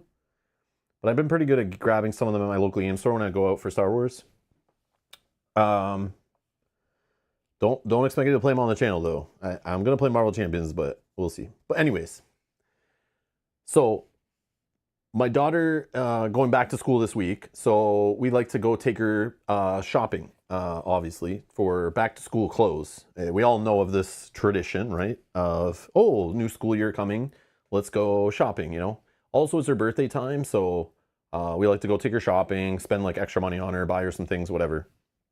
So this year, and some years, she requests, can we cross the border, go to the US? And what that does, a lot of the stuff is the same. Like we have a lot of the same stores here in Canada, and I'm only like an hour away from the border. That there is in the US. But there are some stores that are not here in Canada, and there's also some of the same stores that have completely different products and different clothing lines and stuff like that. So it's kind of fun to literally drive for like an hour and a half and you're in a whole new country. I'm sure people in Europe are laughing at me right now because you guys can like, you know, you can go to like 10 different countries in the same, like not too much distance. But here, like, we cross the border, then we go shopping, and like she likes to be able to see all the different stores and go to different malls and different things. So like for me it's boring because I'm like I don't need anything there, so I'm just kind of like I'm the driver all day, right? And while she's in stores trying on clothes, I'm usually like just wandering off to go to a different store, just walking back and forth in the mall trying to get exercise, right? While she's with Mel doing they're doing girly shopping and trying clothes on and stuff, right? Uh, oh, it's like a plane flight if you want to go to a different country, a long plane flight. Yeah, for Yogi, not this is not a thing. this is why I'm describing it the way I am, because not everybody is the same experience. You don't have the same kind of idea. But literally, I just cross the border, like drive an hour, across the border, another like 10 minutes of driving, boom, I'm at a mall. And this mall is just all different stores, all different things. So my daughter gets to go buy a whole bunch of clothes and stuff that she then can go back to school with that none of her friends have. You know what I mean? Like, and she's, you know, has all her stuff, whatever. Yeah, it's just land border, super easy. We're not in the middle, we're not an island in the middle of the water like Yogi. So anyways, while they're in the store trying on clothes, I do my own wandering away. And I found this mall had a board game store, okay? I've never seen this store before. I haven't been in this mall in like 7 years or something. But I used to go to this mall a lot. I'm in this mall, they have a board game store. And I'm like, oh, cool, never heard of the store. I take a picture of the front of the store to remember what it's called. And then later I'm walking by it, and I'm with Mel, and I'm like, let's just wander in. We wandered in, and I'm just looking at, they have a nice new release table. They have some board game shelves. The store was not bad. They even had a play area in the mall, which not a lot of mall board game stores or stores that sell board games usually are big enough to also have like gaming tables for like, you know, card game events and stuff. But they had some of that. So one thing that did stand out to me, this was funny, I see Slay the Spire sitting on their new release table right at the front of the store when I walk in. And I go, oh yeah, I haven't got that game yet. That was one that I ordered at a local game store with another game, Pagan, that I ordered at home from a local game store because I knew they were coming out in Canada in August. So I didn't get them at Gen Con, so I didn't have to carry them around. I even paid less because of, you know, conversion and all that stuff, exchange rate and things. So anyways, I totally forgot about it, that I placed that order and nothing has come. And it's October, or August it was like a couple days ago, so it still was August. And I was like, yeah, this game never came out. That's weird. And Mel's like, oh yeah, we still haven't got that game yet. I'm like, yeah, I would have played it by now if I got it, right? So I'm like, I don't care about it. I just leave, right? I go on my way. The store's nice, you know, it's fine. Oh, they had a cool on the floor, Lord of the Rings, Journeys to Middle Earth. They literally had every single expansion, little and big, for it, all in this cool little pyramid. And they had some kind of bundle or something. That looked really nice, the way they had it set up. I was like, oh, that's neat to see the whole line sitting there on the floor in like a little pyramid thingy. But yeah, they had some weird products. Anyways, they had some old things that I hadn't seen in a long time. But half an hour later, I'm other side of the mall. This mall is huge. Like, to walk one side to the other takes like half an hour. Like, it's huge. Maybe not that huge, but anyways. So I'm like other half of the mall. I'm wandering around. They're trying on clothes. I'm sitting down on a bench for a sec to check my phone. I see I have some emails. So I look. I have an email from my local game store telling me, we're sorry, your order that has Slay the Spire is no longer available. We're actually going to refund it or remove it from your order. We can no longer get it from distribution. There's been some issue. And what would you like to do with the other game on the order? Would you like to ship it to you? Would you like to refund the order? Would you like to add something else on the order with the, you know, you'll get store credit and you can add some other games on? Like, this store is super cool. They actually will let you, like, they'll hold the other items and they'll let you like browse the store and add other things on, and they'll just charge you the difference or refund you the difference. And they let you take as much time as you want. It's hilarious. They're super cool. But I was just like, yo, just send it to me, you know? And they'll still give you free shipping, even if the order gets messed, that they have to remove something. They're never gonna then charge you shipping on top of that because it dropped under the free shipping threshold. So like, I love this store, man. This store is great. But anyways, so they're like, what would you like us to do? And I'm like, what? Slay the Spire? I'm not getting it anymore? What? I should have just grabbed it at Gen Con. And I show Mel, and she's like, wow, that's weird. And I'm like, yeah, I thought I was just waiting on one of the games to come in stock, but I guess Slay the Spire was having trouble. then I go on Board Game Oracle and I'm like, I'll just order it from another store at home, you know? And I start browsing and none of the stores had it in stock. Then I look in the US and like no stores had it in stock on that website. And I was like, uh-oh. I'm like, Mel, I saw Slay the Spire up at that store. And she's like, yeah, I saw it there too. And I'm like, should I just go buy it? Like, what are the odds we're in a random mall and they have a copy of this game that literally half hour later I get an email telling me this game is no longer available to me and they can't get it to me, so they're just canceling it on me. Like, what are the odds of that? That's crazy. So I went up there and I bought one of their last 2 copies of Slay the Spire and we took it home. And I just, you know, threw it in the car and we brought it home. So I knew have the game now, but it was just like such weird that I got the email from the store that exact same day during that like 3-ish hours I was in that mall, or 3 or 4 hours I was there. But like, yeah, we'll play it on stream for sure. Yeah, we'll play it on stream eventually. I would have played it on stream already if we got it. It was supposed to come out in Canada like August 4th or something. But it never came. I don't know what happened. Yeah, I don't know what happened with that game. Did like it get stuck at customs? Did they not print enough? Did some pirates steal a ship? Like, I don't know. Did some motorcycle gang rob a transport truck or something? I don't know, but I feel like something like that happened. Oh, okay. So Dave, you got it in Quebec in early August. Yeah, it was supposed to come out in early August. Exactly. Yeah, we got the playmat. We got the playmat in Gen Con for Pagan. Yeah. So Pagan just showed up now. That's what just came today. All that long-winded thing to tell you that's what game showed up today. But yeah, anyways. But I was like, I remember driving home being like, Mel, how did that all happen like that? That is so weird to me.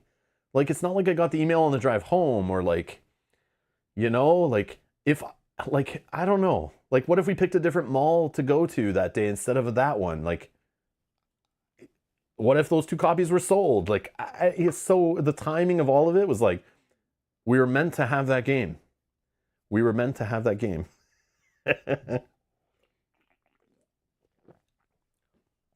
Oh, Greg thinks they under-anticipated demand. So you think that my order was maybe just later and they decided like, they probably reached out for more because they took too many pre-orders. Like, I pre-ordered it.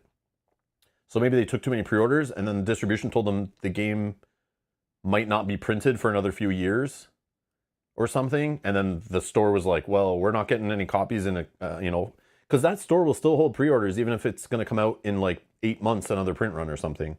Like, they'll do that.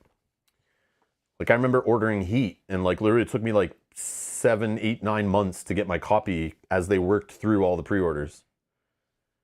Yeah. Yeah, it's weird, right? Okay, anyways, back to our regular scheduled programming. Yeah, so weird. So weird. Anyways. Okay. Yeah, so Gen Con games still arriving to the house. So, yeah. It may take some time to play some of them. Oh, man. Gen Con was like a month ago. All right. So we are on... We're not expanding the map, right? We said we're not going to do that because we're going to chill. So we're chilled. We hit the end of the round. I rotated the tile already, right? So we're on to round 3. I take a true damage from the stupid bleeding Bane die.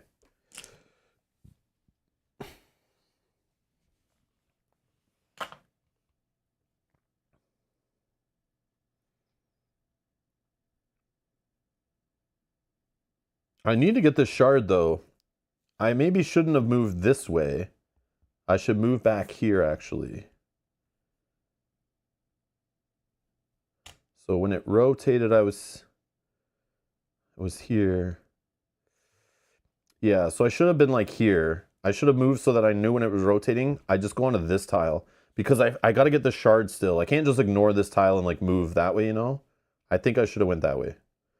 So let's go 1. Reduce the round counter by 1 for each sky shard the party has gained. So that's 2 technically. So, oh, I forgot about this. Then each adventure may remove fatigue equal to the current round. I'm assuming they mean fatigue from my cooldown track. And any kind. So I will reduce this by 2. Yeah, that's really good, actually. That's the reason we want to wait some time, I think. Then I'll remove this fatigue. And then we have our second shard. Okay. So it was 1.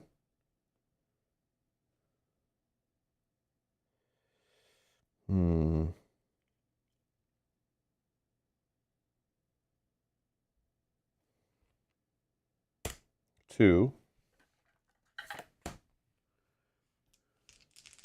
1, 3, 2. 6, 4, 4. 1, 3, 2. 6, 5, 4. I said 1, 3, 2 dice. 1, 5, 6. Nah. Not doing it. Not doing it. Okay. Then I will move here. Do we explore? No. I don't think I need to explore when I move in, right? Or do I have to? Can I wait on it? Can I wait on it? That's the question.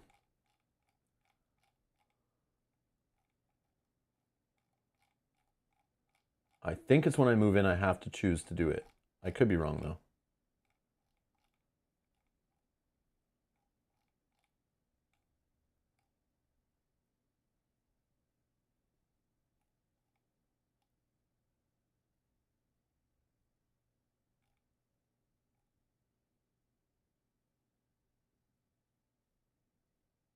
I don't think so. I don't think so. I think I can stand on it and just chill there and then explore it later, I think. Yeah, I think I trigger the explore when I want, but I just have to be on the space. Or I can trigger it from here if I didn't move, but I did. Yeah, it's a May, right? Yeah, okay. I didn't know if it was forced. So that's good. That's good. Okay, so I'll just chill. Yeah, we'll just chill. Then this guy will recover. Okay. And he'll follow. And then round 2, but we gotta rotate. Oh man,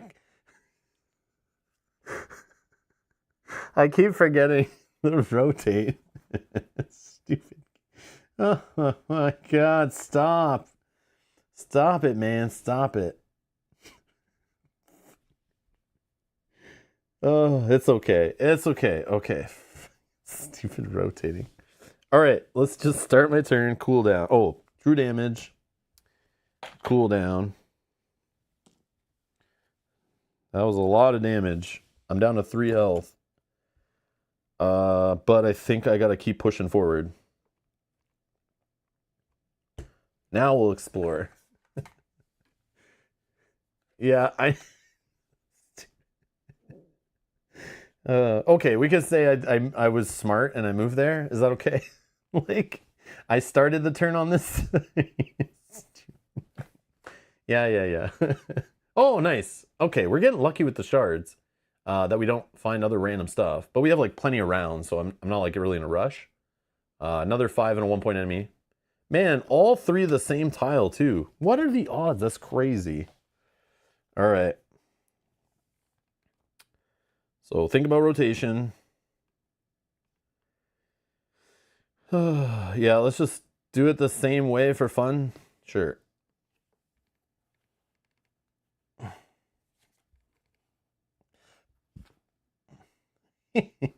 Stupid.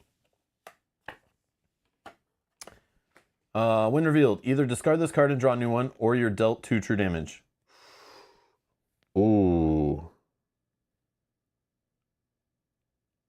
Oh, I could. Oh, that hurts. I think we can, and then I have to use this, right? Yeah, I think we do it because I don't want to risk drawing a new card and getting not a crystal. I think I want to just keep this. So I'll take 2 true damage. And then let's spawn our enemies, then we'll kind of make some decisions after that.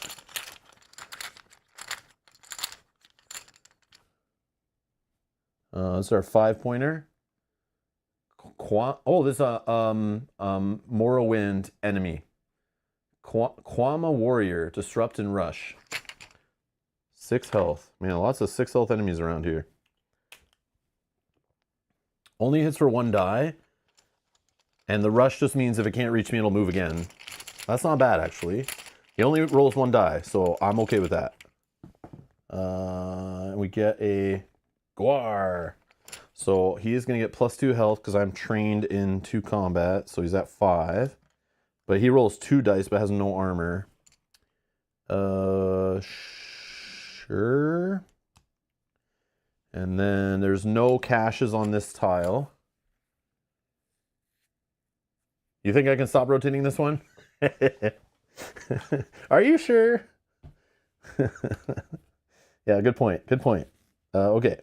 We also have to note when I grab this one, because it's my 3rd or higher shard I would get, I have to end the adventure turn phase immediately. But my companion would still get to go, so that's fine. And I'm the only player, but it just means when I move onto that tile and gain the shard, I can't do anything else after. So I probably shouldn't move on that tile until it's safe to do so, you know? Is basically what it's telling me, I think. Okay. So I started here, I explored. Now I could move back, but this guy, yeah.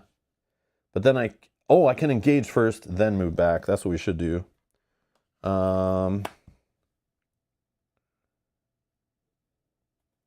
Yeah, I'm gonna do this, I think. Do I need to, though?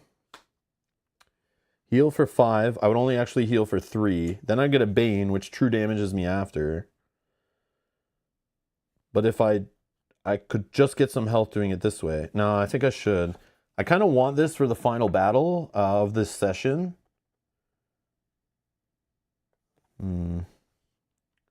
Oh!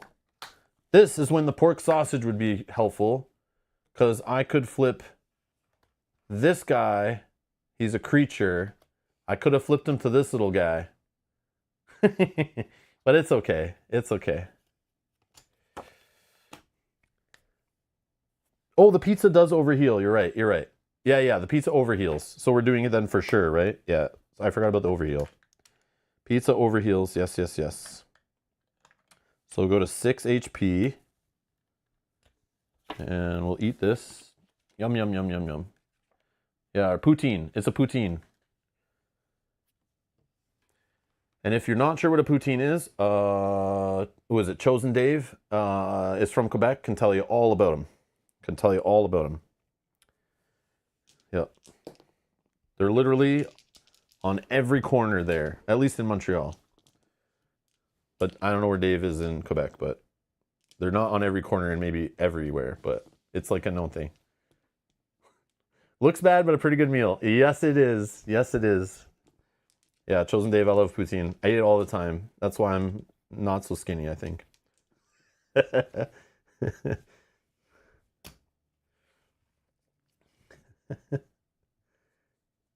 Oh, Gabernacle knows. Yeah. Patates frites, fromage, crottes et sauce brune, which is basically saying French fries, cheese curds, and like basically brown gravy, right? Yeah, that's what you're saying. It is, yeah. My favorite lately though, and I know this is probably like, you know, Dave's gonna go tabernacle, you know, but is I love shawarma poutine. Is something around here, probably in Toronto too. I've had it. I know it's not exactly poutine, but it's like the fries. They put some kind of meat on it, and then they'll put the cheese and some gravy. But then I usually get like veggies all put on it. I know I'm ruining it. I know, but that's my new favorite thing with like shawarma sauce all over it and stuff, like a nice garlic sauce. Oh man, But I have had authentic poutine at nice restaurants in Quebec. Actually, in Montreal, my daughter and I went on a trip with my wife. She went for work, and Mel went for work on a work trip, and my daughter and I went with her. And my daughter then looked up all these places. We were looking at all these places to eat different poutines, or poutine. But we made a list, and we went to a whole bunch of different places. We're like trying all different poutine. But after like the first day, we kind of all got sick of doing that, so we stopped doing it. But it was like too much, because we were eating the whole thing too. So it's like not good to eat fries, gravy, and cheese for like, you know, 3 meals a day. Not really recommended, okay? But it was a trip, and it's like we're trying to have fun with it. But yeah, every time I go there to play any kind of card games for tournaments, anytime I cross the border into Quebec, I always find some place that has poutine that I've never tried it at before to try to eat something different. Because, but yeah, they've gone crazy with them though. In downtown Montreal, there's like so many options. Like, it's insane. It's definitely become like a tourist thing for sure. Yeah, heavy meal. Exactly. Exactly. Yeah, but I love it. Oh, I love it. Yeah. And for those who for those not from Canada, like even our KFC, like McDonald's, Burger King, all those American fast food chains that have locations in Canada all have poutine on the menu. Like, it's like a thing. It's like a side you can get instead of just regular fries. It's become like just a national thing. So yeah. Anyways. Oh yeah, I get the a Bane from the pizza it's not pizza, guys. It's not pizza.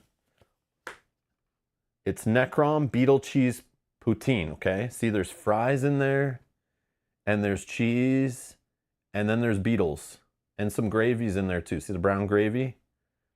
Yeah.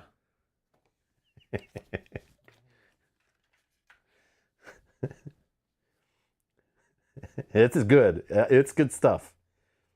You can make them bad though. Like, sometimes you have to have the right kind of gravy. The fries, sometimes people like certain fresh fries or crispier fries. Sometimes the oil can make a difference. And sometimes like you can get really good quality cheese curds or not, and that can make a huge difference. Or sometimes you get them with certain meats in them, chicken, gyro meat, beef, whatever. And like, yeah, sometimes that can throw it off or make it better. Like, it's up to you, right? But yeah, there is different levels to it. Like any kind of food, obviously. What am I doing? Bane status tag. So that poutine, this poutine literally put me in a food coma. That's what this is doing, right? Yeah. No, this is a food coma die now. I ate the poutine, now I have a little nap. I lose a bit of my health. My life gets shorter by eating too much poutine. Okay. All right. Let's not get hungry now. Okay. So, reveal item. We should engage, yes. 1, 2, 3. I don't care about this guy as much. It's this guy I need to die. He's a 1-pointer, so we can kill him easier. Let's engage.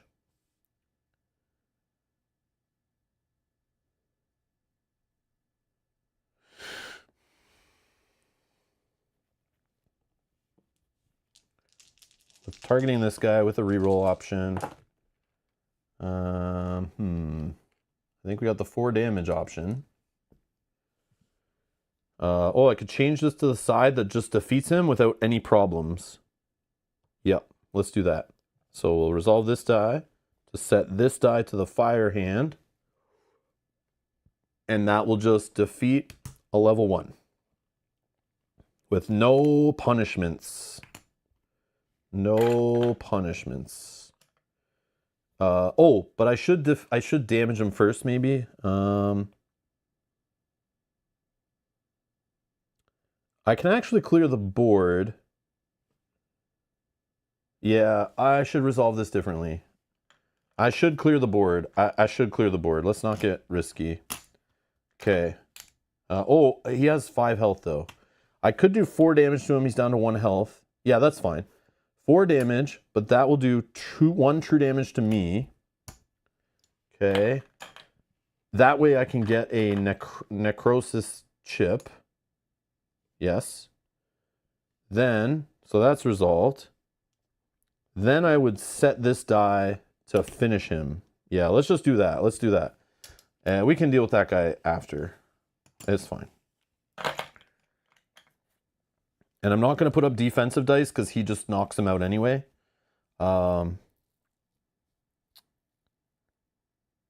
Yeah, that way I only take that true damage. I don't have to take a Bane die or anything.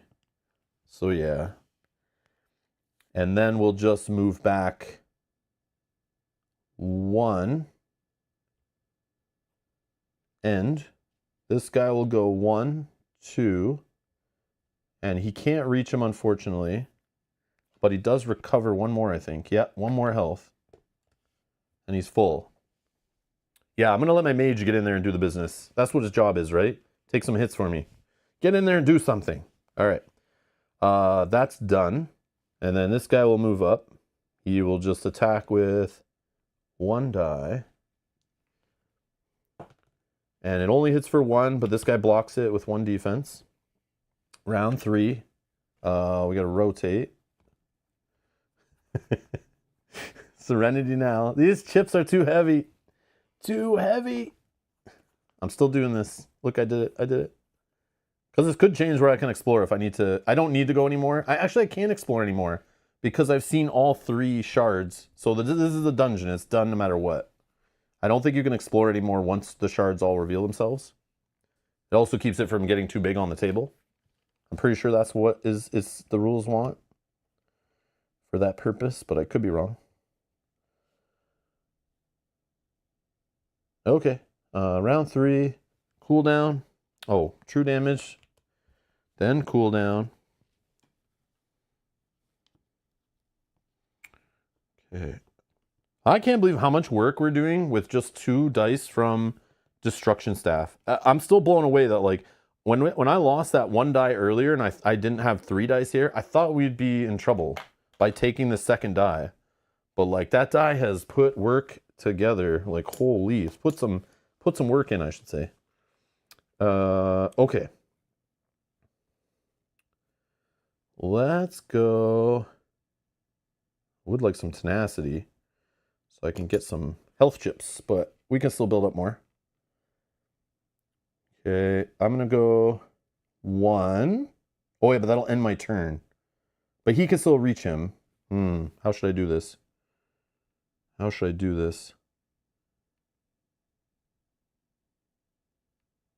I don't think he can collect shards. I don't know if my companion goes in there, he collects shards. I don't think so. I think only we can collect them. So I think I should just... I could engage him still. Yeah, let's engage him from where we are. And maybe we could just damage him for some more chips, right? Yeah, I'm going to engage him first, and we'll make our decision after that. I'm like getting ahead of myself, like thinking I need to do this, then that, but we still have to... Like, we don't even have to defeat this guy. I just literally have to get in here, take the shard, and then at the end of the round, after he hits me, after this guy hits him, then I retreat, we win. But I'm getting greedy. I want to get another necrosis chip, if I'm saying that right, to then maybe just be a little more set up for the next fight, you know? But this could end up damaging me more anyway, so like I don't know what I'm doing, but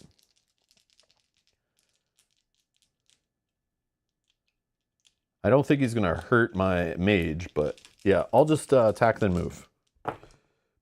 All right, so we can change 1 die. What's this one? This one is gain 2 tenacity, deal true damage to myself. It's like I want tenacity to heal, but then I have to damage myself to gain tenacity. But I could use this to change the result to whatever I want. So I'm going to change this to the one that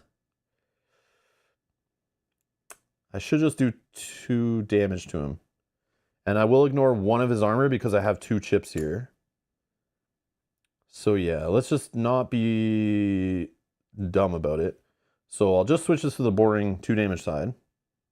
I won't resolve this one, so this will go here. This will do 1 damage here. Okay. And then this, I'll just not resolve it. And then I'll move here. Then this guy will come in. Actually, he doesn't need to move all the way in because he's 2 range. So...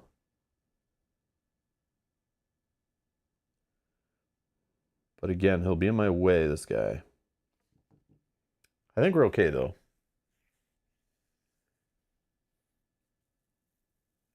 I could retreat any round, and we could end with 2 XP. But if I can get in this tile, grab this, and retreat at the end of that round, I get 4 XP. 1 for succeeding, and 1 for each shard I get. So I'm playing with my food a little bit. I don't need to kill this guy. But when I go in there, my turn will end, and he'll be able to just smash on me a bit. And I will get stuck here. I shouldn't have built the dungeon the way I did. Like, I should have attached it so that I could have 2 tiles touching, you know, or 2 hexes touching. So I can go around and, you know, but this guy keeps getting in my way, but I need him to fight. Like, I built the delve really bad. Don't do what I do, but I was trying to be safe. So if the enemies appeared bad, I could funnel them and like use this guy to block and like defensively survive. But now it's just becoming a pain in the ass. Like, but it's okay. It's okay. All right. So we'll go forward. And I want this shard, but I need to step on this tile to get the shard. And then I need to survive the end of the round. So this guy's going to move in. Oh yeah, but rotating will happen. So he'll just go here.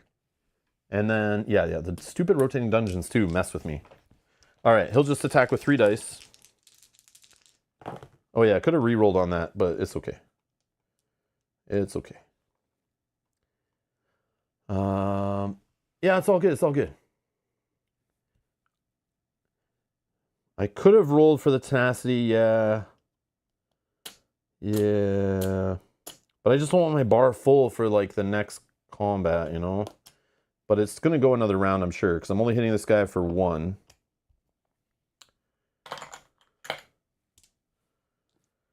Okay. So he'll go here, and he'll attack with 1 die. Hits him for nothing, he blocks it. Then we rotate. And rotate. 4.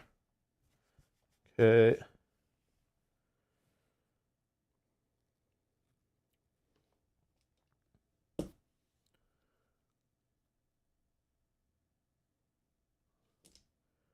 Yeah, I'll just do the same thing.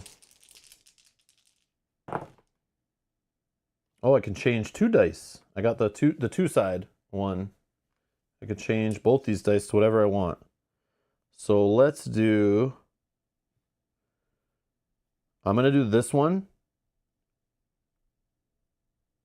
And this one... Oh, I want tenacity, but I should probably deal him the damage first to get a chip.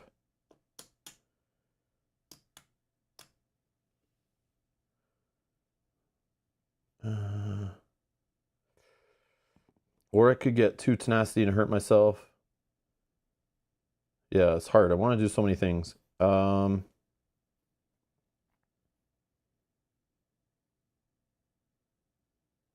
so this will go here. Bane die. He's defeated. No. Let's do damage first. I ignore 1. Necrosis chip. That'll go here first. Then I resolve this to defeat. I take this die, but it'll be gone before it ever resolves. And that goes here. And he's dead. This goes away. Then I move. I get the shard. It ends my adventurous step. Totally fine. Just the tenacity, that's the only issue, but it's fine, it's fine.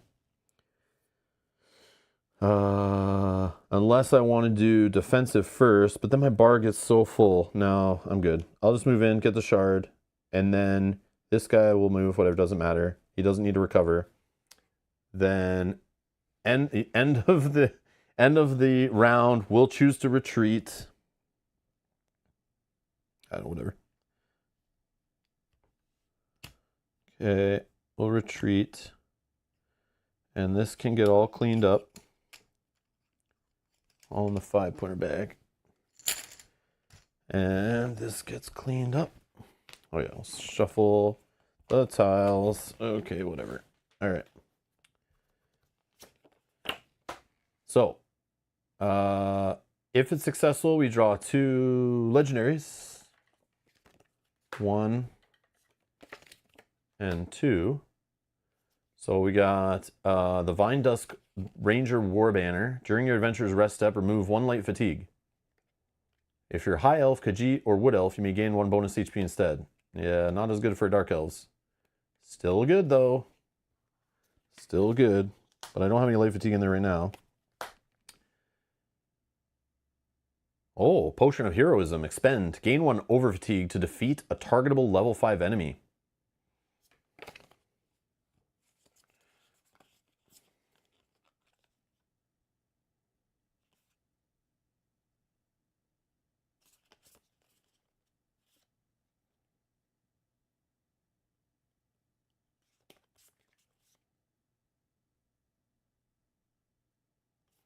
Oh yeah, I forgot I can enchant my friend too. So he would gain Divert, but he already has Divert, so I don't need to do that, but yeah, whatever. We'll just discard this one. And then, yeah, since it's uncover, we'll gain 4 XP. How are we spending 4 XP, guys?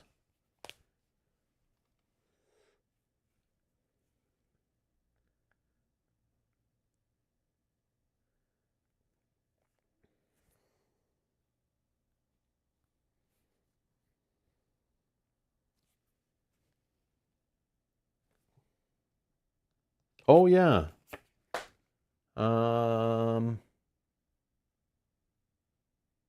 End the turn phase. Oh, I draw a common. I get a common item. Yeah, from the last shard.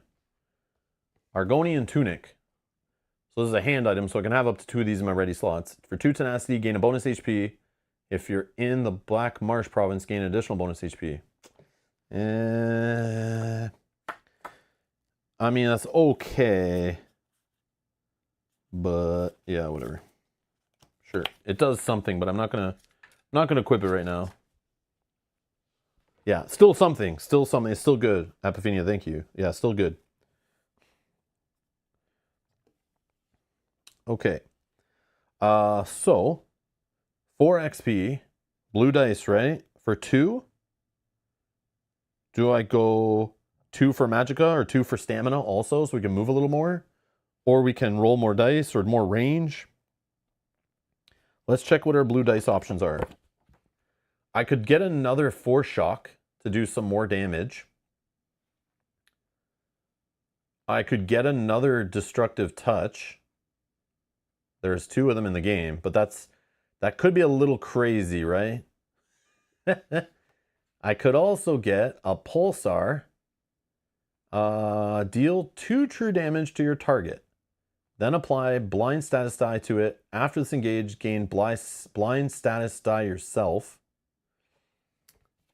And blind status is this unit considers all units to be opposing units. If this unit engages, it can only target the strongest adjacent unit.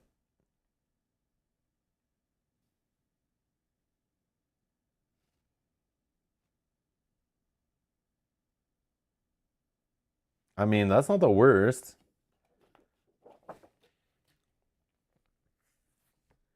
Or deal 2 true damage to a target and 1 true damage to each unit adjacent to your target. All units that take damage from the skill then gain blind status. After this engage, gain a blind status yourself.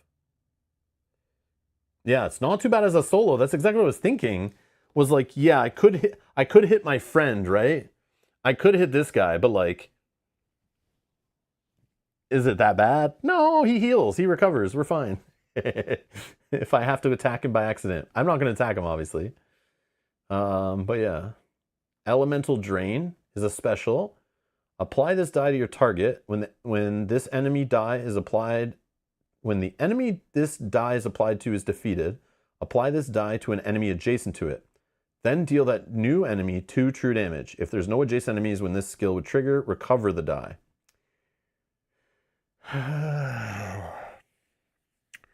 That's interesting. But kind of weird, right? Elemental Rage. Instant. Choose a cache in range and deal a total amount of X damage distributed as you choose among units within 2 hexes of that cache. Then discard the cache.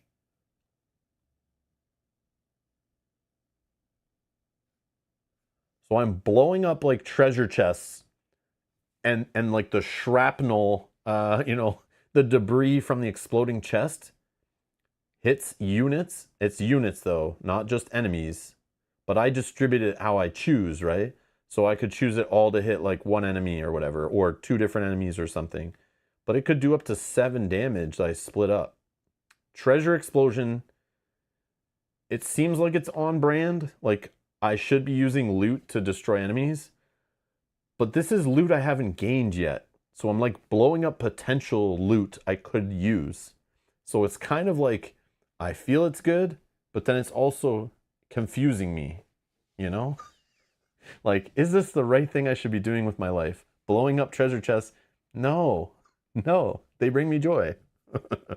But killing enemies brings me joy too.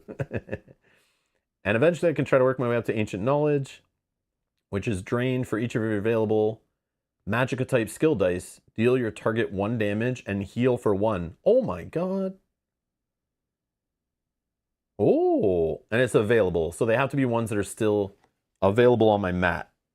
So it's like a little weird to line that up a bit, but obviously a high cooldown would help this a lot. But Pulsar looks good. I like Pulsar. I feel like this is fine.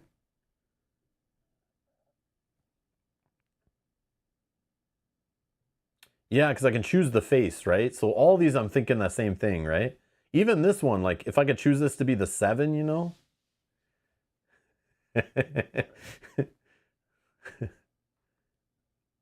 All right. I'm going to do a poll. You guys are choosing.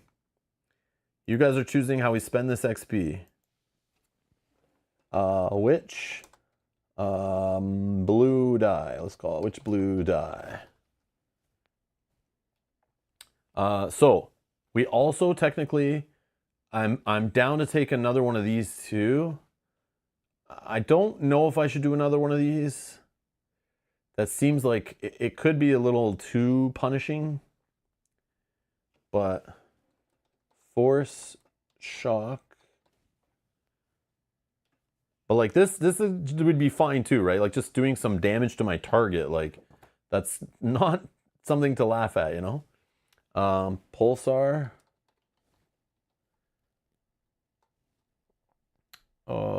Or Elemental Rage?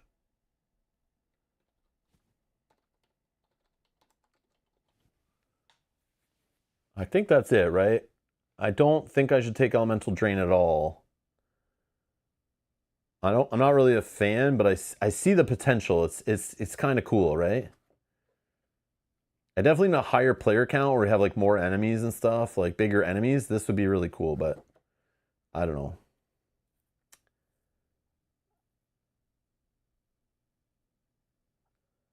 It doesn't sound good, Vlad, to be attacking adjacent, but the thing is, I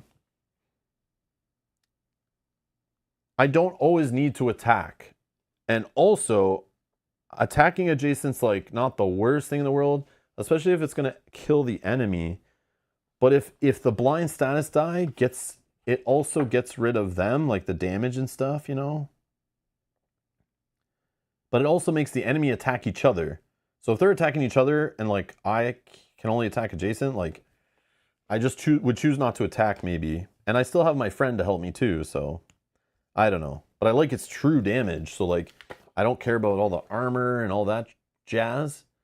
It's just like, yeah, that's a cool die, I think. But I don't know, they're all cool. Like this one's funny, but it needs a cache. And if there's no cache, this is useless. Then I'm like staring at the die like, oh man, that sucks.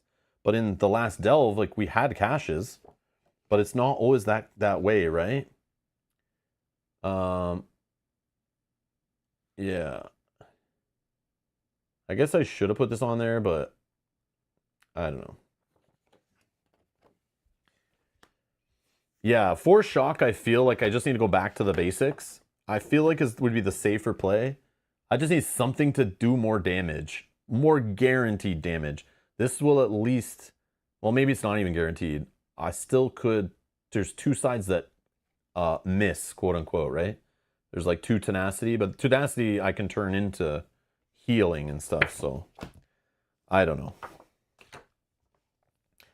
But you guys vote. I'll take whichever one. We'll make it work, right? We'll try to make it work. I just wish combat dice worked with magic, which were just like kind of boring magic dice, but it's kind of fun that they don't, so it's like more interesting. Yeah, guaranteed damage is like, there's technically is no guaranteed damage because all these dice have sides that do nothing.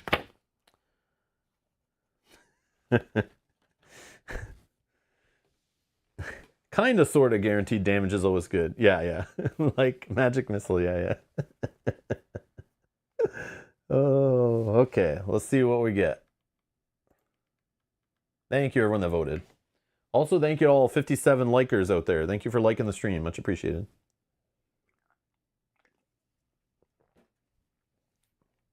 We will be streaming again tomorrow, continuing the playthrough. So join us for that. All right. Assuming we don't die today. Asterisk. Assuming we survive. I guess we could use guild assist if we're really in that bad of a situation. Okay. So, Elemental Rage is what won. Elemental... Oh, the treasure chest one. You guys are funny.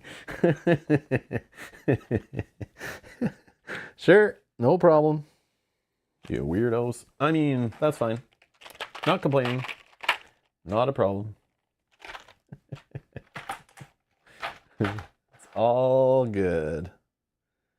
Okay. Oh, yeah, it's level 3. So it does push us up higher too, right? So we can maybe get to like a level 4 for only 2 XP. But now I need to know where I'm spending the other XP. So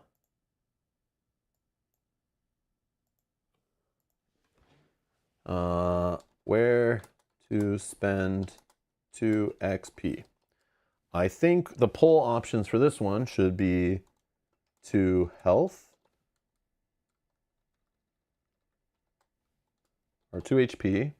So we can go up to 6 being our max. Or 1 stamina for basically for movement, right?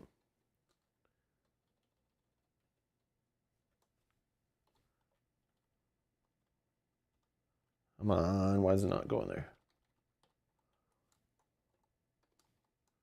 Or I think +1 magic, right?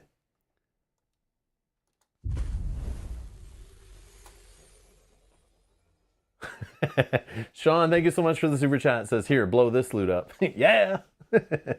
Thank you so much. Okay. Is that what it's called? Magicka? Yeah. I think so. +1 Magicka. More dice. More range. Anything else? You could buy level 4 now. Oh yeah, I could put the level 4 die in there too. So the last option on the poll is going to be the level 4 die, Ancient Knowledge. But again, this is more powerful if I have more magic dice sitting in my mat that I haven't rolled yet. And it's only once per battle. So when my whole cooldown bar is overfilled full of stuff and I'm kind of stuck, I know my ability works with it though, my Dark Elf ability, so I could use that ability to take skill dice out, make them available, fill my cooldown track with light fatigue, and then use that to at least deal 4 damage and heal for 4 HP. So like that's totally an option. I'll put level 4 magic Level 4, what do they call this? Destruction. Destruction die. Yeah, okay. So I'm going to put the poll, 4 options. So I'm going to spend the 2 XP now. My options are stamina, so I can move up to 3 spaces on a turn. Or magicka. This could allow me to roll 4 magic dice in a single engage and also up to 4 range away. Or 2 HP. So that way my max HP would be 6. So when I'm healing normally by any heal effects, I can at least get up to 6 HP. Unless it says exceeds HP, which I already have a way to kind of get HP. But I mean, it's never a bad thing for when I go to rest at an inn that I could get more health than just up to 4, you know, in the future, especially for session 2 kind of thing. So HP could be a thing now, but we can always get it later, quote unquote, you know, after we realize we really need it. But, and then the other one was the level 4 die that we just looked at. Which could help us heal and damage an enemy during an attack, like once per round, because it gets drained. Yeah, the Daedric summoning dies, it's any die that is on this kind of skill, yes. So it's any constellation type for mage. So it's basically saying any mage die. So it's any die that's on these 2 will count that I have. Plus any other skill lines we ever get that are mage focused. So 1, 2, 3, 4, 5. I have 5 dice right now, but they would have to be available, like in slots ready to roll. So I would be rolling that die like without other dice maybe. Yeah, so it definitely works better if you have even more dice in your mat that you're not rolling. But if we leave our magical low, I can only roll so many dice anyway. So it's like I'm kind of restricted there too. So I don't know. You guys figure it out. You decide. But yeah. Yeah. So like at the start of a battle, I could, if I had all 5 of these dice here, I could roll that one by itself and deal 5 damage and heal for 5 and then drain the die. So that could be my opening play, you know, if we're like in doing bad. Unless all the dice are in my bar, then I'm kind of in trouble, but that's where this can help. Yeah. Oh yeah, plus a Daedric die. Yeah, you guys are right. I forgot about that option. A Daedric die, what are we at? Level 3 we could get? Oh, I'm so silly, guys. I didn't realize, yeah, we could already go to this die.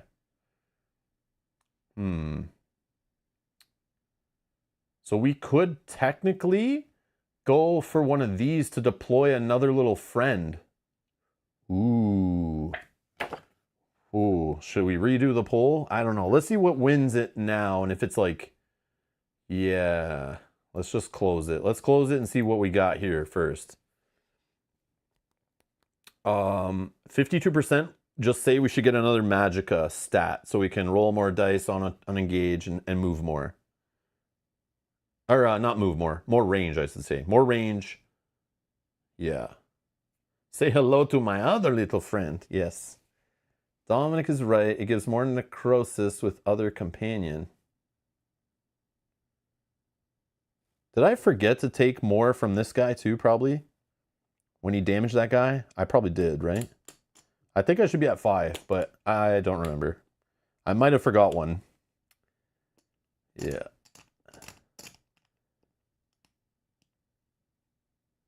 Yeah. More companions leads to more necrosis chips if they're damaging. Yes, you're right. You are absolutely right. But what I think I should just go for magicka as that won the poll. That makes sense.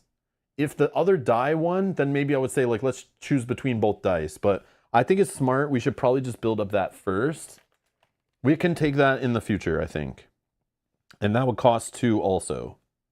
So yeah, let's just take this for now. So we can maybe attack some enemies a little further away. That makes up for our low movement too, and keeps us out of harm's way maybe a bit more. I don't know. That's at least my theory. Yeah. Yep.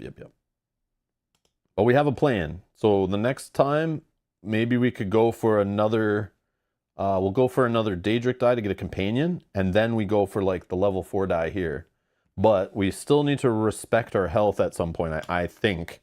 But maybe we don't. If we can get a way to generate tenacity, that would be God mode.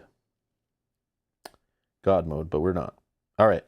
That's the end of the reward phase. Thank you, guys. I'll spend that XP. Then we Adventure Rest Step.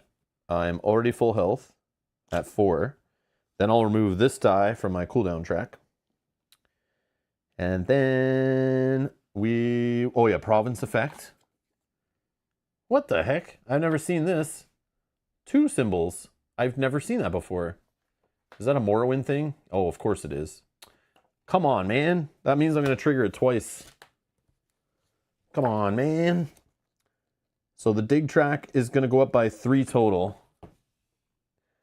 1, and then... Oh, yeah, it goes 1 first, and then goes 2, but it'll just stop there, and this goes up. So we're back at 2 excavations. I've never seen 2 symbols before. Trolls. All right. Yeah, this build is way more fun than I thought. You guys are crazy. I love it. It's really cool. I knew eventually we'd get to summoning, and that's when it really shined. But I felt I'm just so weak. Like, I'm always feel like I'm hanging on to survive, that I never would get to do the Guardian. And because I kept hurting myself and then getting attacked and stuff. Okay, so day 11. I mean, we could just stay here and fight again for more XP. Oh, I forgot to take the 2 XP on my dial here. So I'm at 13 now.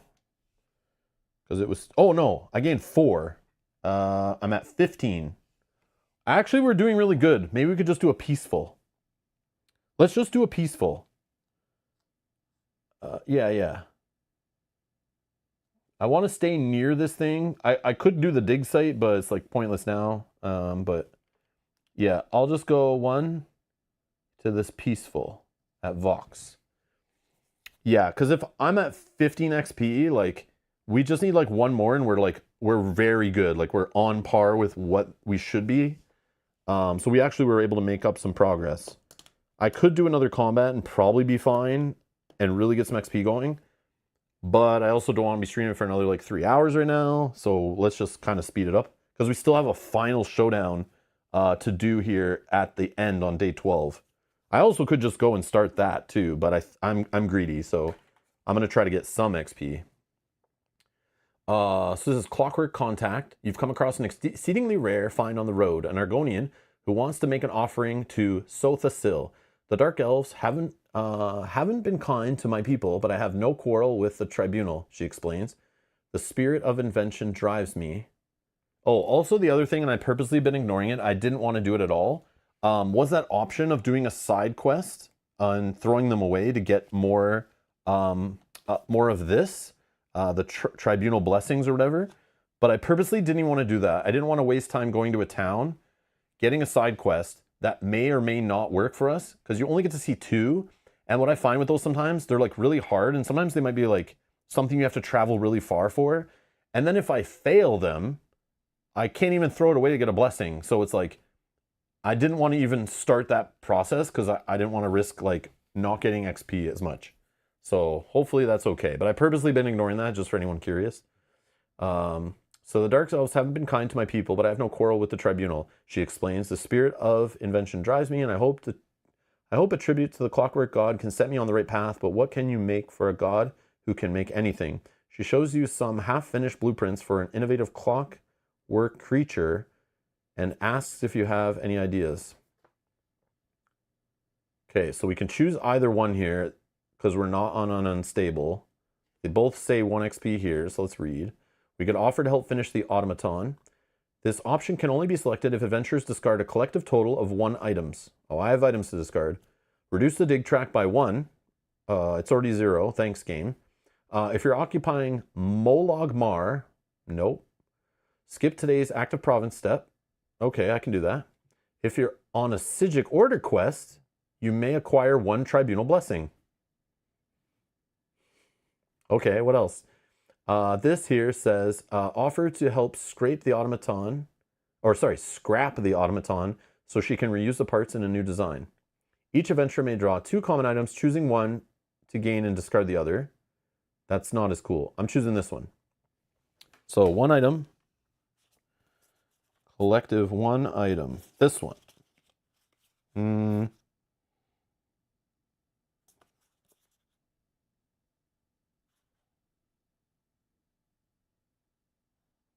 Yeah, I'll just get rid of this armor. Or this tunic. Tunic gone. Okay. Dig track reduced, blah, blah, blah, skip phase, yada, yada. Get a tribunal blessing. So we have 3 tribunal blessings. Okay. Then I gain an XP. And we'll also increase the dig track by 1.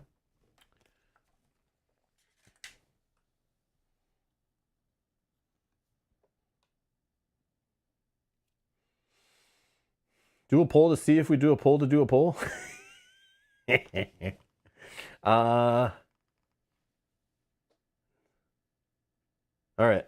So I have 1 XP. Should I just hold? Or should I take an HP? I could take an HP. But I'll hold. I'll probably hold, right? I mean, we are about to go into the final battle. Should I start with 1 more HP under me? Maybe. That's probably smart. I have no tenacity. I'm scared. Oh yeah, during my rest step, this doesn't do anything. Nope. Nope, nope, nope. Okay, well, I'll wait a sec, but then we go to rest, which I'll remove. I don't know. This die. Doesn't matter. Weren't you supposed to do the increased dig step since you went with option 1? Oh, was I supposed to skip it on the last one too? Oh, this one I was, yeah. This one I was, yes. I totally forgot that. Yeah, this shouldn't move up. This shouldn't move up. I'm just, yeah, I was just not playing right. Yeah. Correct, correct. Day 12. So we'll move to here. And we'll trigger end game. Yeah, the skip the blah phase. Yeah, that stuff. Yeah. That one. Yeah. Okay. So we are going to page 33.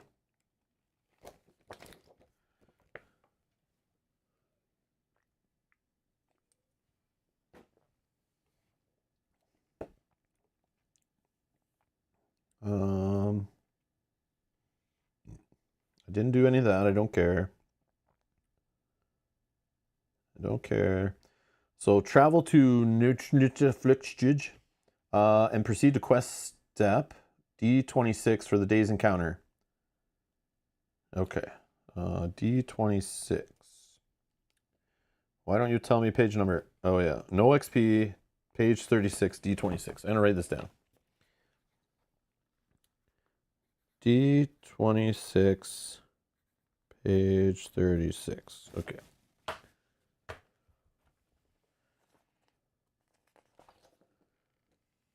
Okay. Whoa. All right. It's gonna be interesting. Look at all these rules. Holy. All right.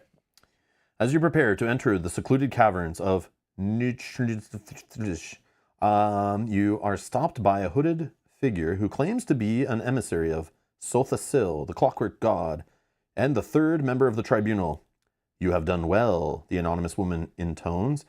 Defeat these disruptors, and surely their plot will fall with them. Long ago, the clockwork god seeded this place with constructs of his own design.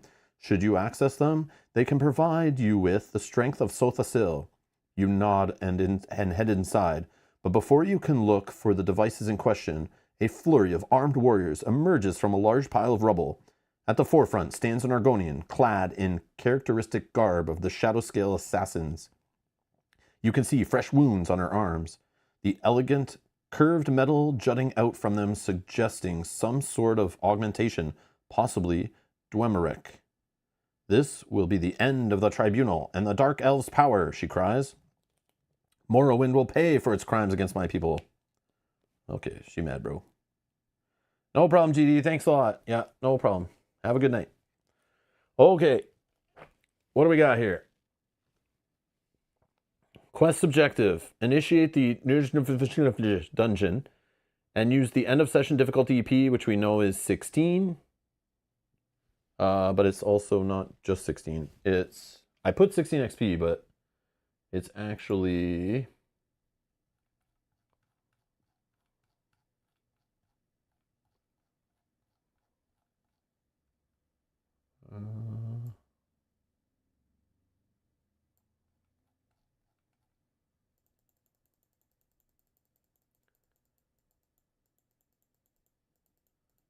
Sorry. Thought I had it open still, but I keep closing it.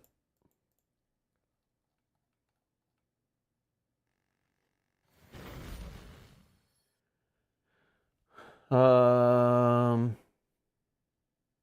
it is just 16. Yeah. Because it's the same on one player. What am I... Yeah.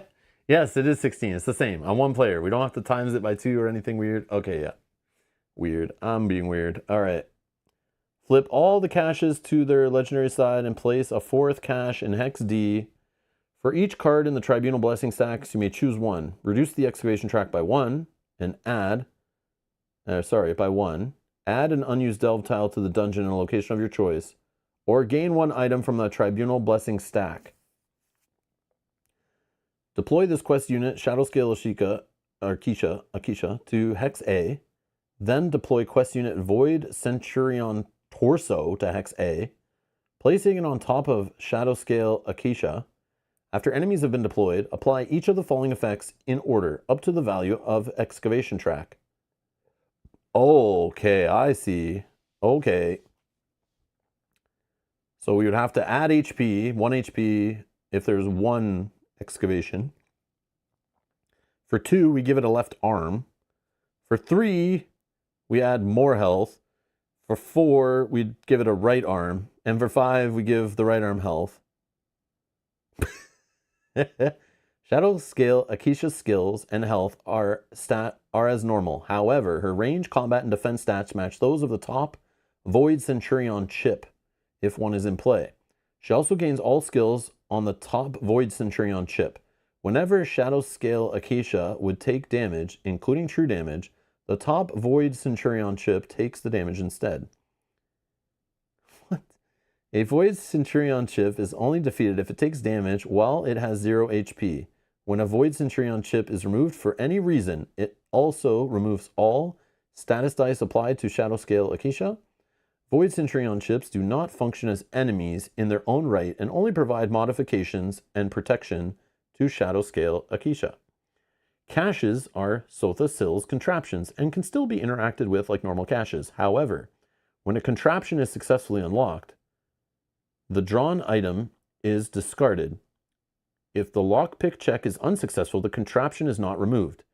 After a contraption is removed, roll a status die and apply it to any non-quest unit. If player is 2 or lower, these status dice may be applied to Shadowscale Akisha. After the last contraption is removed, adventurers may gain a collective total of 6 bonus HP. Then you may remove the top Void Centurion chip from Shadowscale Akisha, along with any HP it still has.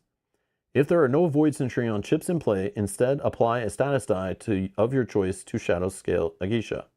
Battle objective is Conquer, which means we have to kill everything in play. We'll get 3 XP. Then we go read and choose what we're doing for session 2. That's the play. But since we're setting up a dungeon, we also have rules probably on that dungeon, right? So that's a thing. So here's the dungeon. Does not include any special setup or game rules. Well, that's good to see. Beyond what is specified in Morrowind quest steps that call for dungeon encounters. All specific instructions for each dungeon setup can be found in the party's current quest. Well, thank you.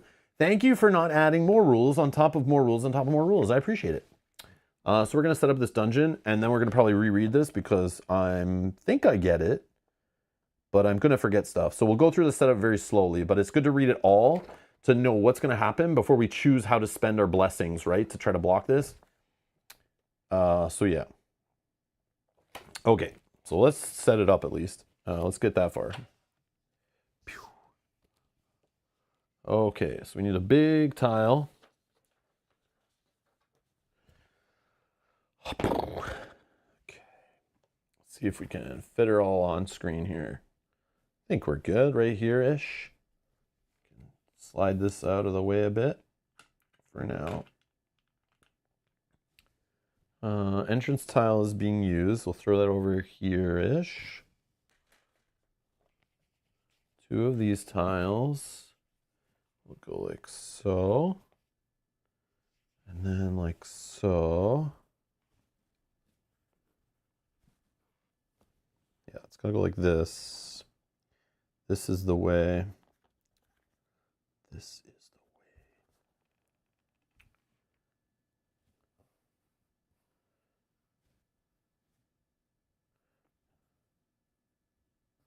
Actually, I want it.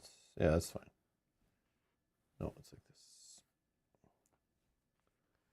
And then we get these long ones.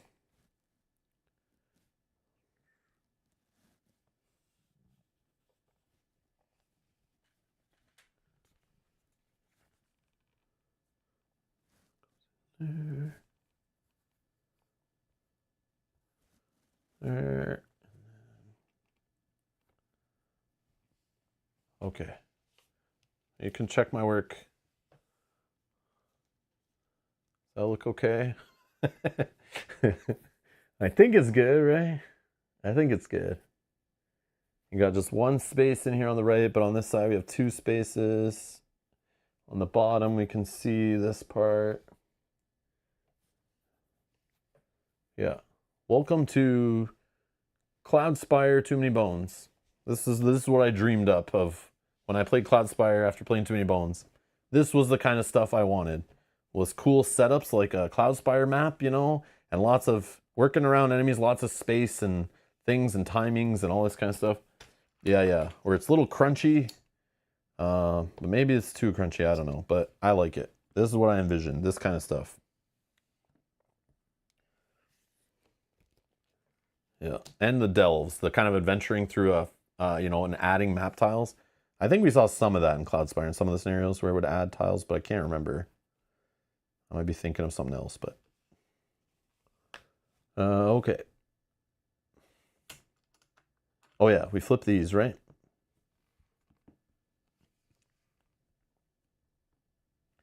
Okay. And then we're gonna go back to our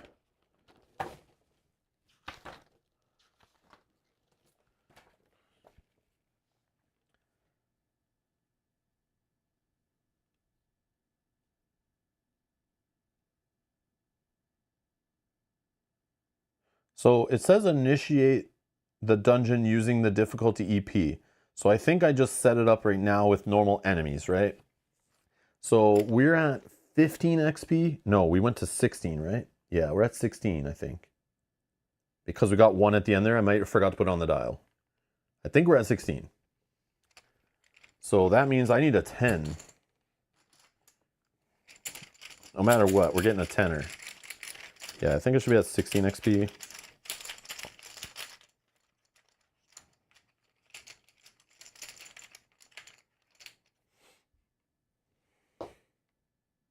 Holy crap, it's a giant bat. Oh, it's a creature, but I don't want to flip this one with my sausage. Delete that. I didn't say that. Okay. All right.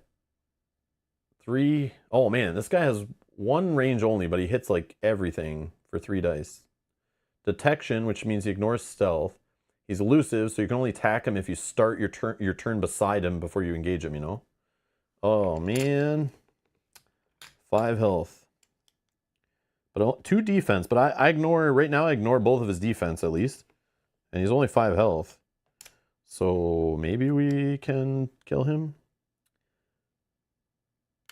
Oh yeah, how does my cache die work in this situation? The one I blow up caches.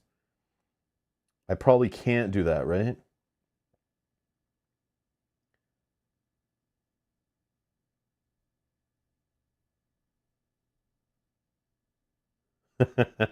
Okay, here's the problem. This is when they word stuff like this. Like it's like caches are contraptions and still can be interacted with like normal caches. Okay, so I can blow them up and hurt enemies.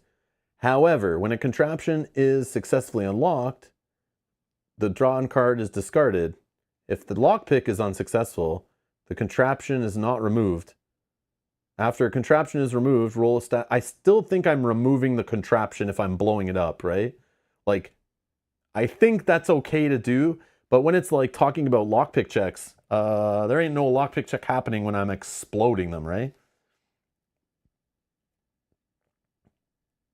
But yeah, the wording of like, can be interacted, like, they always use the term normal, except blah, blah, blah. And it's like, are you taking into account what I do with my crazy dice?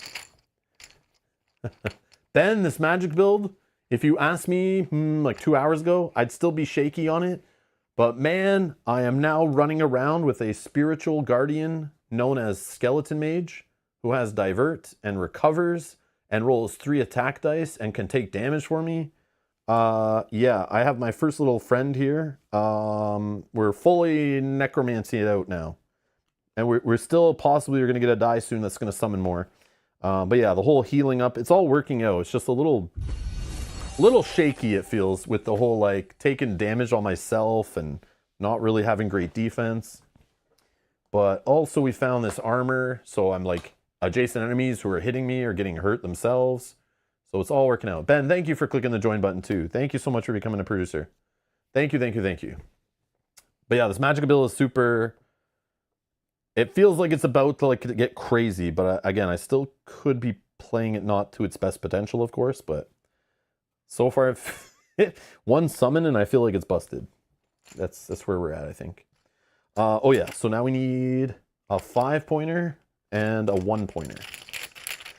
But yeah, thank you for clicking the join button. Thank you so much. Yeah, I'm gonna blow up the contraptions for sure, right? That doesn't seem like I can't do it.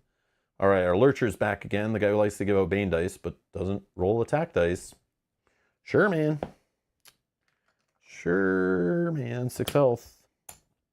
Oh yeah, I gotta find out where this guy goes. I don't know. I just put him in a random spot. I need the page again. Where's that dungeon? Where's that dungeon? All right, so we care about spot 1. We're going to care about Hex A. That's where the boss is going, like dead center.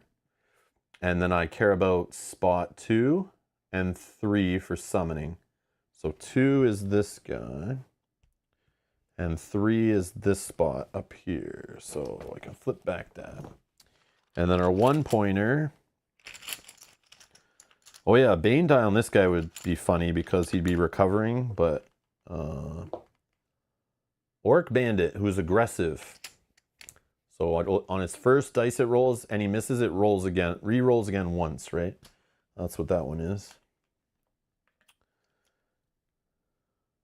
4 health up here. Okay. Oh yeah. We're gonna go through this again slowly, because now I need to decide. So I can look at these, because it's saying I can take some of these as loot if I want. So let's look at what they are. But I think I'm going to throw away 2 just to get this excavation track down to 0. Like, why not, right? Solution of Vitality. For the rest of the turn, after expending this, anytime you would heal a party member or cause an adventurer to gain bonus HP, double the amount healed or gained. The problem is my bone armor isn't healing. It just moves chips from here to there. It's like not worded as healing. What's this? Whoa! I've seen this guy somewhere before. Razak's Opus. Cog Bucket. I'm assuming this is some kind of hint to Tink or whatever. Tink from Too Many Bones. When a lockpick attempt is made, you may choose to add 1 HP chip to this pet and set 1 lockpick die to the side of your choice. When there are 5 HP chips on this pet, discard it. Can help me with these caches. Or caramelized goat nibbles. Man, I'm getting hungry. Discard this item, then heal a targetable level 1/5 enemy. Creature enemy to full HP. That enemy becomes a companion controlled by you for the rest of the battle.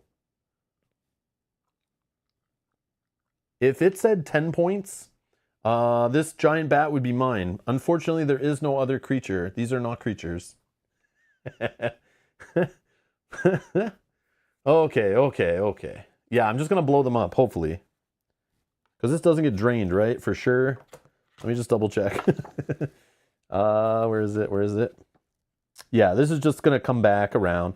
But you know, it does have 2 misses on it, so let's not assume all the caches are gonna get blown up that easy, okay? You know we're gonna miss on some rolls, for sure. For sure. Okay. So what am I doing here? I can choose to reduce the track, which will stop adding HP underneath, which is good. I can keep any of these, or I can add a tile of my choice to the mat. Or to the map, I should say.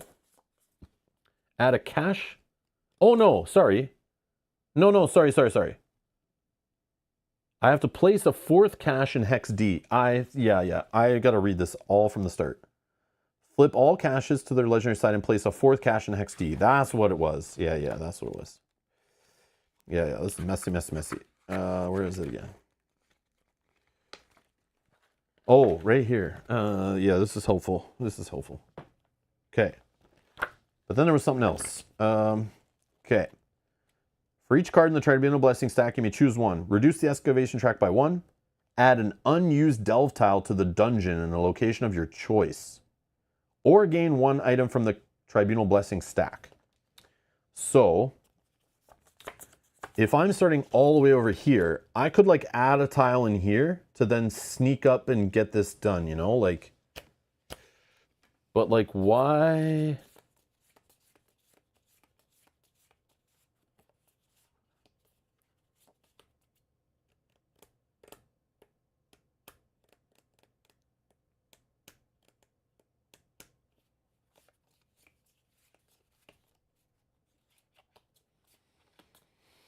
I technically don't need to do the caches, I don't think, but I probably should.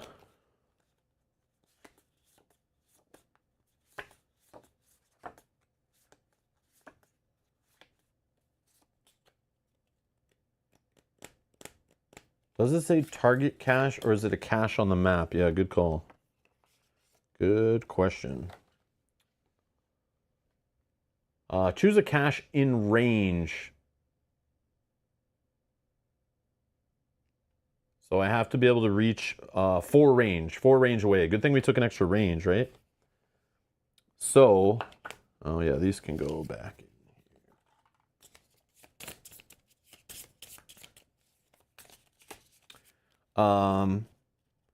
So if I add another tile here, then I can get up and like maybe start blowing those up, but I probably should just start dealing with this enemy anyway. But we have to spawn our boss here still. I don't think I need to do the caches though, because I only have to clear all the enemies. But she's not like invincible or anything. Let's see, where is she?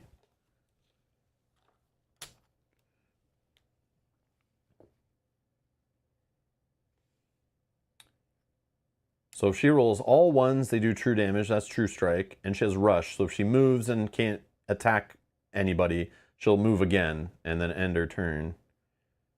And I think we'll only have the torso because I think I'm going to make sure the arms don't even come into play. So burn and restrain. 3 defense. Ooh.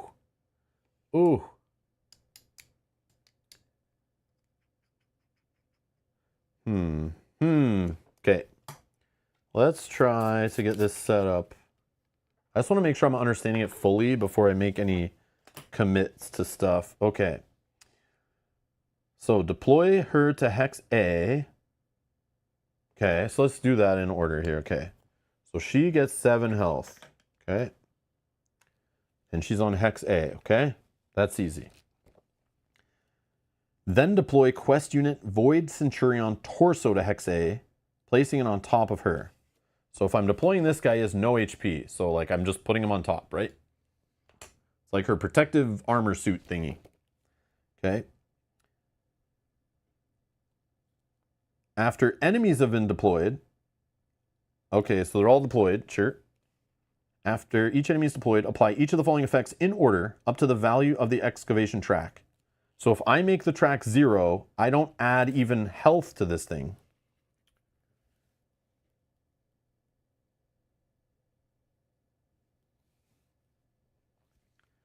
Okay, so I'm going to do that. I'm going to make the track 0. I just got to figure out what I'm going to discard. Okay, then her skills and health are normal.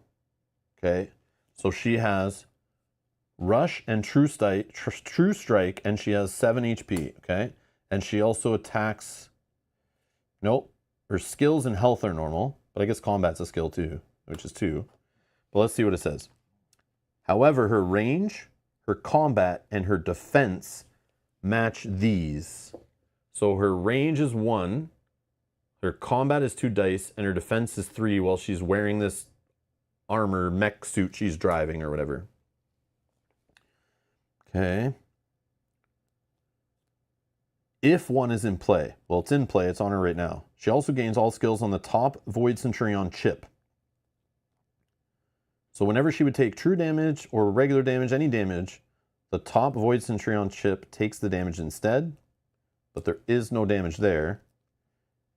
A Void Centurion chip is only defeated if it takes damage while it has 0 HP. So if I discard 2 of these blessings, which I will do, we won't even add any HP to this thing, and all I have to do is get through 3 defense. But right now I'm already ignoring 2 of it, so like I'm good. I should be able to hit this thing for just 1 damage, no problem, whatever. And then we'll break off this armor, or that we'll knock her out of her mech or her suit or whatever. And when it's removed for any reason, it also removes all status dice applied to her. So anything that she has on her, and status dice I can put on her by breaking these caches, and then I can roll dice and add them to her maybe. Void Centurion chips do not function as enemies in their own right and only provide modifications and protection to her. So the caches, though, if it's removed, I can roll a status die and apply it to any non-quest unit. Doesn't say in range, doesn't say anything. And if I'm playing solo, I can also add it to the boss. I can also add a contraption status die to the boss. But then if I add it to her with this armor on and then I break the armor off, she'll lose the die that's on top. Okay. After the last contraption is removed, adventurers may gain a collective, so contraptions. So if I get rid of all these contraptions, I could get a total of 6 bonus HP. Then I may remove the top chip off of her, but I think I can just get it off normally. I'm not that worried. And then along with any HP that it still has, if there's no chips in play, I would instead apply a die of choice to her. So I could then, if I remove all these caches, the last cache goes away. I can then take any status die I want, set it to whatever I want, and slam it on her. Okay. But I can ignore the caches. There's no reason I need to do them, because it's not saying she's invincible or anything. I think those are just there to help you. If this thing was out of control and had a whole bunch of chips and I couldn't get through 3 defense, but I think I can, as long as I can kill this thing, I then can work on her, because these guys I'm not so worried about. But Jonathan says, Rob, want to move to Pittsburgh and play this with me in November? It's funny you think you're actually going to have your copy in November. That's cute. Anyways. Yes, I do. Yes, I do. Maybe I should just visit, though. I don't want to move there, but like, yes, I would love to visit for an extended period. I would love to visit for an extended period. Maybe we can go to a couple Penguins games. Just saying. Just saying. Yep, I'd be down for that. Yeah, so as long as it's during hockey season, I think I could do it. I also could go visit Mr. Nice Guy Games. I like that store down there. Played some fun tournaments there in the past. It's a cool store.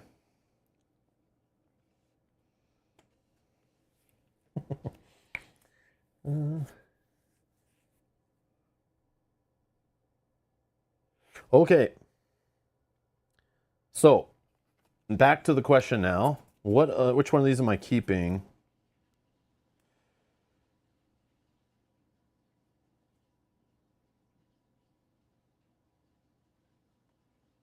I think I'd take the goat nibbles, right? Because maybe we can steal an enemy and use it to help us later.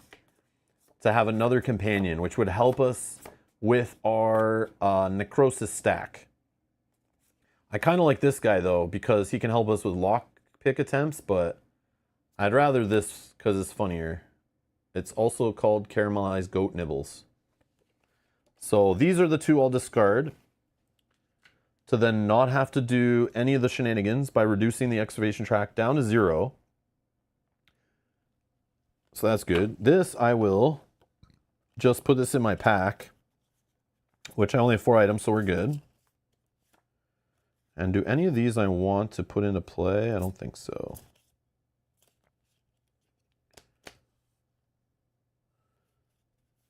Oh.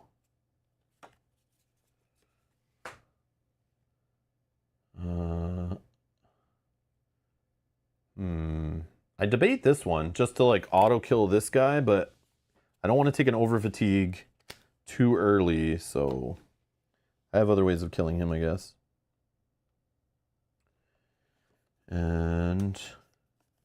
But I will put it here just in case. In case we're in trouble and I really need to pop that. The only problem is we'll lose it at the end of the session if I don't have it refreshed, but it's okay. Yeah, the goat nibbles fit the theme. Yes, exactly. Okay. So, yeah, I don't think I need to add a tile in. I could do that instead of the goat nibbles to add like a tile here, but I think we're okay. I think I'm just going to go fight the enemies like normal. Not worry about the caches so much. I think. Because I don't move very far, so it's like by the time I work my way to a cache, I'm surrounded by enemies. Like, I don't think that's what the situation I want to be in.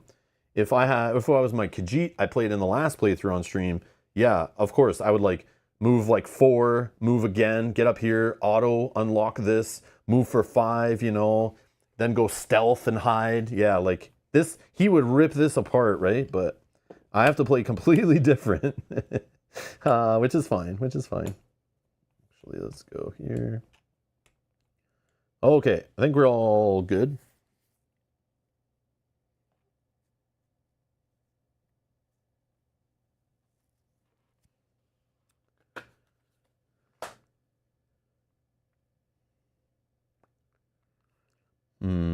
So I can increase my range by 3, 5, and it ignores sight. So right now I don't have sight to this guy because he's not on an adjacent tile. He's not even on the adjacent tile to the adjacent tile to my adjacent tile. He's actually on the adjacent tile to the adjacent tile, which is adjacent to this tile, which is adjacent to my tile. So if I can ignore sight and hit him without moving, that means this jerk face, if he's still alive, can't even get to me. The only problem is, then I just remembered he has elusive, and then swore inside my head and not out loud. And yeah, then we'll just put this back and yeah, we'll just not do that. Freak. Okay, so that's a problem. That means we're not gonna be able to reach this guy. So, how do we set ourselves up so we're beside him at the start of a turn and not dead?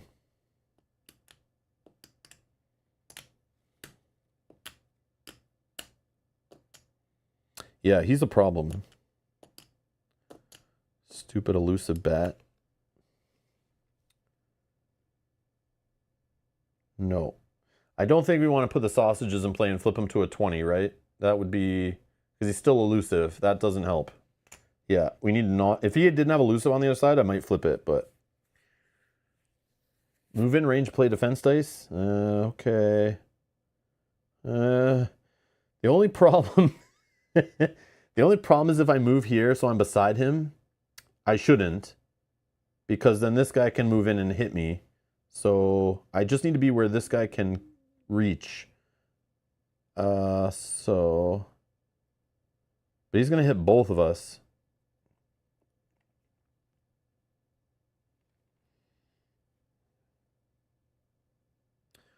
Oh, I just realized I need to be near the caches to blow them up to help me out too, right?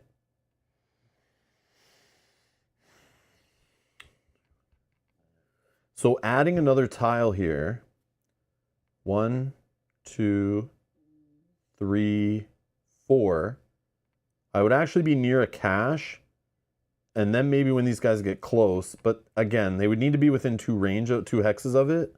So like yeah, I don't know if that's smart. I don't know if that's smart. Okay, let's so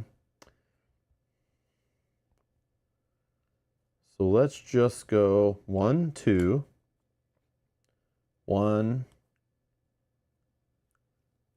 and we'll just have them go here to attack our friend. No, but then I'm not adjacent, right? I need to be adjacent. Yeah, I need to be adjacent. So I'm just going to make him go here then. Yeah, okay. So, oh yeah, cool down. Let's not forget the basic steps of the game.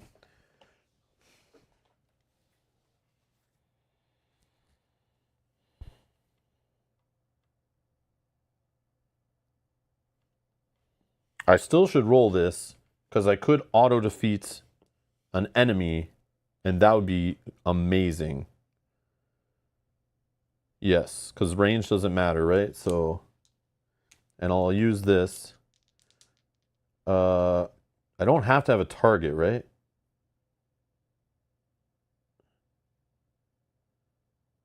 Do I have to?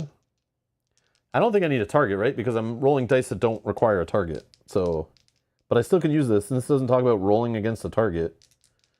I'm just using it to cast my spell, right?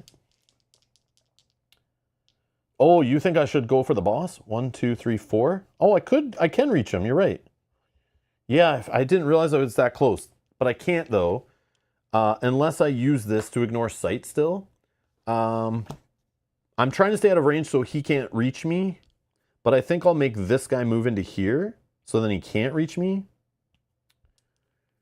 Yeah.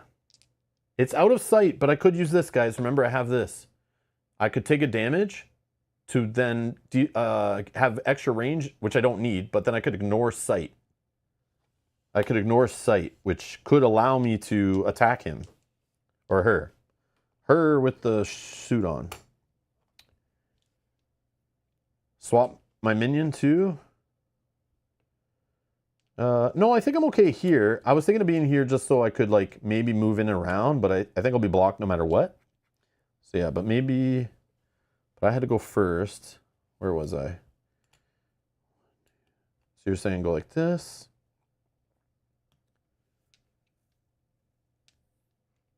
Okay, so range is the distance, and sight is if they're on my tile or an adjacent tile. That's all line of sight is. So I technically can only see, let's think of it that way, for effects that care about sight. So like picking a target, right? I can only see anything on my tile or adjacent. So anything on the adjacent tile.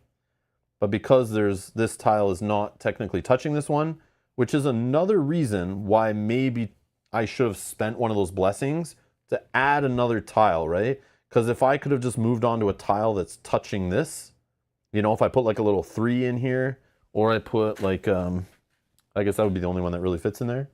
Like if I put this in there, then I could have just like moved on to this tile and then still been able to attack without any trickery.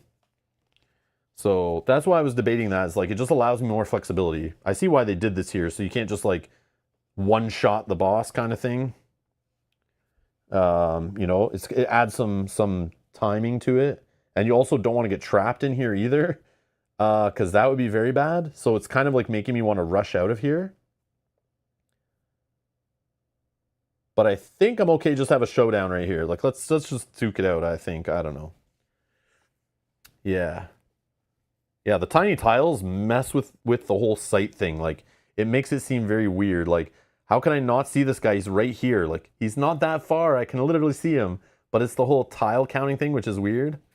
So yeah. Like, if I was here, this guy is in my sight all the way over here because he's adjacent, you know? But it's like, this guy just here, he's not in sight. So it's very, very weird, very weird. It's not like the usual you see with line of sight in games, right? Okay, so you're saying I target that guy. So let's target. Yeah, we'll just roll 4 dice. So we're targeting here. We're going to use the staff that ignores sight, I guess. We have to, right? So I can't re-roll anything because I'm not using this weapon. Maybe we can earn some chips too. Or some tenacity would not be a bad thing.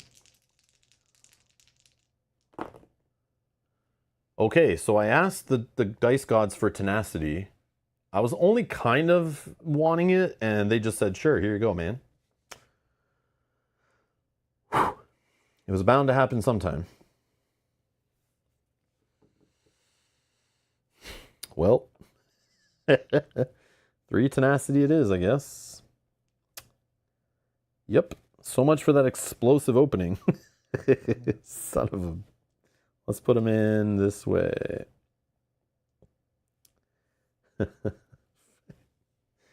Woo! Okay. So now we're going to switch stances. Awkward.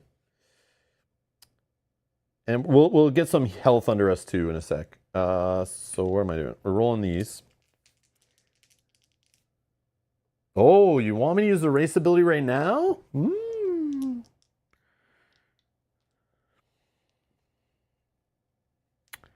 Yeah, I like it. I'm in. Yes. I'm in. It's 3 dice. I was going to do the other thing first. But yeah, let's do it. Let's do it. Yeah, I always forget to use it. I always think of using it in the situation where, like, my bar is so full, it's late game, I really need to pull it out. But, like, using it right at the beginning is not the worst idea. I like it, actually. Okay, so once per battle, during your turn, recover any 4 skill dice from your cooldown track, replacing each with light fatigue. Okay. So then we'll engage again. We'll not switch stances. The only problem is this light fatigue means I'm not really doing much next turn. But there should be something adjacent to me, so we can maybe figure it out. All right, same thing. Same thing. Oh yeah, I'm going to spend 1 tenacity right now. No, I'm not. I'll wait. I was going to spend tenacity to heal right now, but I need this chips here to reduce this guy's defense by 2. And yeah, we're going to use this again. Okay, what do we get? What did we get? So we could do 2 damage. And that's enough to break this off. Okay, that works. Oh, what is burn and restrain? Sorry, I should read those. What is burn? This suit has burn. After this unit determines the target must choose to lose 1 tenacity, discard 1 item, or deal itself 1 true damage. Okay. And restrain. Restrain is after this unit's movement, all opposing units within 3 hexes of this unit are moved 1 hex closer to it if possible. So it pulls me. Cool. That doesn't really change anything I'm doing right here. So,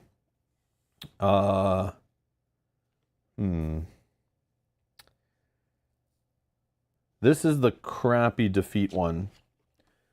This is the one that I could choose a level 1 to 5 enemy to deal true damage to myself. But this guy's 6, I would die. And this guy's 4, I would die. So I can't really do it because I would have to heal first. So maybe I just don't resolve this die. So I'm going to defeat this thing off of there. So this suit is broken. It's gone. Because I would ignore 2 of its armor.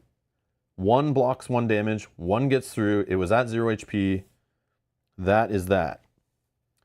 Then I'm going to choose this. And then this to gain a tenacity.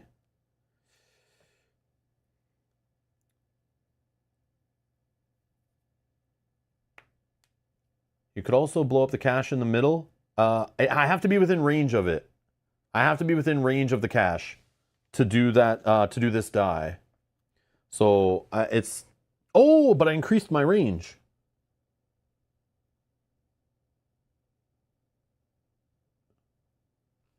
Hold on. Yeah, oh, my bad. Okay, yeah, I could roll that die probably, right? 1, 2, 3, 4, 5, 6. Oh my. I forgot about that. I forgot I am already, I can reach that. Yeah. Okay. I had an extra die, right? 1, 2, 3. Yeah. I can roll 4 dice, right? Yeah. Yeah, I could have rolled this. I was thinking I couldn't even reach that. I didn't even count. Yeah, I like it. Oh, we got the 7. Yes. All the other dice rolls so far this battle have sucked. Except for this one. Okay, so we blow this up. And we're going to deal 7. Oh, let's just read it, make sure we're not cheating. Because this feels too OP.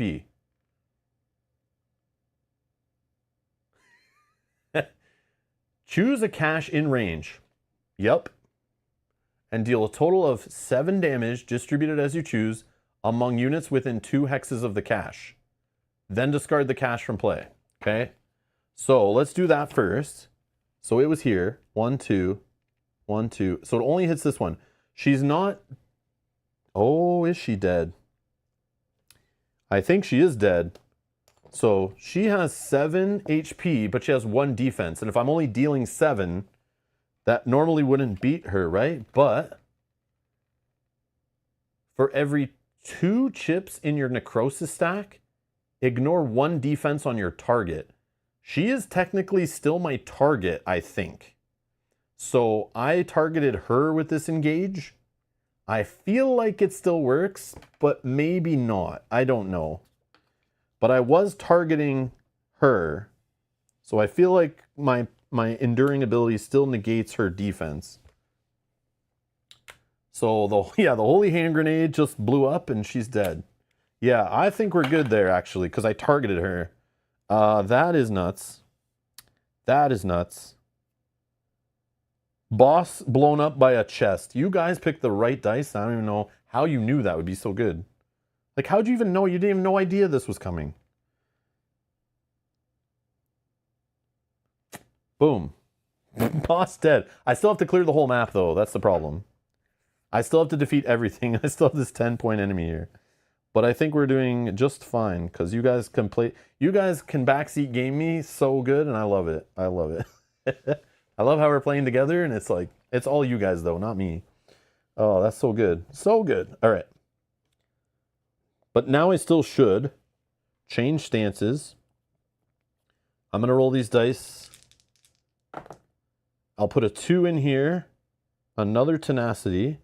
I'm going to spend a tenacity to put this under me like this. So now I have 6 HP. That's like an amazing turn. Yeah, my bar is full. I'm a little scared, but hey, we got 2 defense up here. We're good. Okay, enemies are going to go. There's a 10, a 5, and a 1. Boom, boom. I'm going to have him go in here so that I'm adjacent to him so I can attack him next. I could have had him just like move here and attack me.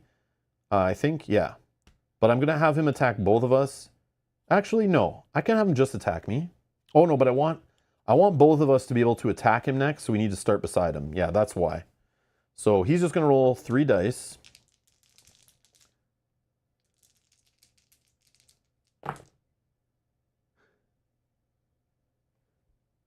And then 2 gets blocked here. And then 1 gets blocked here, but he will damage my mage. Oh, I forgot my mage to go. Oh, no, he couldn't do anything anyway. It's fine. Yeah. He wasn't able to reach. I shouldn't have moved him yet. He should have moved after me, but it's fine. You get the point. It's all still the same. Okay. So he gets hit for 1. Okay, then this guy will go 1, 2. He has a range of 3, but we're not in sight of him either way. So 1, 2, 3. He can't reach us. Then this guy will go 2. Okay. Round 2. Cooldown. Slide. Oh, I also should have got a necrosis chip, right? From The damage that was removed from the boss. I should have got a necrosis chip. Yeah, because that was still dealing damage. That was, she took damage. She took damage. She took damage.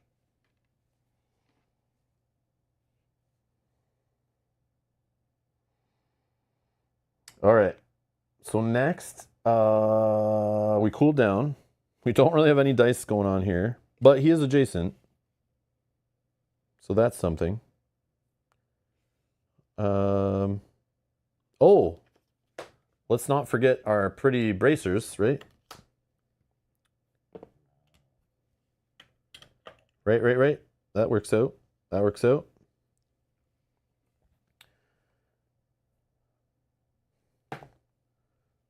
So we're going to deal it 2 true damage, right? 2 true damage. Yep. Deal X true damage to an adjacent enemy. Pow, pow. And necrosis. Back up to 4. Cool down.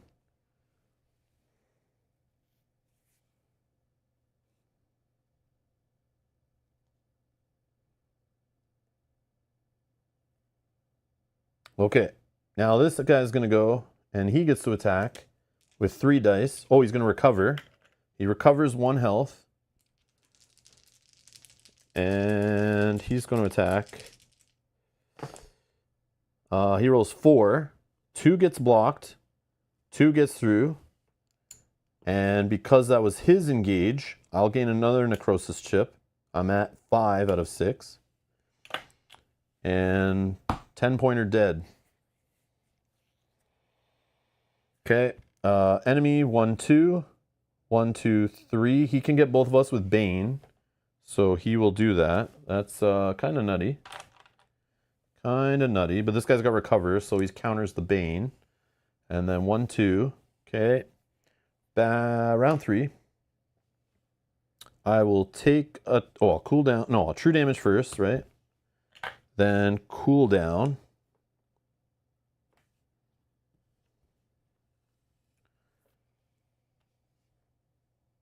He has no sight on you? Oh yeah, this guy does not have sight on me. 100%. 100%. He's still too far. He's still too far.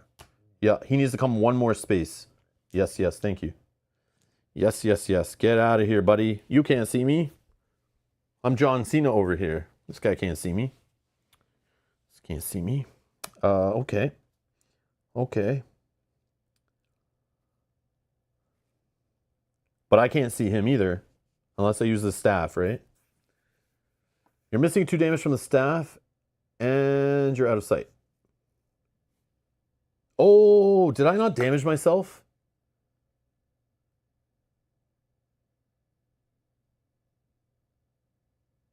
I only used it once, right? Didn't I only use it once? Okay. Okay, no problem. I used it once through that full engage. Did I use it again?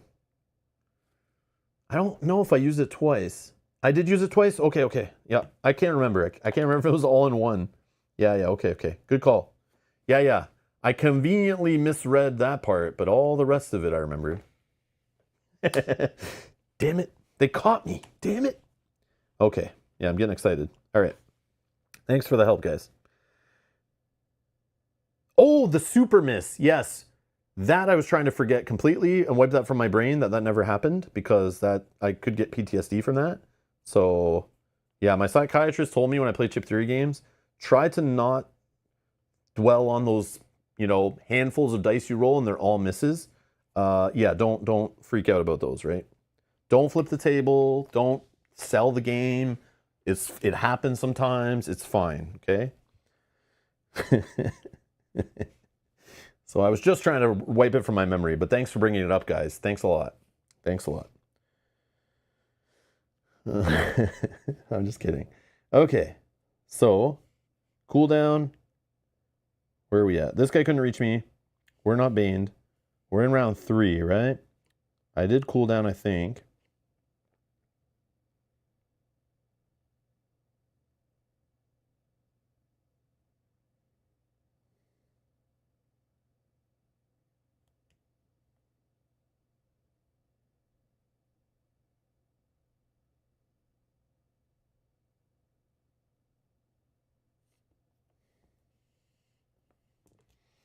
I'll just target this guy.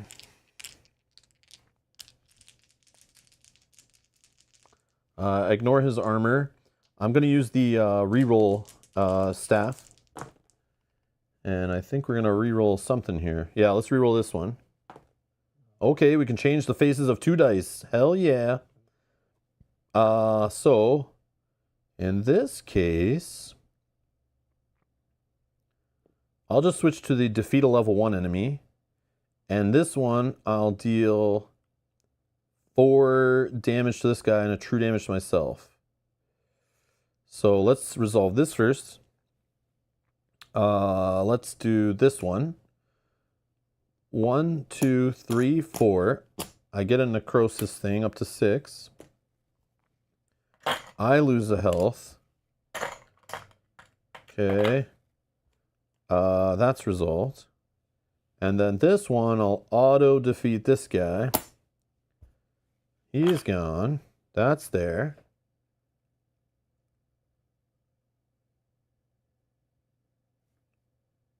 Oh yeah, I could have, yes.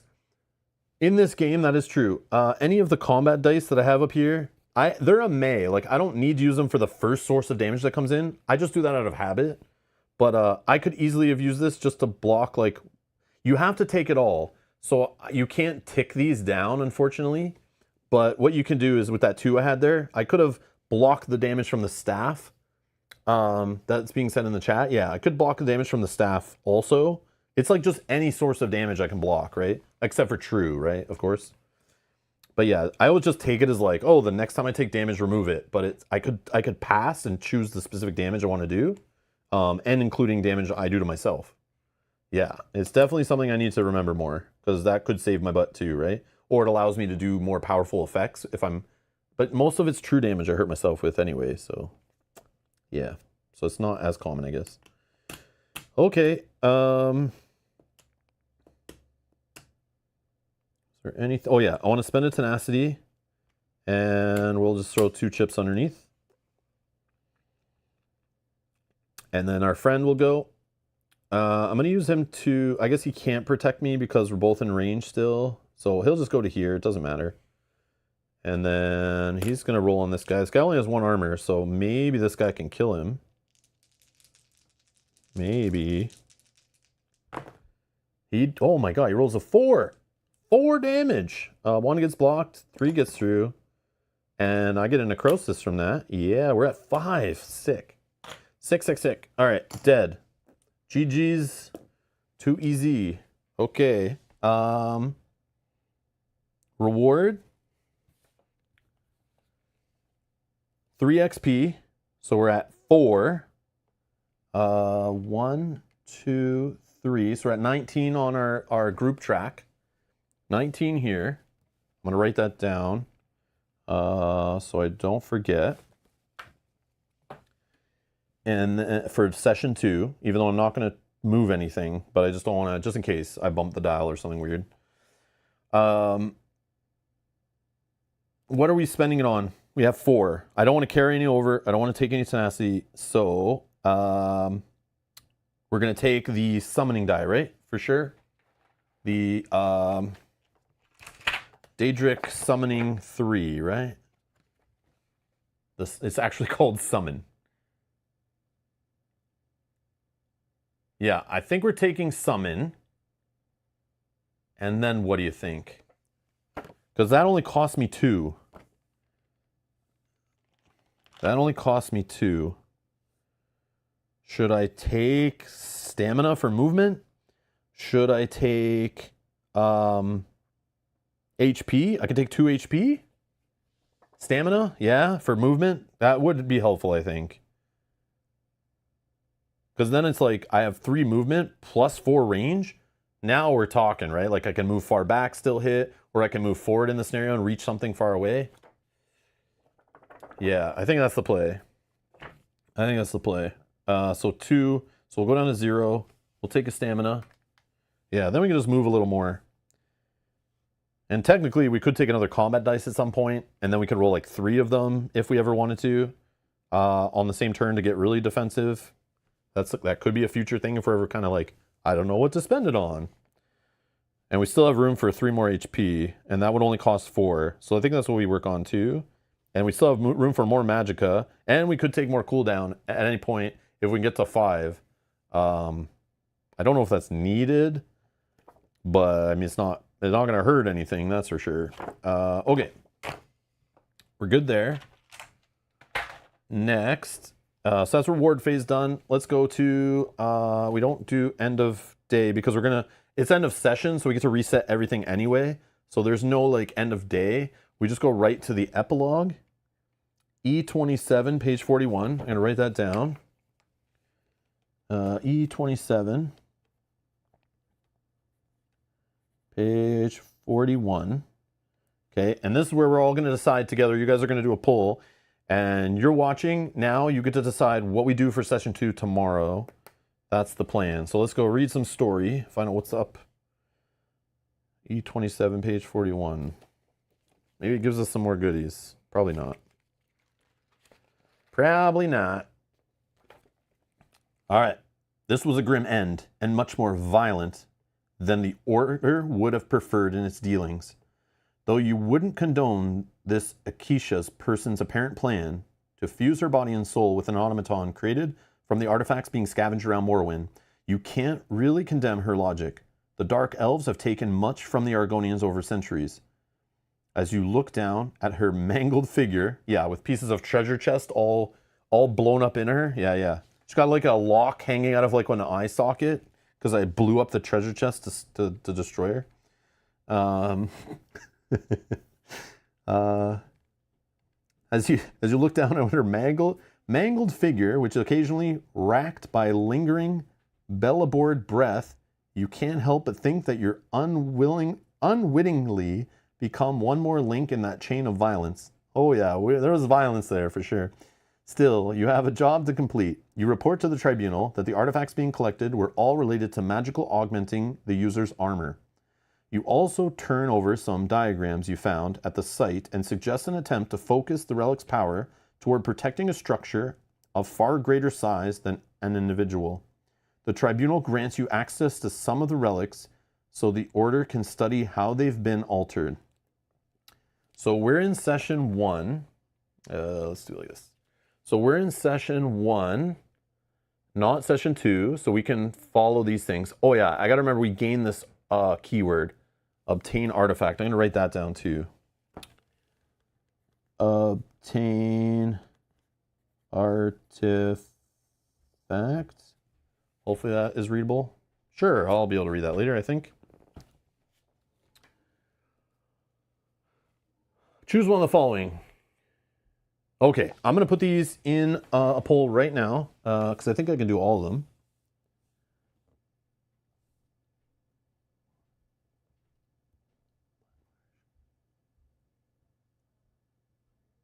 Oh, I can't. There's only 2 options.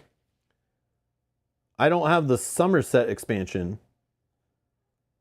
I'm sure that'll be released in the next couple of years. Okay, so this is easy. So poll, hold on, here we go.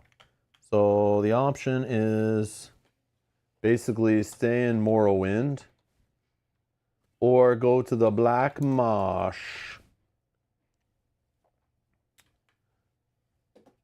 But I'll read what guild they're for too. Which region for next session tomorrow? Nope. Tomorrow. Okay. So the options are, if the tribunal has another job for you, select Morrowind Thieves Guild quest for session 2. If the Psijic Order sends you south to investigate a natural anomaly, select the Black Marsh Psijic Order quest for session 2. So do we want to work with the Thieves Guild or the Psijic Order? Thieves Guild, we'd stay in Morrowind. So same map.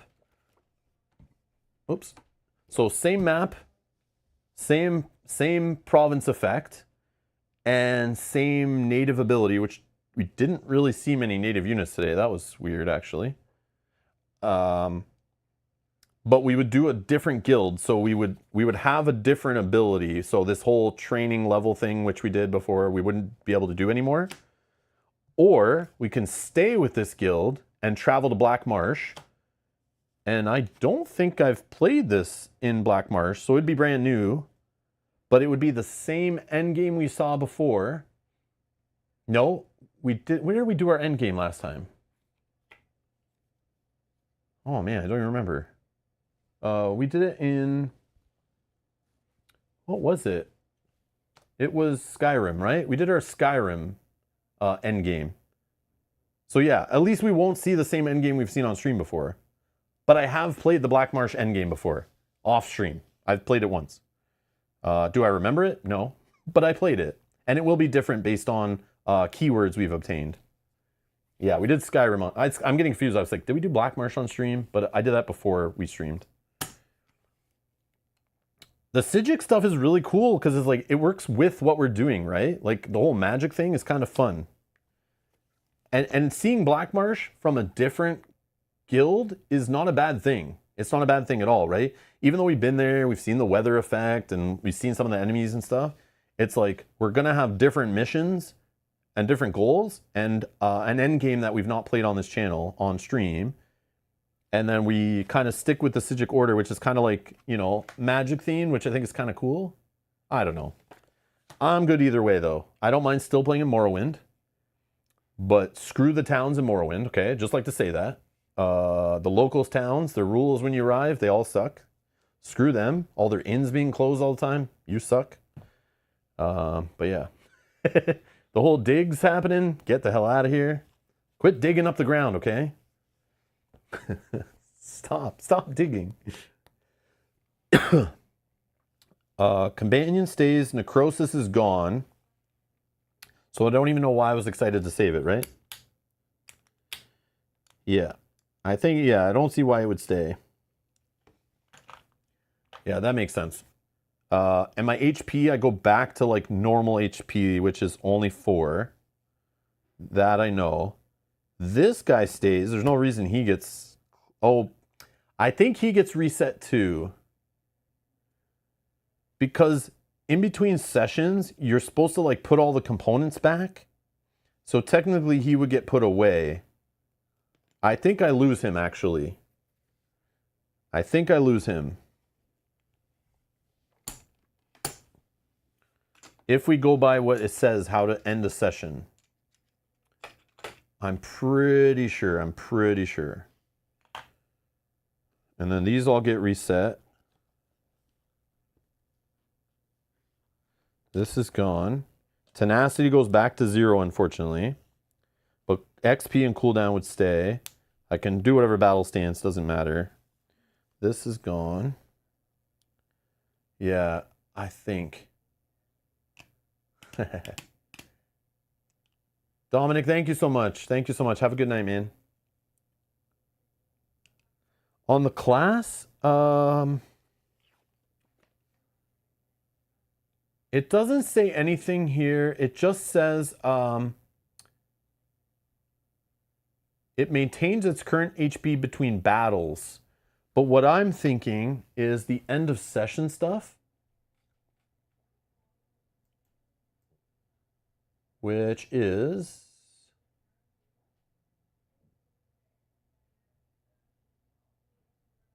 Oh, where was that? Page 49. Page 49. I'll show you what I mean. Maybe I'm wrong. Maybe I'm wrong. I hope I'm wrong.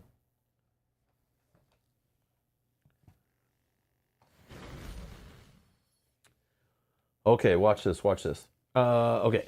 Successfully completing a session. During the day, the party succeeds this guild quest. The players complete the reward phase, but skip the end of day. The session ends. When your party completes a campaign session, the players need to record their progress and store their adventures following the steps below. Do this before packing up the other components. Follow these instructions even if proceeding directly to the next game session. We are proceeding to the next game session. It still says, I don't give a crap, Rob. Follow these instructions, okay? The party reads its guild quest epilogue step. Yes. It wraps up the story and gives them instructions for where to choose their next province, okay? It varies based on which session the party completed. Okay, that's great. The party leader records any other relevant session information, including the XP on our dial. If they're uncompleted side quests, they must be discarded. Persistent effects granted by encounters or quests are discarded. I don't have any persistent effects at all. Not recorded and do not carry over unless specifically stated. Any campaign-wide effects will instruct you to log them in your journal. Each adventurer does the following. Return all of your adventurer's HP chips, including bonus HP to the supply. Okay. Adventurers will start the next session healed to full HP with no bonus HP, recover all skill dice, and discard all fatigue or status dice from your cooldown track. You keep your saved XP and cooldown stat at their current values, reset tenacity to 0. Then you keep your class sheet on its current side, so I'm a master at my class, so we're good. Discard any class-related additional effects or components, such as... It says it right here. I didn't even know what this was before, and I just skipped over it.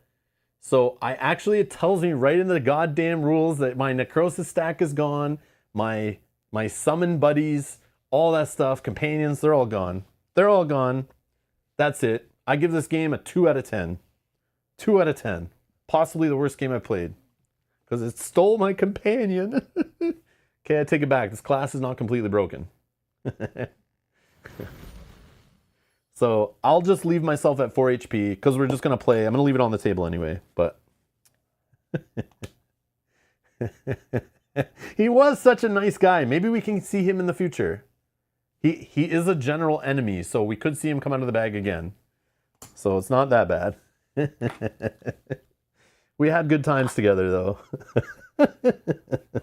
He did take some hits for me. Oh, man. Yeah, good thing I didn't have to pay for it. Yeah, true. That's true. Okay, maybe the game's not as bad. No, I'm just kidding. That's funny. Okay. So, anything else that's in there? Yeah, before I read that step, and I just ignore it, right? Because I'm like, I don't know what a necrosis stack is. I don't know. Sure. What's a warden? I have no idea. Discard all expended items. I didn't expend any of my items, so we're good. And I have no pets with HP on them. And then it says disassemble the other components and place them back in their storage trays, blah, blah, blah. So I'll just take these tiles and put them off to the side in their stacks. And they're there. This one's gone. Okay. I'll just leave this out here. We'll probably need this again. Oh, no. Where are we going, actually? Let's find out. Thank you guys for voting. I'm going to close the poll now. Black Marsh, 60%. Okay. So then we'll use the same tile we used for Black Marsh before. Easy. I don't know which one looks better. This way? Sure. Boom. So that's our clash mat. No longer in this one. All right. We'll just do that. So that means we're staying with Sijic, right? Yes. Sijic. Okay. Black Marsh, which I don't have the book. I put it away so I didn't accidentally keep looking at the wrong books, so I cleaned it up. I didn't think we were going to go to the same regions we went to before, at least not for this session. So I'll write that down. So this was Sijic. And then we're going to also Sijic, Black Marsh. And this was Morrowind. Okay. And we have 19 XP. We got our keyword. I think we're good. Okay. Morrowind's out. Morrowind's out. Yeah, I don't have Black Marsh right here. I'll grab it after the stream. And we'll put this 10-pointer back in the bag. We'll put these 1 and 5 pointers back in the bag. These quest enemies we set aside, they can go back to the pile. And this can go back to 1. We'll reset the day counter to 1. We keep our XP the same. I keep my loot, however. And my skills, and we keep the same guild. And we're going to keep this friend nearby just in case we summon him now that we get to summon these, right? Yeah, the Clan Fear and the Atronach. So we're going to have these friends now we can summon. So hopefully they can keep us company before we get another spiritual guardian, right? So yeah, we'll just... we'll keep him nearby. Okay. Are we good? I think we're good. Yeah, bye-bye, mage. You took a beating like a champ. Yeah. Sweet. Okay, we made it. Thank you, guys. Wow. There it is. Session 1 in the books. After starting, what, like only 11 and a half hours we took total or something like that? To set up the game, pick a character, decide on a class, pulls out of everywhere, pulls all over the place. Lots of overthinking every single overland movement phase. Tons of overthinking every first round of combat. Lots of takebacks and like cool decisions to really destroy the enemies on the board and not die. Yeah. Yep. But hell yeah, that's 11 hours of fun. That's good. Yeah. Definitely fun. Only fun. Only 6 hours short? Yeah. So, but yesterday's stream, added to today's stream, is literally only one session. So I think we set the Guinness Book of World Records for the length of a single session of Elder Scrolls Betrayal of the Second Era. I'll put the challenge when you guys get the game in quarter 4 or quarter 1, 2025, whenever your game shows up. Let's see how long you can take on your third play through the game. I bet you could not make it take as long. I challenge you. I dare you. I dare you to try to take as long as I do. You won't do it. You won't do it. No, I'm just kidding. You guys will play way faster. But that's definitely fun. That's definitely fun. This build is cool. I'm looking forward to session 2. We're going to try to get another summon to put into play to help us out. Hopefully we can do it like really early in session 2. Get into a combat and then bring someone back from the dead. And then have them for the rest of the scenario. Especially if they have the recover ability. But it only can be a 1 or 5 pointer, so we got to get lucky at what we can pull, right? But yeah. No, thank you guys for playing along with me. I appreciate it. Oh, Kristen asks, do keywords change the endgame significantly, or do they just add minor changes? They're kind of like minor-ish changes. They're kind of like... They did drastically change the difficulty, the ones we had before. Like, sometimes they can totally change a rule of the final scenario. Give you a super powerful ability. They could nerf the boss. They can make it harder. I don't know. They're all just kind of ways of tweaking it and kind of changing the feel of it. But I don't think it's that drastic usually, but I have never read them all. Just the ones I had where I would say kind of like, they would change like one rule about it. But it still, I think, makes them feel different than they would without that rule. But yeah, I don't know for sure. But anyways, thank you all for playing along. Thanks for putting up with me. Thanks for giving me the tips and helping me out not miss rules as much and asking the questions and deciding how to build this guy with all the different dice and things. And yeah, all the cool ideas as we played along. I appreciate it. I appreciate it. Love the discussions. It's all good. Definitely fun. Thank you guys. Yeah, no problem. No problem. Actually, yeah, I would say, Christian, watch our episode 3 of our last playthrough and you'll see, because I put them on screen and we read through some maybe, but I don't want you to spoil it for yourself either. If you're already like, if the game's coming, like, don't spoil it for yourself. Because some of that stuff's kind of fun, surprise. But we will see that probably on Friday. If we make it to the final showdown, we'll be playing that here live on Friday during this run. And you'll get to see, I'll show you the full page and you can see all the different options, you know? But yeah, anyways, thank you all for watching, and I'll see you in the next stream, maybe tomorrow. You can join me, maybe. The next stream is in the playlist down in the video description if you're looking for it. And thank you to all 80 of you who clicked the like button. Thank you so much. And thank you, of course, to these people for supporting the channel, allowing me to sit here all day and do this with you guys. Thank you so much. Anyways, we'll see you in the next one. Bye-bye.